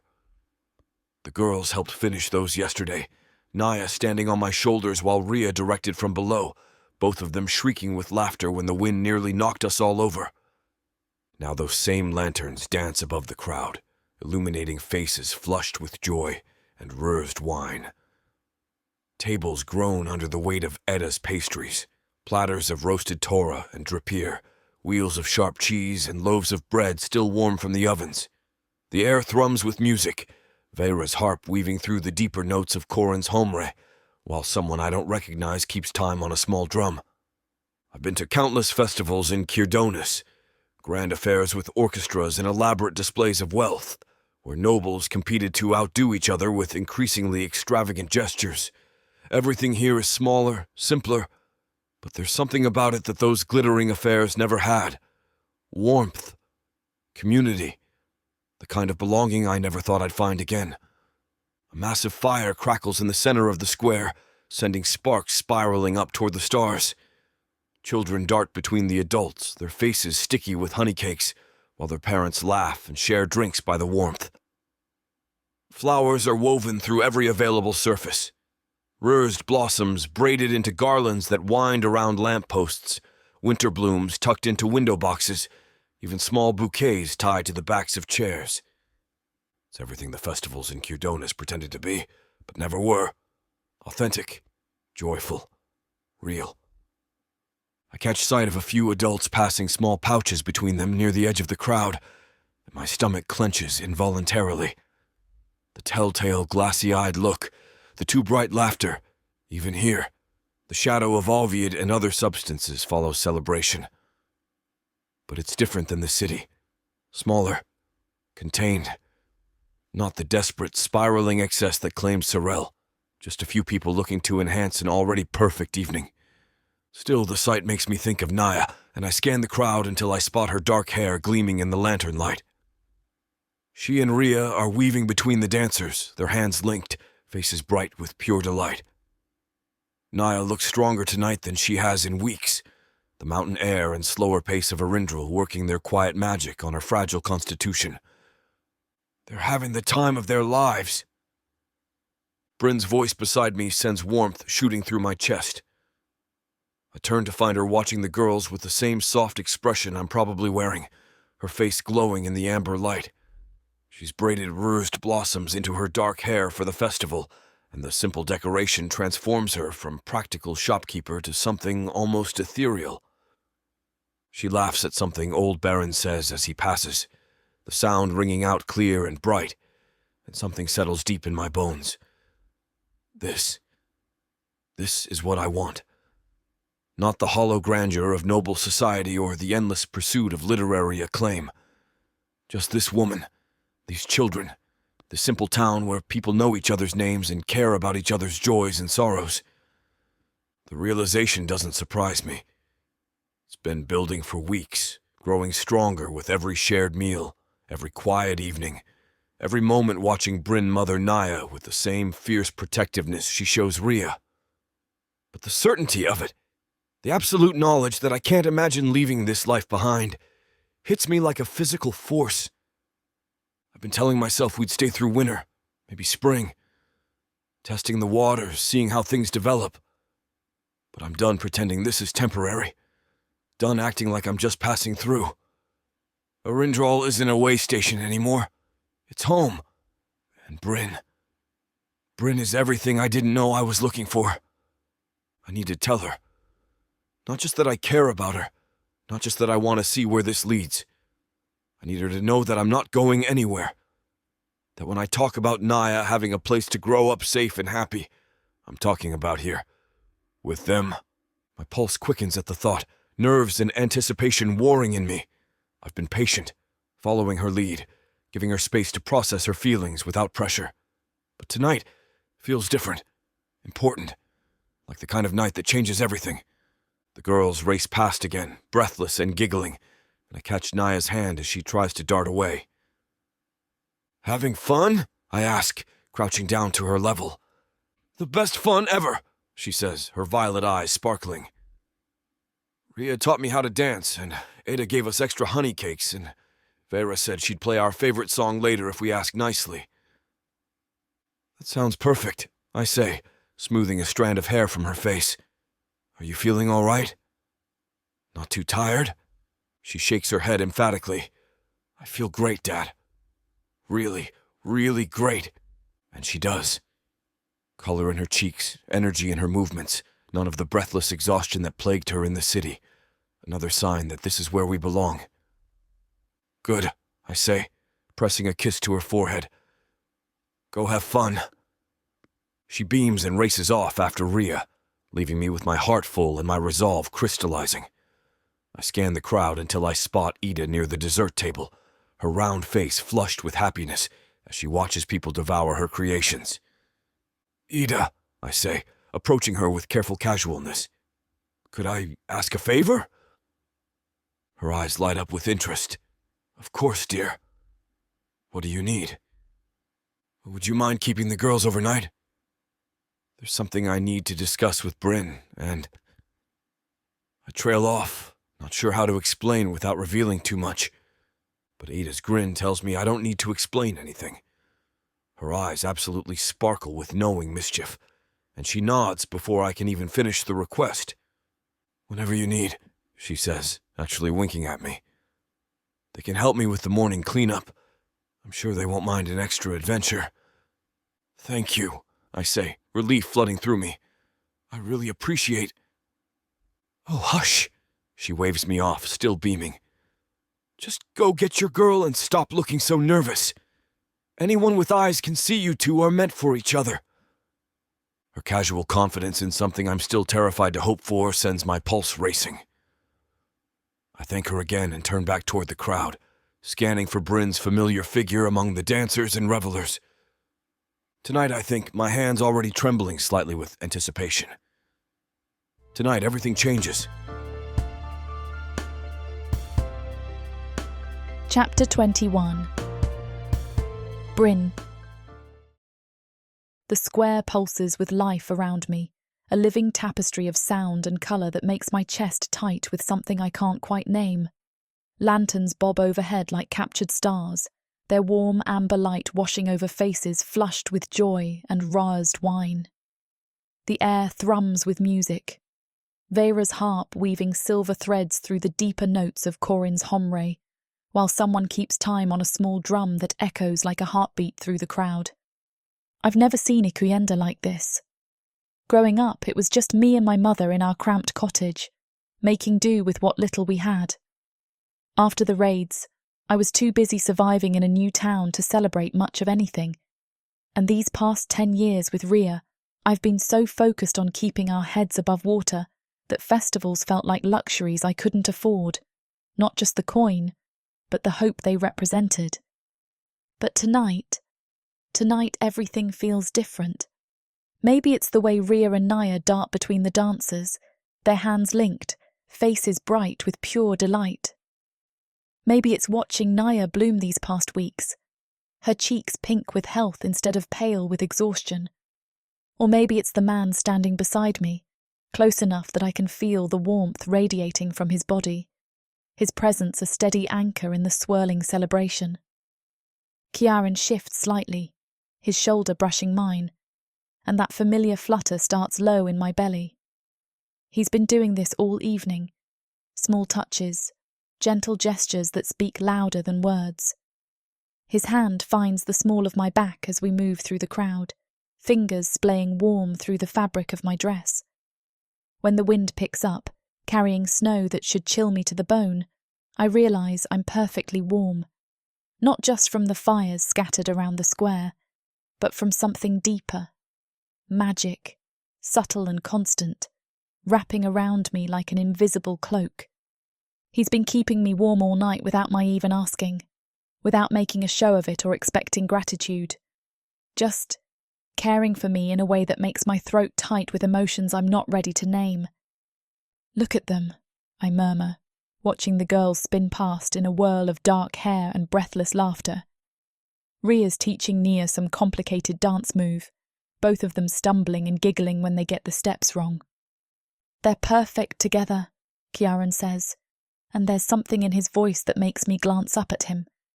His violet eyes catch the lantern light, soft with affection as he watches our daughters. Naya's never had a friend like Ria. Our daughters. The words hit me like a physical force, and I have to look away before he sees too much in my expression. Because that's what they've become, isn't it? Not just Ria and her new friend, but sisters in all but blood. The way they curl up together when Naya's feeling poorly, how Ria automatically brings an extra blanket when we visit the inn, the fierce protectiveness in my daughter's eyes when anyone looks at Naya sideways, and the way Kiaran looks at Ria, like she's already his. Like he's been waiting his whole life for a little girl who chatters about everything and nothing, who brings him pressed flowers and terrible poetry, who lights up when he teaches her new words in the old tongue. My heart clenches, equal parts joy and terror. This is what I wanted for Ria. A father figure who actually cares about her, who sees her intelligence and encourages her dreams instead of just tolerating her existence. But wanting it and trusting it are two very different things. The music shifts, Vera's harp taking on a more complex melody that has couples pairing off around the square. I watch them move together, bodies swaying in perfect rhythm, and feel that old familiar longing rise in my chest. I've never been one for dancing, too self-conscious, too afraid of making a fool of myself. But tonight, with the lanterns casting everything in gold, and the wine warm in my veins, it looks like the most natural thing in the world. Dance with me. Kiaran's voice is low beside my ear, and I startle, heat flooding my cheeks. Did I speak my thoughts aloud? I don't dance, I say automatically, the same response I've given to every invitation over the years. Neither do I, usually, he admits, extending his hand. But tonight feels different. It does. Everything about tonight feels suspended between reality and dream, like we've stepped into one of the stories I tell Ria before bed. The kind where ordinary people get extraordinary endings, where love actually conquers all the practical concerns that usually keep me up at night. Before I can second-guess myself, I place my hand in his. His fingers close around mine, warm and sure, and he leads me toward the other couples without giving me time to panic. The touch of his hand at my waist sends heat spiraling through me, and when he pulls me closer, I can smell the faint scent of ink on his skin, the rersed oil he uses in his hair. I'm going to step on your feet, I warn, even as my body seems to know exactly what to do. I'll survive, he says, and there's something in his smile that makes my knees weak. We move together slowly at first, finding our rhythm. He's a better dancer than he claims, leading with subtle pressure that guides me without overwhelming. When I stumble slightly, he steadies me with gentle hands, never making me feel clumsy or foolish. "See?" he murmurs, his breath warm against my temple. "You're a natural." I laugh, the sound escaping before I can stop it. "You're a liar." "Maybe," he agrees, spinning me in a careful circle that makes my skirts flare. "But you're smiling." I am. I can feel it stretching across my face, probably looking ridiculous, but I can't seem to stop. When was the last time I felt this light, this free?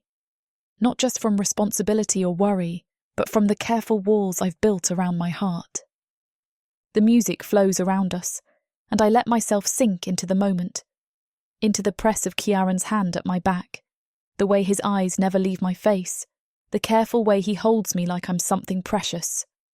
Other couples blur past in my peripheral vision, but they feel distant, unimportant.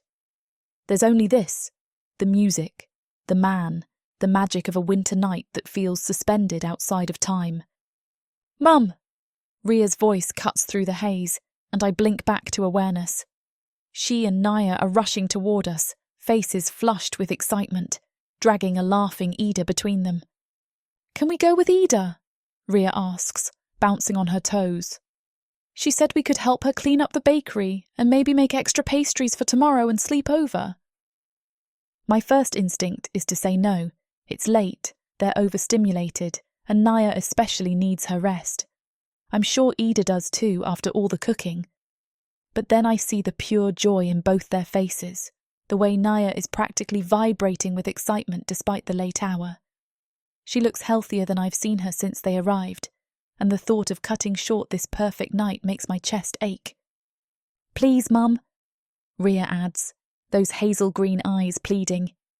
"Ida said she'd teach us how to make the special ikuyenda cookies with the sugar flowers." I glance at Ida, who's trying and failing to hide a knowing smirk. There's something in her expression that makes me think this wasn't entirely the girl's idea, but before I can analyse it too closely, she nods. "They'll be perfectly safe," she says, her voice warm with genuine affection.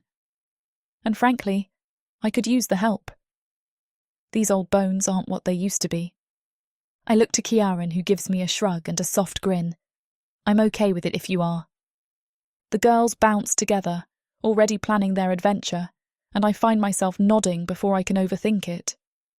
"All right, but—" "We'll be good," Naya interrupts, throwing her arms around my waist in an impulsive hug that steals my breath.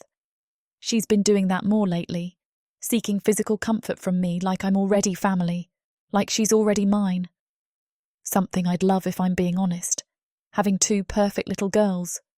Who wouldn't want that? My heart clenches as I smooth her dark hair, soft and silky under my fingers. When did this little girl become so important to me? When did the thought of her leaving start to feel like losing a piece of myself? "I know you will," I murmur, pressing a kiss to the top of her head. "Have fun." Ria hugs me next, her familiar weight grounding me even as my heart aches strangely at letting them go. It's only for one night, but watching them walk away with Ida, their small hands clasped together, feels like watching my entire world shift on its axis.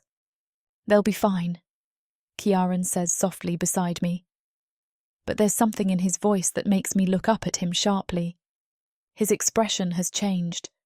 The easy joy of moments before has been replaced by something more serious, more intense. Nervous energy radiates from him, and his hands flex at his sides like he's trying to decide what to do with them. My breath catches in my throat. I know that look. I've seen it in my mirror often enough. The expression of someone gathering courage for something that could change everything. "Bryn," he says, my name rough on his tongue. "There's something I'd like to talk to you about." The bottom drops out of my stomach. This is it. The moment I've been dreading and craving in equal measure, the conversation that will either build something beautiful or destroy the fragile happiness we've found. Fear coils tight in my gut, warring with a desperate hope I'm terrified to acknowledge. Because part of me, the part that's been carefully locked away since Cyprian left, wants this, wants him to say the words that will make this real, make us real. But the larger part, the part that remembers what it felt like to be abandoned with a child and nothing else, whispers warnings I can't ignore. What if he changes his mind? What if this is just a winter distraction, something to pass the time before he moves on to wherever poets and writers go next? What if I let him in completely, and he realizes I'm not worth staying for? My hands tremble as I clasp them together, and I force myself to meet his eyes, even as my heart hammers against my ribs. The lanterns cast his face in shifting patterns of light and shadow, but I can see the nervousness there, the way his throat works as he swallows hard. "What is it?" I whisper, though I'm not sure I'm ready for the answer.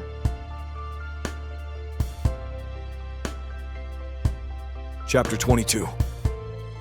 Kiaran. I take Bryn's hand, feeling the tremor in her fingers as I lead her away from the dancing couples toward the quieter edge of the square. The lanterns here cast softer pools of light, and the music becomes a distant melody that wraps around us like a gentle embrace. My heart pounds against my ribs as I search for the right words I've been rehearsing in my mind for days but that suddenly feel inadequate for everything I need to say. Her hazel green eyes search my face, wariness and hope warring in their depths. She's beautiful in the lantern light, her brown skin warm and glowing, a few escaped strands of hair framing her face. The careful walls she's built around herself are still there, but I can see the cracks, places where light has started to seep through, where trust has begun to take root despite her fear. I never meant to stay in her Indral, I begin, my voice rougher than I intended. Her hand tenses in mine, and I tighten my grip, needing her to understand. When we arrived, it was supposed to be just another stop, a place to rest before moving on to wherever the road took us next. Her breath catches, and I see the familiar shudder starting to fall behind her eyes, the same look she gets whenever I mention leaving, whenever the future becomes too real to ignore. I've learned to recognize it over these past weeks, the way she pulls back into herself, armoring her heart against the disappointment she's certain is coming. But the truth is, I continue quickly, stepping closer, I've come to love this place. The way Ralric grumbles about everything but always helps when someone's in need. How old Baron tells the same stories every night by the river, and everyone listens like it's the first time they've heard them. The way Corin looks out for you and Ria without being asked. How Ida pretends to be stern while spoiling every child who walks into her bakery. A small smile tugs at the corner of Bryn's mouth, and some of the tension leaves her shoulders. It is a good place, she admits softly. Better than I expected when I first arrived. Naya has thrived here, I say, my voice thick with emotion. For the first time since... I pause, swallowing hard. Since Sorel died. Since I realized how much damage those early years had done to my daughter's fragile body. She's healthy here, Bryn. Happy. She sleeps through the night without coughing fits. She runs and plays instead of sitting quietly because breathing is too difficult. She laughs, really laughs, in a way I haven't heard since she was very small. Tears shine in Bryn's eyes and she nods. I've seen the change in her. She's like a different child. She is, I agree, my thumb stroking across her knuckles. And it's not just the air or the slower pace. It's having Ria as a sister. It's having you care for her like she's your own. It's feeling like she belongs somewhere, with people who love her unconditionally. The words hang between us, heavy with meaning. I can see Bryn processing them, understanding what I'm not quite saying yet. That Naya isn't the only one who's found belonging here. That I've watched this woman mother my daughter with such fierce tenderness, it makes my chest ache. That I've fallen for the way she lights up when Ria shows her a new drawing, how she automatically reaches for Naya when she's tired, the gentle strength with which she's built a life from nothing. Kiaran, she whispers, my name barely audible above the distant music. I've thrived here too, I admit, my voice dropping lower, more intimate. Not just as Naya's father, but as myself. For the first time in years, I'm not pretending to be someone I'm not. I'm not performing for audiences who see my cast before they see me. I don't have to smile and nod while nobles treat my work like a curiosity, something exotic to display at their gatherings. Her fingers curl around mine, holding tight, and I feel that familiar spark of connection that's been growing stronger every day. In Kyrdenis, I was always performing. The brilliant poet, the grieving widower, the devoted father struggling alone. Here, I'm just Kiaran, a man who helps Rhea with her letters while Bryn tends customers, someone who sits by Naya's bedside when she's ill without it being a tragic tableau for others to observe. In the city, everything was about appearances, I continue, the words flowing easier now. My marriage, my career, even my grief, it all had to look a certain way. But here, I lift our joined hands, pressing her palm against my chest where my heart races beneath her touch. Here, I can just be. The vulnerability in her expression steals my breath. I can see her walls crumbling, brick by careful brick, and it terrifies me as much as it fills me with hope, because I know what it costs her to let someone in. I know about the sculptor who passed through her life like a storm, leaving destruction in his wake. I understand why she flinches sometimes when I touch her, why she watches me with that guarded expression when she thinks I'm not looking. But I also know what I feel when I watch her braid Naya's hair in the mornings, the careful tenderness in her hands. I know the way my chest expands when she laughs at something Rhea says, how right it feels when we sit together in the evening while the girls play. I know that somewhere along the way this stopped being about finding a safe place for Naya and became about finding home. And that's what I want to tell her, that I'm going to build one here, that my stay isn't fleeting, and what's between us doesn't have to be either. It's not, and I don't want to pretend it is anymore. The hope in her expression is almost blinding, but there's still fear there too. Still that careful reserve that's kept her safe all these years. I want to sweep it all away, to tell her that I'm not going anywhere, that I want to build something real with her, that watching her love my daughter has made me fall harder than I ever thought possible, that I want more, so much more, than stolen moments and careful distances. I want to wake up beside her every morning. I want to help her in the shop when the busy seasons come. I want to teach both our daughters about poetry and art, and all the beautiful things this world has to offer. I want to grow old with her, to watch Rhea and Naya become young women, to maybe give them siblings to love and protect.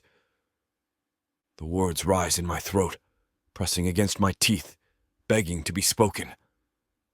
I want to tell her that we don't have to be fleeting, that this connection we found is worth fighting for, that I'm not the artist who broke her heart, and she's not the noble who broke mine.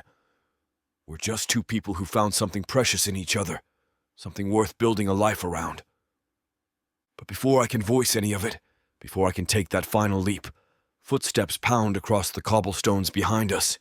We turn as one, and my heart lurches at the sight of Vera running toward us, her usually composed face twisted with panic. "The girls!" she gasps, doubled over and struggling for breath. Her harp lies forgotten somewhere behind her, and tears stream down her cheeks. Something's happened. The world stops. Everything. The music, the laughter, the warm bubble of possibility that surrounded us moments before, shatters like glass. Ice floods my veins as my mind immediately leaps to the worst conclusions. Naya's illness, her fragile lungs, the way she pushed herself tonight, dancing and laughing despite my constant worry. I seize Bryn's hand, my fingers probably bruising in their intensity, and we run. The square blurs past us as we race toward Ida's bakery, my heart hammering against my ribs with each step.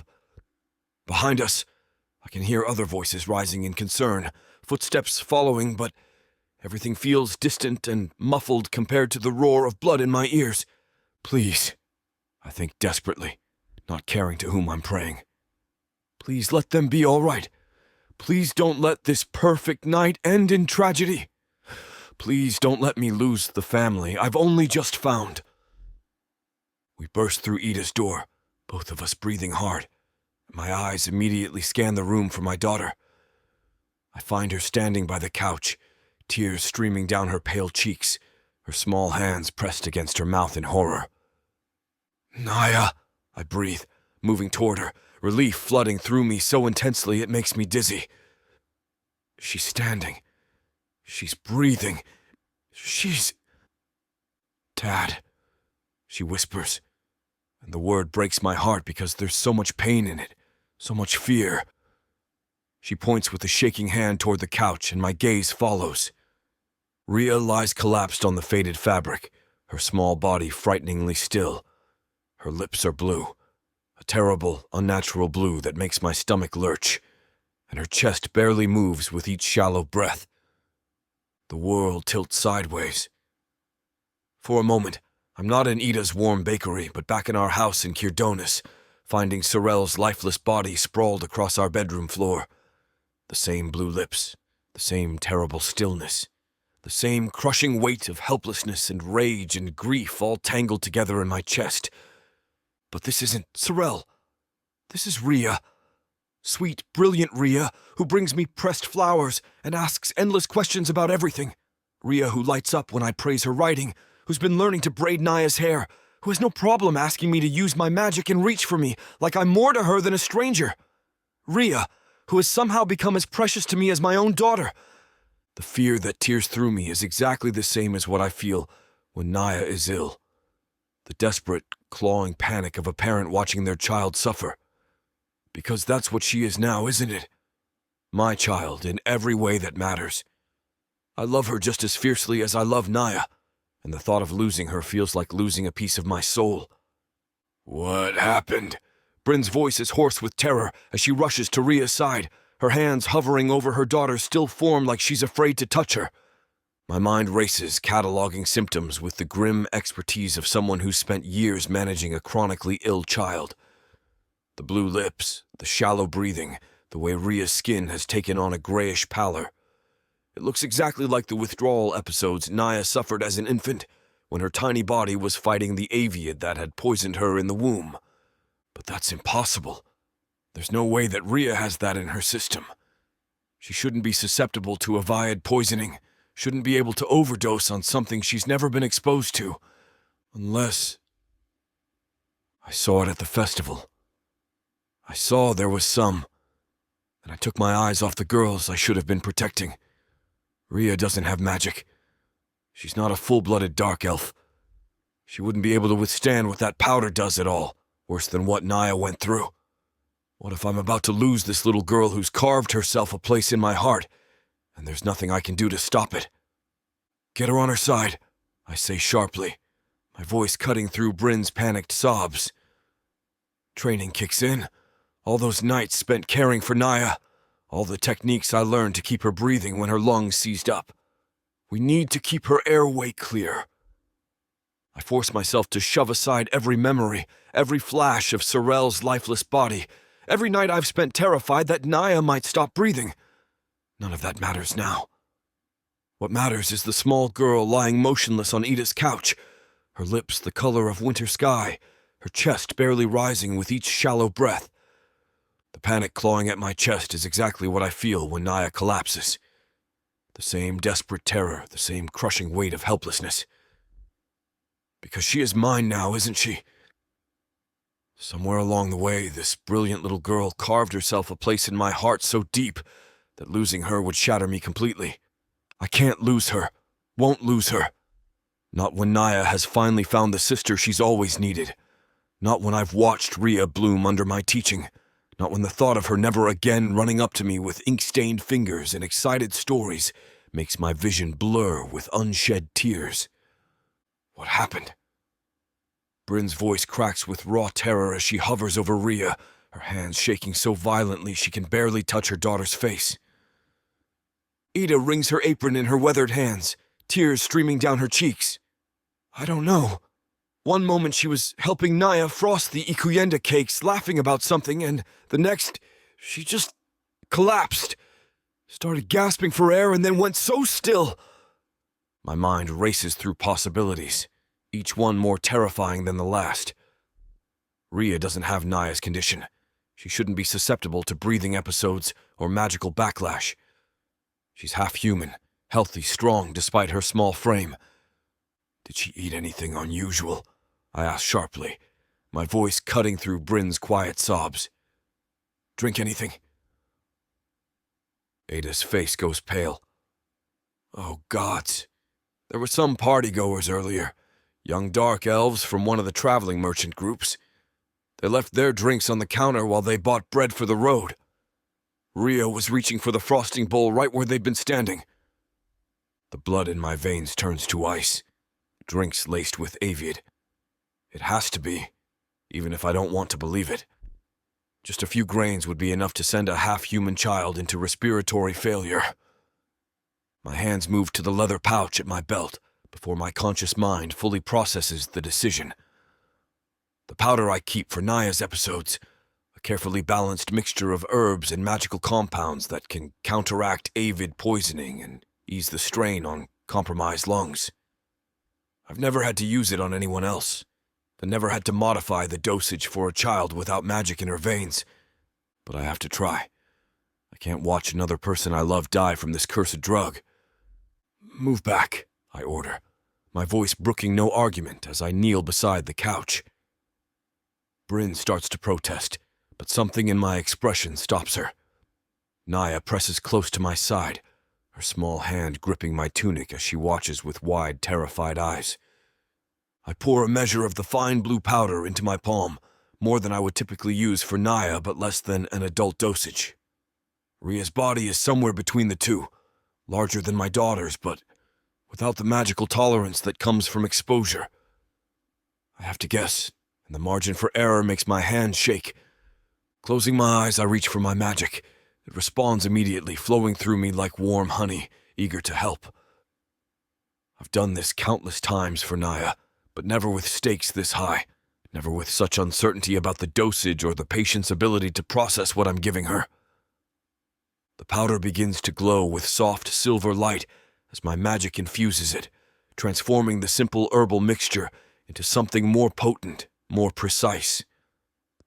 I can feel the individual compounds responding to my will, amplifying their healing properties, preparing them to fight whatever poison courses through Rhea's system.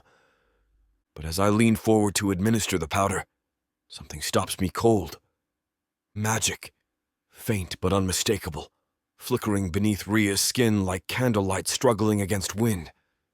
It shouldn't be there. She's never shown any signs of magical ability, never demonstrated even the smallest spark of power. Yet I can feel it now, weak and unfocused but definitely present, calling out to mine with a familiarity that makes my chest tight. The sensation is exactly what I experience with Naya. That unique resonance between related magics, the way her power recognizes mine and reaches for it instinctively. But this feeling is deeper somehow, older, like an echo of something I've carried all my life. I don't have time to analyze it. Rhea's breathing grows more shallow with each passing second, her lips turning a deeper shade of blue. Whatever this connection means, whatever this strange magic in her veins signifies, it doesn't matter if she dies before I can save her. Gently, I part her lips and place the glowing powder on her tongue. It dissolves immediately, spreading through her system with magical efficiency. I keep my hands on her chest, channeling more power into the healing process, feeling for any sign of improvement. For a terrifying moment, nothing happens. Rhea remains still as death, her breathing shallow and erratic. Bryn makes a broken sound beside me, and I feel Naya's grip on my tunic tighten. Then her magic flares to life. It happens so suddenly I nearly jerk my hands away in shock. One moment there's barely a whisper of power beneath her skin, and the next it's blazing like a signal fire, reaching for mine with desperate hunger. The connection slams into me with the force of recognition, so intense and familiar it steals my breath. This isn't just the general resonance between magical beings. This is specific, personal, like touching a missing piece of myself I never knew was gone. Her magic doesn't just respond to mine. It complements it, harmonizes with it in a way that should be impossible for someone I've known for mere weeks. But there's no time to process the implications. Ria's magic is wild, untrained, and the sudden awakening is causing it to spiral out of control. I can feel it fighting against the healing compounds, not understanding that I'm trying to help. If I don't stabilize it quickly, the magical backlash could kill her faster than the poison. I pour more power into the connection, not just healing her body, but guiding her magic, showing it how to work with mine instead of against it. It's delicate work, like trying to calm a frightened animal, requiring every ounce of skill I've developed over years of managing Naya's volatile magical episodes. Gradually, her power settles, falling into rhythm with mine. The healing compounds spread through her system more efficiently now, neutralizing the Evide and clearing the congestion from her lungs. I can feel her body responding, her heart rate stabilizing, her breathing deepening. And still that impossible familiarity resonates between us. Still her magic clings to mine, like it's found something it's been searching for all her life. Finally, blessedly, Ria gasps. The sound is the most beautiful thing I've ever heard. Her back arches as her lungs fill with air, and color floods back into her pale cheeks. Her eyes flutter open, violet irises bright with confusion and pain, but gloriously, wonderfully alive. "Mom," she whispers, her voice hoarse but clear. Bryn collapses beside the couch, sobbing as she gathers her daughter into her arms. "I'm here, sweetheart. I'm here. You're safe now." I sit back on my heels, suddenly exhausted. The magic I poured into healing her has left me drained, but the relief flooding through me is worth every ounce of power I spent. She's alive. She's breathing. She's going to be fine. But as I watch mother and daughter hold each other, as Naya throws herself into the embrace with tears streaming down her face, one question burns in my mind like a brand. How is it possible that Ria's magic feels so much like coming home? Earth is pretty much a desolate wasteland since the orcs came over from Protheka, and being a woman, the best you can hope is to be someone's property. Now, after my curvy body catches Korthar's eye, he'll claim me, and I'll serve him, in any way he pleases. You're mine now. Listen to this story and more when you get the complete Orc Warriors of Protheka audiobook and ebook bundle. 40 books, 19 audiobooks, 19 ebooks. You even get one free novella and one free audiobook. All for a shocking 90% off. Protheka's magic is eternal, and the complete Orc Warriors of Protheka bundle will bring over 100 hours of that magic to you. Chapter 23. Bryn. I watch Kiaran's face as he lifts Ria from the couch, his movements careful and deliberate despite the exhaustion etched in every line of his features. My daughter, my precious girl who was blue-lipped and still just minutes ago, nestles against his chest with complete trust, her small arms looping around his neck like it's the most natural thing in the world. "I can carry her," I offer, my voice still rough from crying, but he shakes his head. "I've got her." The gentleness in his tone, the way he adjusts his grip to make sure she's comfortable, sends a fresh wave of emotion crashing through me. This man who barely knew us a month ago just saved my daughter's life, used his own magic, risked his own strength to pull her back from whatever edge she'd been teetering on. "Mum, I'm sorry," Ria whispers against Kiaran's shoulder as we make our way through the square. The festivities continue around us, but everything feels muted now, like we're walking through a dream. We just wanted to make the cakes prettier. "What do you mean, love?" I ask, falling into step beside them. Naya walks close to Kiaran's other side, her small hand resting on his arm like she needs the physical connection to feel safe. "The flowers," Naya pipes up, her voice small and worried. "We picked some from behind the bakery because Ria said they look just like the ones Ida uses on her fancy cakes. The blue ones with the pretty petals." My blood turns to ice. Blue flowers with pretty petals.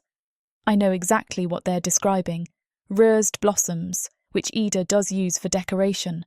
But there's another flower that grows wild in the alleyways, one that looks nearly identical until you know what to look for. Oh gods, I breathe, my steps faltering. Numiscu blossoms. Kiaran's violet eyes meet mine over Ria's head, understanding passing between us instantly. That explains the symptoms, he says grimly. The paralytic effect, the respiratory distress. But why didn't Nia get sick too? The question tears from my throat as we reach the shop door. I fumble with my keys, my hands still shaking so badly I can barely work the lock. My magic, Nia says simply, like it's the most obvious thing in the world. Dad says it protects me from lots of bad things. That's why I have to take medicine when other kids don't. Kiaran's jaw tightens, and I can see the weight he carries in the set of his shoulders. All those years of managing his daughter's condition, of knowing that her own magic could turn against her without warning. Her magical tolerance is higher, he explains, as I finally get the door open.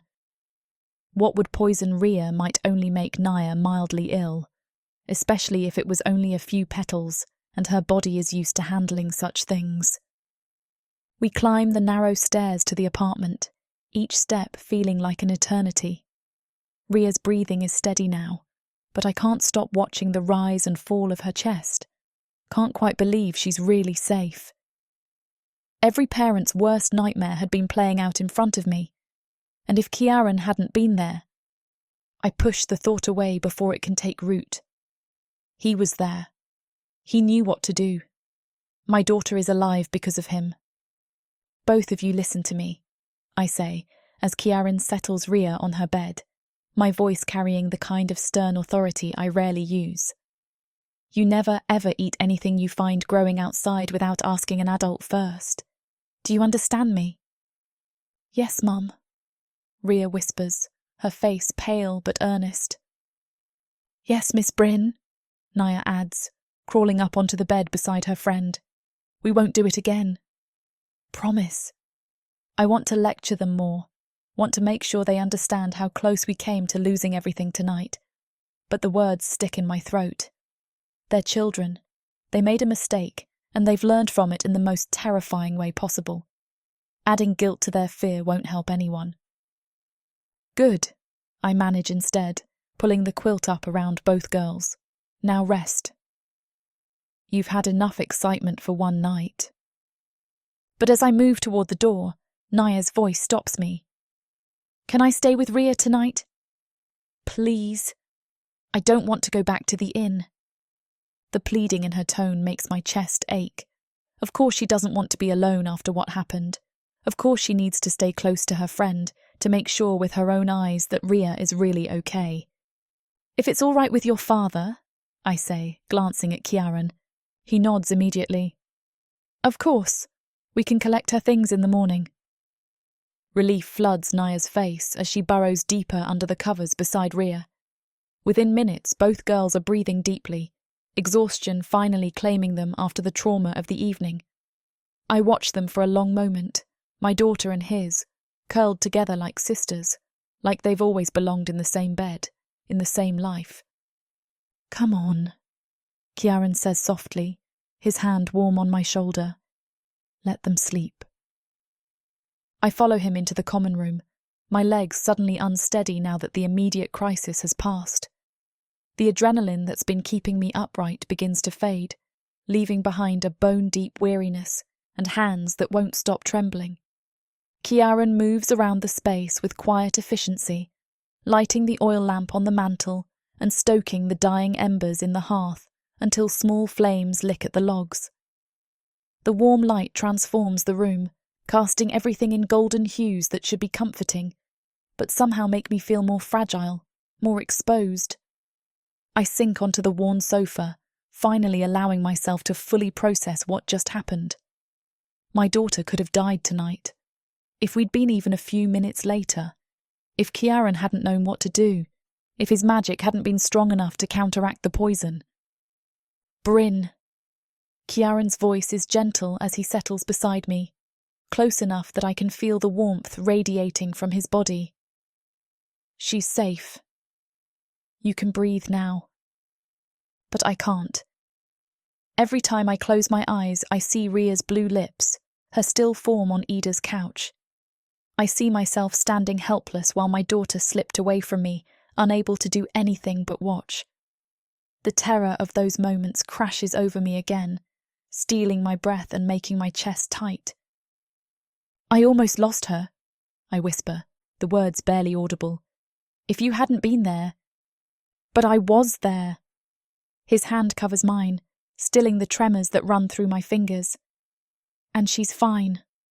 A little shaken, but fine. The steadiness in his voice, the absolute certainty, cuts through my panic like a blade. This is what he does, I realise. This calm competence in the face of crisis. He spent years managing medical emergencies with Naya, years being the steady presence his daughter needed when her own body turned against her. How do you do it? I ask, turning to study his face in the lamplight. The sharp angles of his cheekbones, the exhaustion around his violet eyes, the way he holds himself like he's carrying the weight of the world. How do you stay so calm when someone you love is in danger? Something flickers across his expression, pain maybe, or recognition. Practice, he says simply. Too much practice. The weight in those words settles between us. I think of all the nights he must have spent watching over Nia, all the times he's had to make split-second decisions about her care, all the fear he swallowed down so his daughter wouldn't see it, all the strength he's had to summon when his own heart was breaking. Thank you. The words feel inadequate, too small for what he's done. I turn my hand palm up beneath his, our fingers intertwining. For saving her. For knowing what to do when my voice cracks.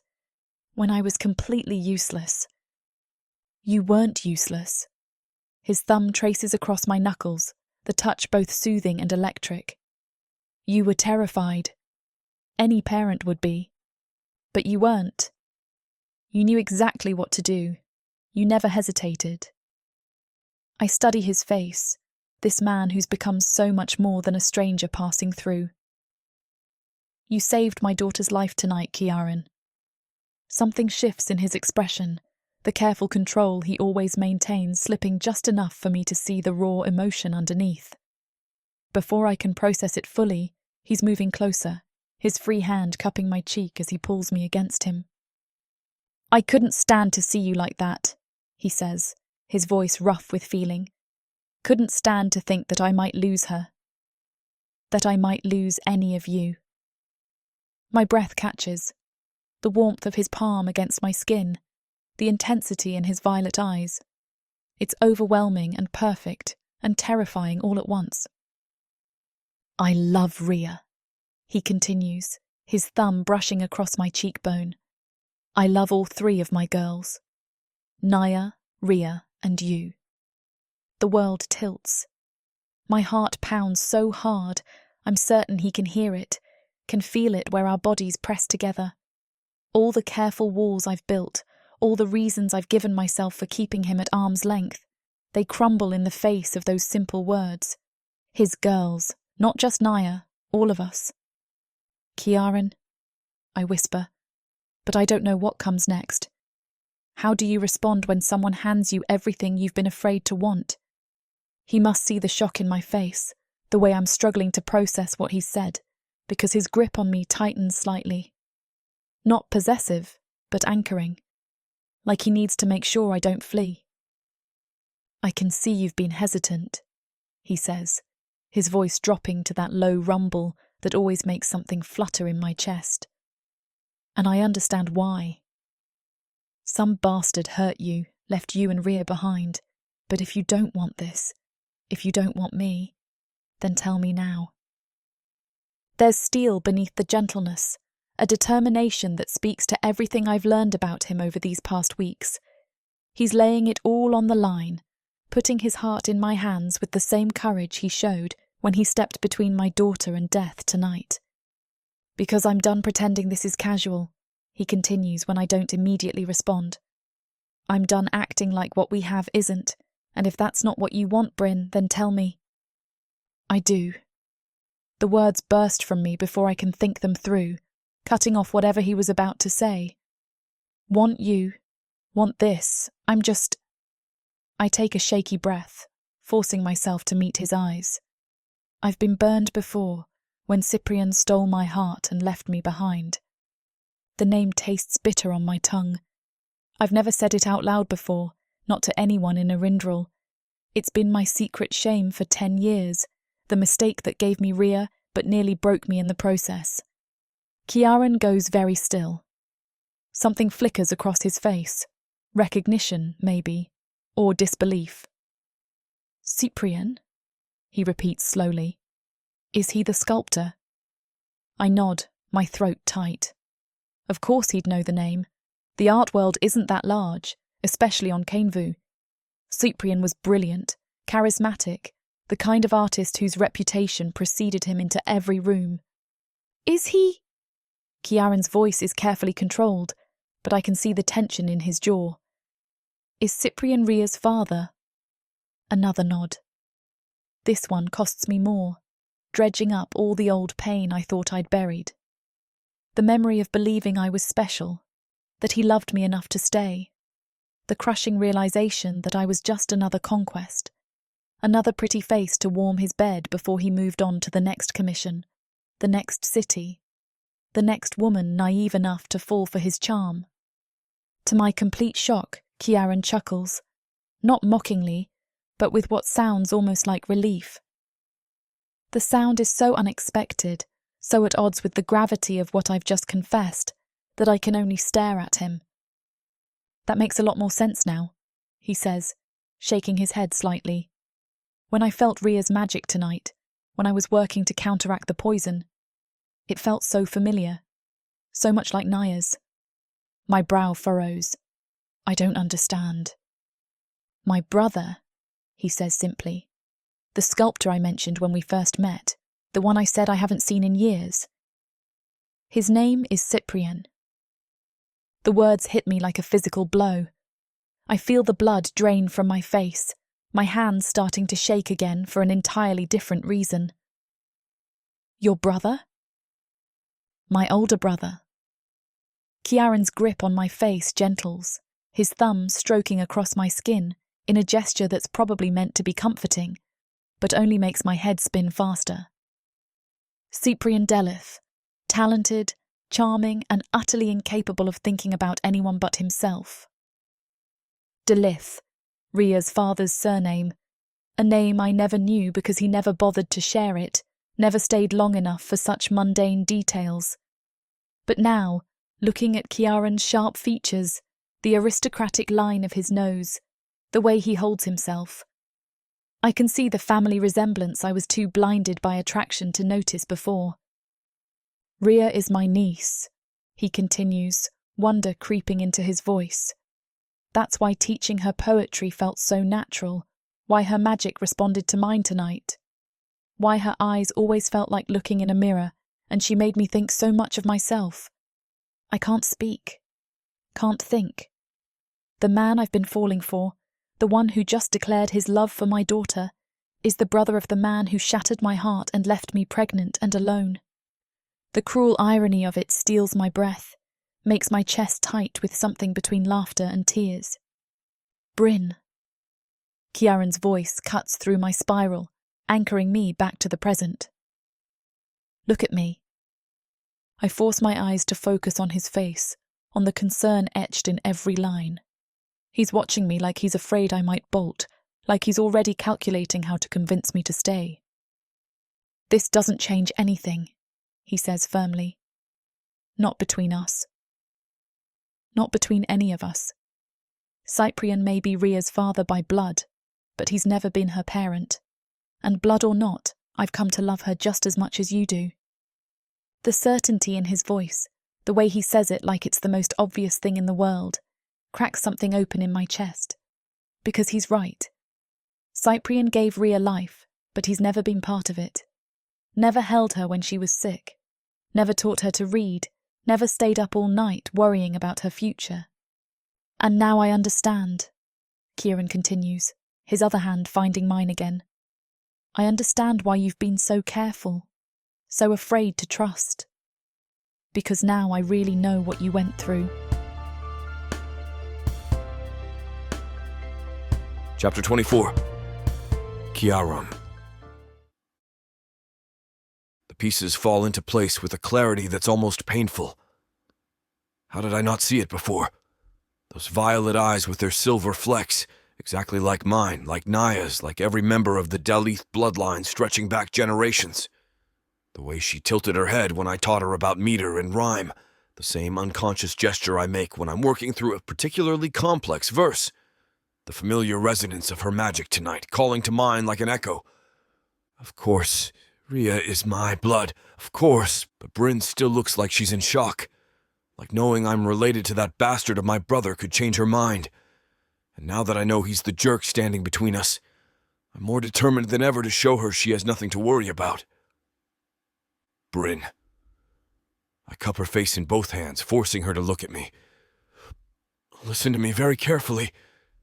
She blinks, her lips parting slightly as she waits for whatever blow she thinks is coming. I'm nothing like my brother. The words come out fiercer than I intended, but I need her to understand. Nothing. Cyprian is selfish and reckless, and incapable of putting anyone before his art. He's brilliant, yes, but he's also a coward who runs the moment things get complicated. Her breath hitches, but she doesn't pull away. I knew from the moment I met you that I couldn't leave, I continue, my thumb stroking across her cheekbones. Not you. Not this place. Not what we were building together. The fact that anyone could meet you and walk away makes them a fool of the highest order. But now that I know Rhea too, it doesn't matter if we're blood-related or not. She's felt like mine for far too long. I lean closer until our foreheads are nearly touching. I'm in too deep, love.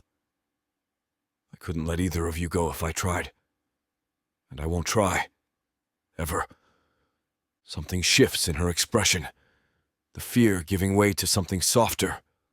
Warmer. Hope, maybe. Trust. I know, she whispers, her hands coming up to cover mine. That's why I fell in love with you. She loves me. This incredible woman, this fierce mother, this person who's become the center of my world in just a few short weeks. She loves me. Before I can respond, her lips are on mine.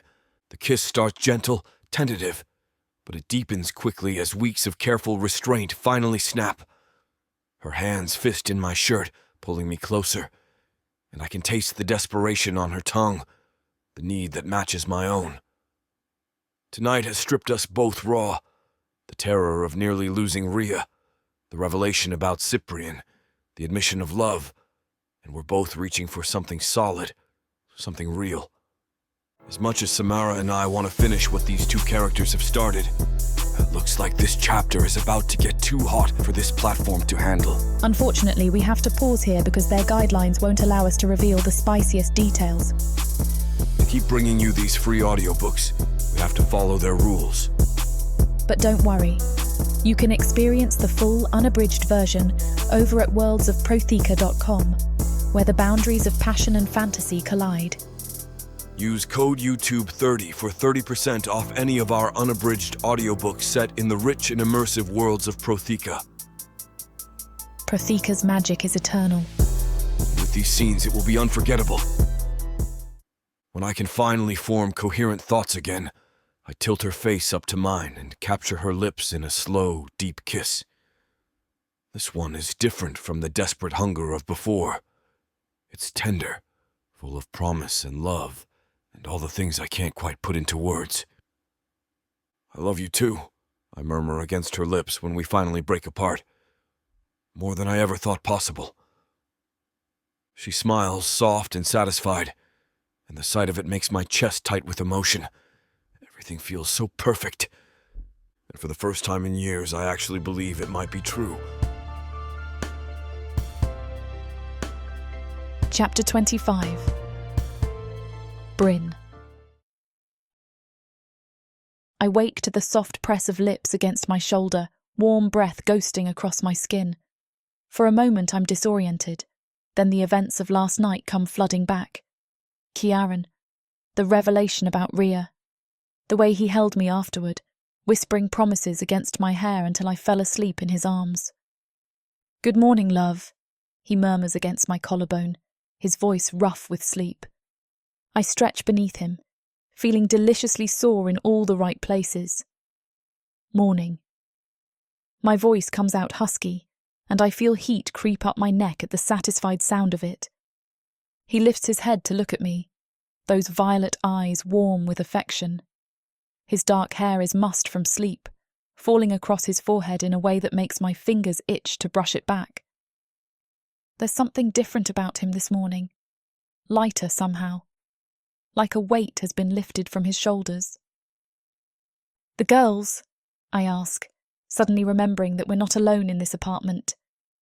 "Playing in Rhea's room," he says, pressing another kiss to the hollow of my throat. I checked on them when I got up. Rhea's perfectly fine, chattering away like nothing happened. Relief floods through me at his words. Even though I could hear their soft voices when I woke, hearing him confirm it settles something anxious in me. Last night feels like a fever dream. The terror of watching Rhea struggle to breathe, the magic crackling through the air, the impossible revelation that she's Kieran's niece. His lips trail lower, finding the sensitive spot where my neck meets my shoulder, and I arch into the touch despite myself. "Kiaran," I whisper, my hands finding their way into his hair. "We should." "Should what?" he asks, nipping gently at my skin. The sound barrier is still up. They can't hear us.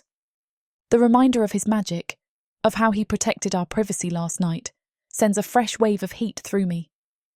But there's something I need to know first, something that's been nagging at the edges of my mind since I woke. "Does this mean you're staying?" The question comes out smaller than I intended, vulnerable in a way that makes me want to take it back. "Permanently, I mean." He stills against me, then slowly lifts his head to meet my eyes. There's something intense in his gaze, something that makes my breath catch. "I want to," he says simply. "I never got to tell you at Ikuyenda like I planned." "Planned?" A rueful chuckle escapes him. "That was the whole reason Ada took the girls. So I could tell you that I want to build a life here, with you." His thumb traces along my cheekbone, gentle and reverent. "I can write my books and send them to Kirdonis. Work and live here, if you'll have us." The hope in his voice, carefully controlled but unmistakable, nearly undoes me. This man, this incredible, patient, loving man, has been waiting to give me everything I never dared to dream of. "I don't want any more distance between us," I say, my hand covering his where it rests against my face. I let the past stand in the way for too long. I was so afraid of being hurt again that I almost missed out on this, on you. His smile is radiant, transforming his entire face. "Bryn, why don't you and Naya move in here instead of finding a place?" The words tumble out before I can second-guess them. "We can convert Rhea's room so the girls can share." It would be perfect. For a moment, he just stares at me, and I wonder if I've overstepped. It's a big decision, combining our households, our lives. Maybe he needs time to... "I'd love that," he says, his voice rough with emotion. Then he's kissing me, deep and thorough, pouring all his relief and joy into the connection of our mouths. When we finally break apart, we're both breathing hard.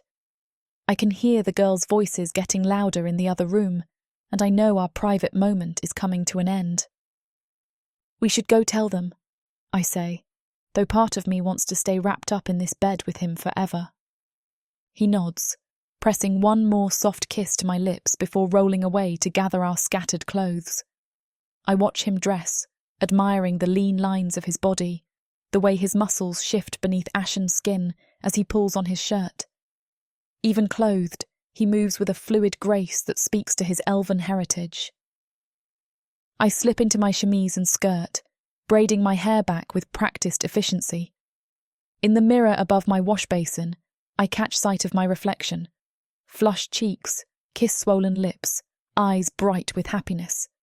I look like a woman who's been thoroughly loved, and the thought makes warmth pool low in my belly. Ciaran comes up behind me, his hands settling on my waist as he meets my eyes in the mirror. "Ready?" he asks. I lean back against his chest, solid and warm behind me. "Ready." We make our way to Ria's room where we can hear animated conversation. I push the door open to find both girls sitting cross-legged on the bed, Naya's small hands gesturing as she tells some elaborate story. Ria's eyes are bright with laughter, her violet gaze, so like her father's I realise now, sparkling with mirth. "Mum!" Ria bounces when she sees me, then notices Ciaran behind me. "Ciaran!" Naya was just telling me about the time she tried to teach a Suru to read poetry. "It was a very intelligent Suru," Naya says solemnly, which only makes Ria giggle harder. My heart clenches at the sight of them together. They're so easy with each other, so natural, like they were always meant to be sisters. "Girls," I say, settling on the edge of the bed, "we have something to tell you." Both sets of eyes turn to me expectantly. Ciaran sits beside me, his hand finding mine and intertwining our fingers. "Ciaran and Naya are going to move in with us," I say, watching their faces carefully. "If that's something you'd both like." For a moment, there's complete silence. Then Ria lets out a whoop of joy that makes me chuckle. "Really?" she asks, bouncing on the bed. "They're going to live here? With us?" "Really," Ciaran confirms, his voice warm with amusement. Naya's reaction is quieter but no less enthusiastic. Her entire face lights up, violet eyes sparkling as she looks between Ria and her father. "Does that mean Ria is really my sister now?" she asks, her voice small but hopeful. "She is absolutely your sister, in all the ways that matter." Ciaran grins at his daughter in a way that makes my heart stutter. The two girls throw themselves at each other in a tangle of limbs and excited squeals. I watch them embrace, these two pieces of my heart, and feel tears prick at the corners of my eyes. This is what I never knew I needed. Not just Ciaran, though he's become essential to my happiness in ways I'm still discovering, but this family we've built together, the four of us, connected by love rather than just blood. Ria's room suddenly feels too small for the magnitude of what's happening. We'll need to rearrange things, maybe build a second bed. The practical part of my mind is already cataloguing what needs to be done, but the emotional part is simply overwhelmed by the rightness of it all. "We'll need to make some changes," I say, trying to sound practical, even as my voice wavers with emotion. "Figure out sleeping arrangements, storage." "We'll make it work," Ciaran says, squeezing my hand. "We have time to figure it all out." The girls have moved on to planning their shared room, chattering about where to put books and which side of the room each will claim. Their excitement is infectious, filling the small space with joy and possibility. I feel Ciaran's arms slip around my waist, pulling me closer to his side.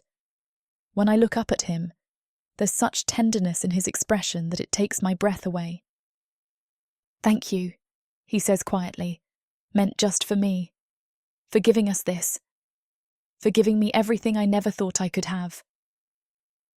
Before I can respond, small arms wrap around both of us as Ria launches herself into our embrace. A moment later, Naya joins her, and suddenly we're all tangled together in a pile of limbs and laughter. I close my eyes and breathe in this moment. The scent of Ciaran's skin, the weight of the girls in our arms, the sound of their giggles echoing off the walls. This is what home feels like.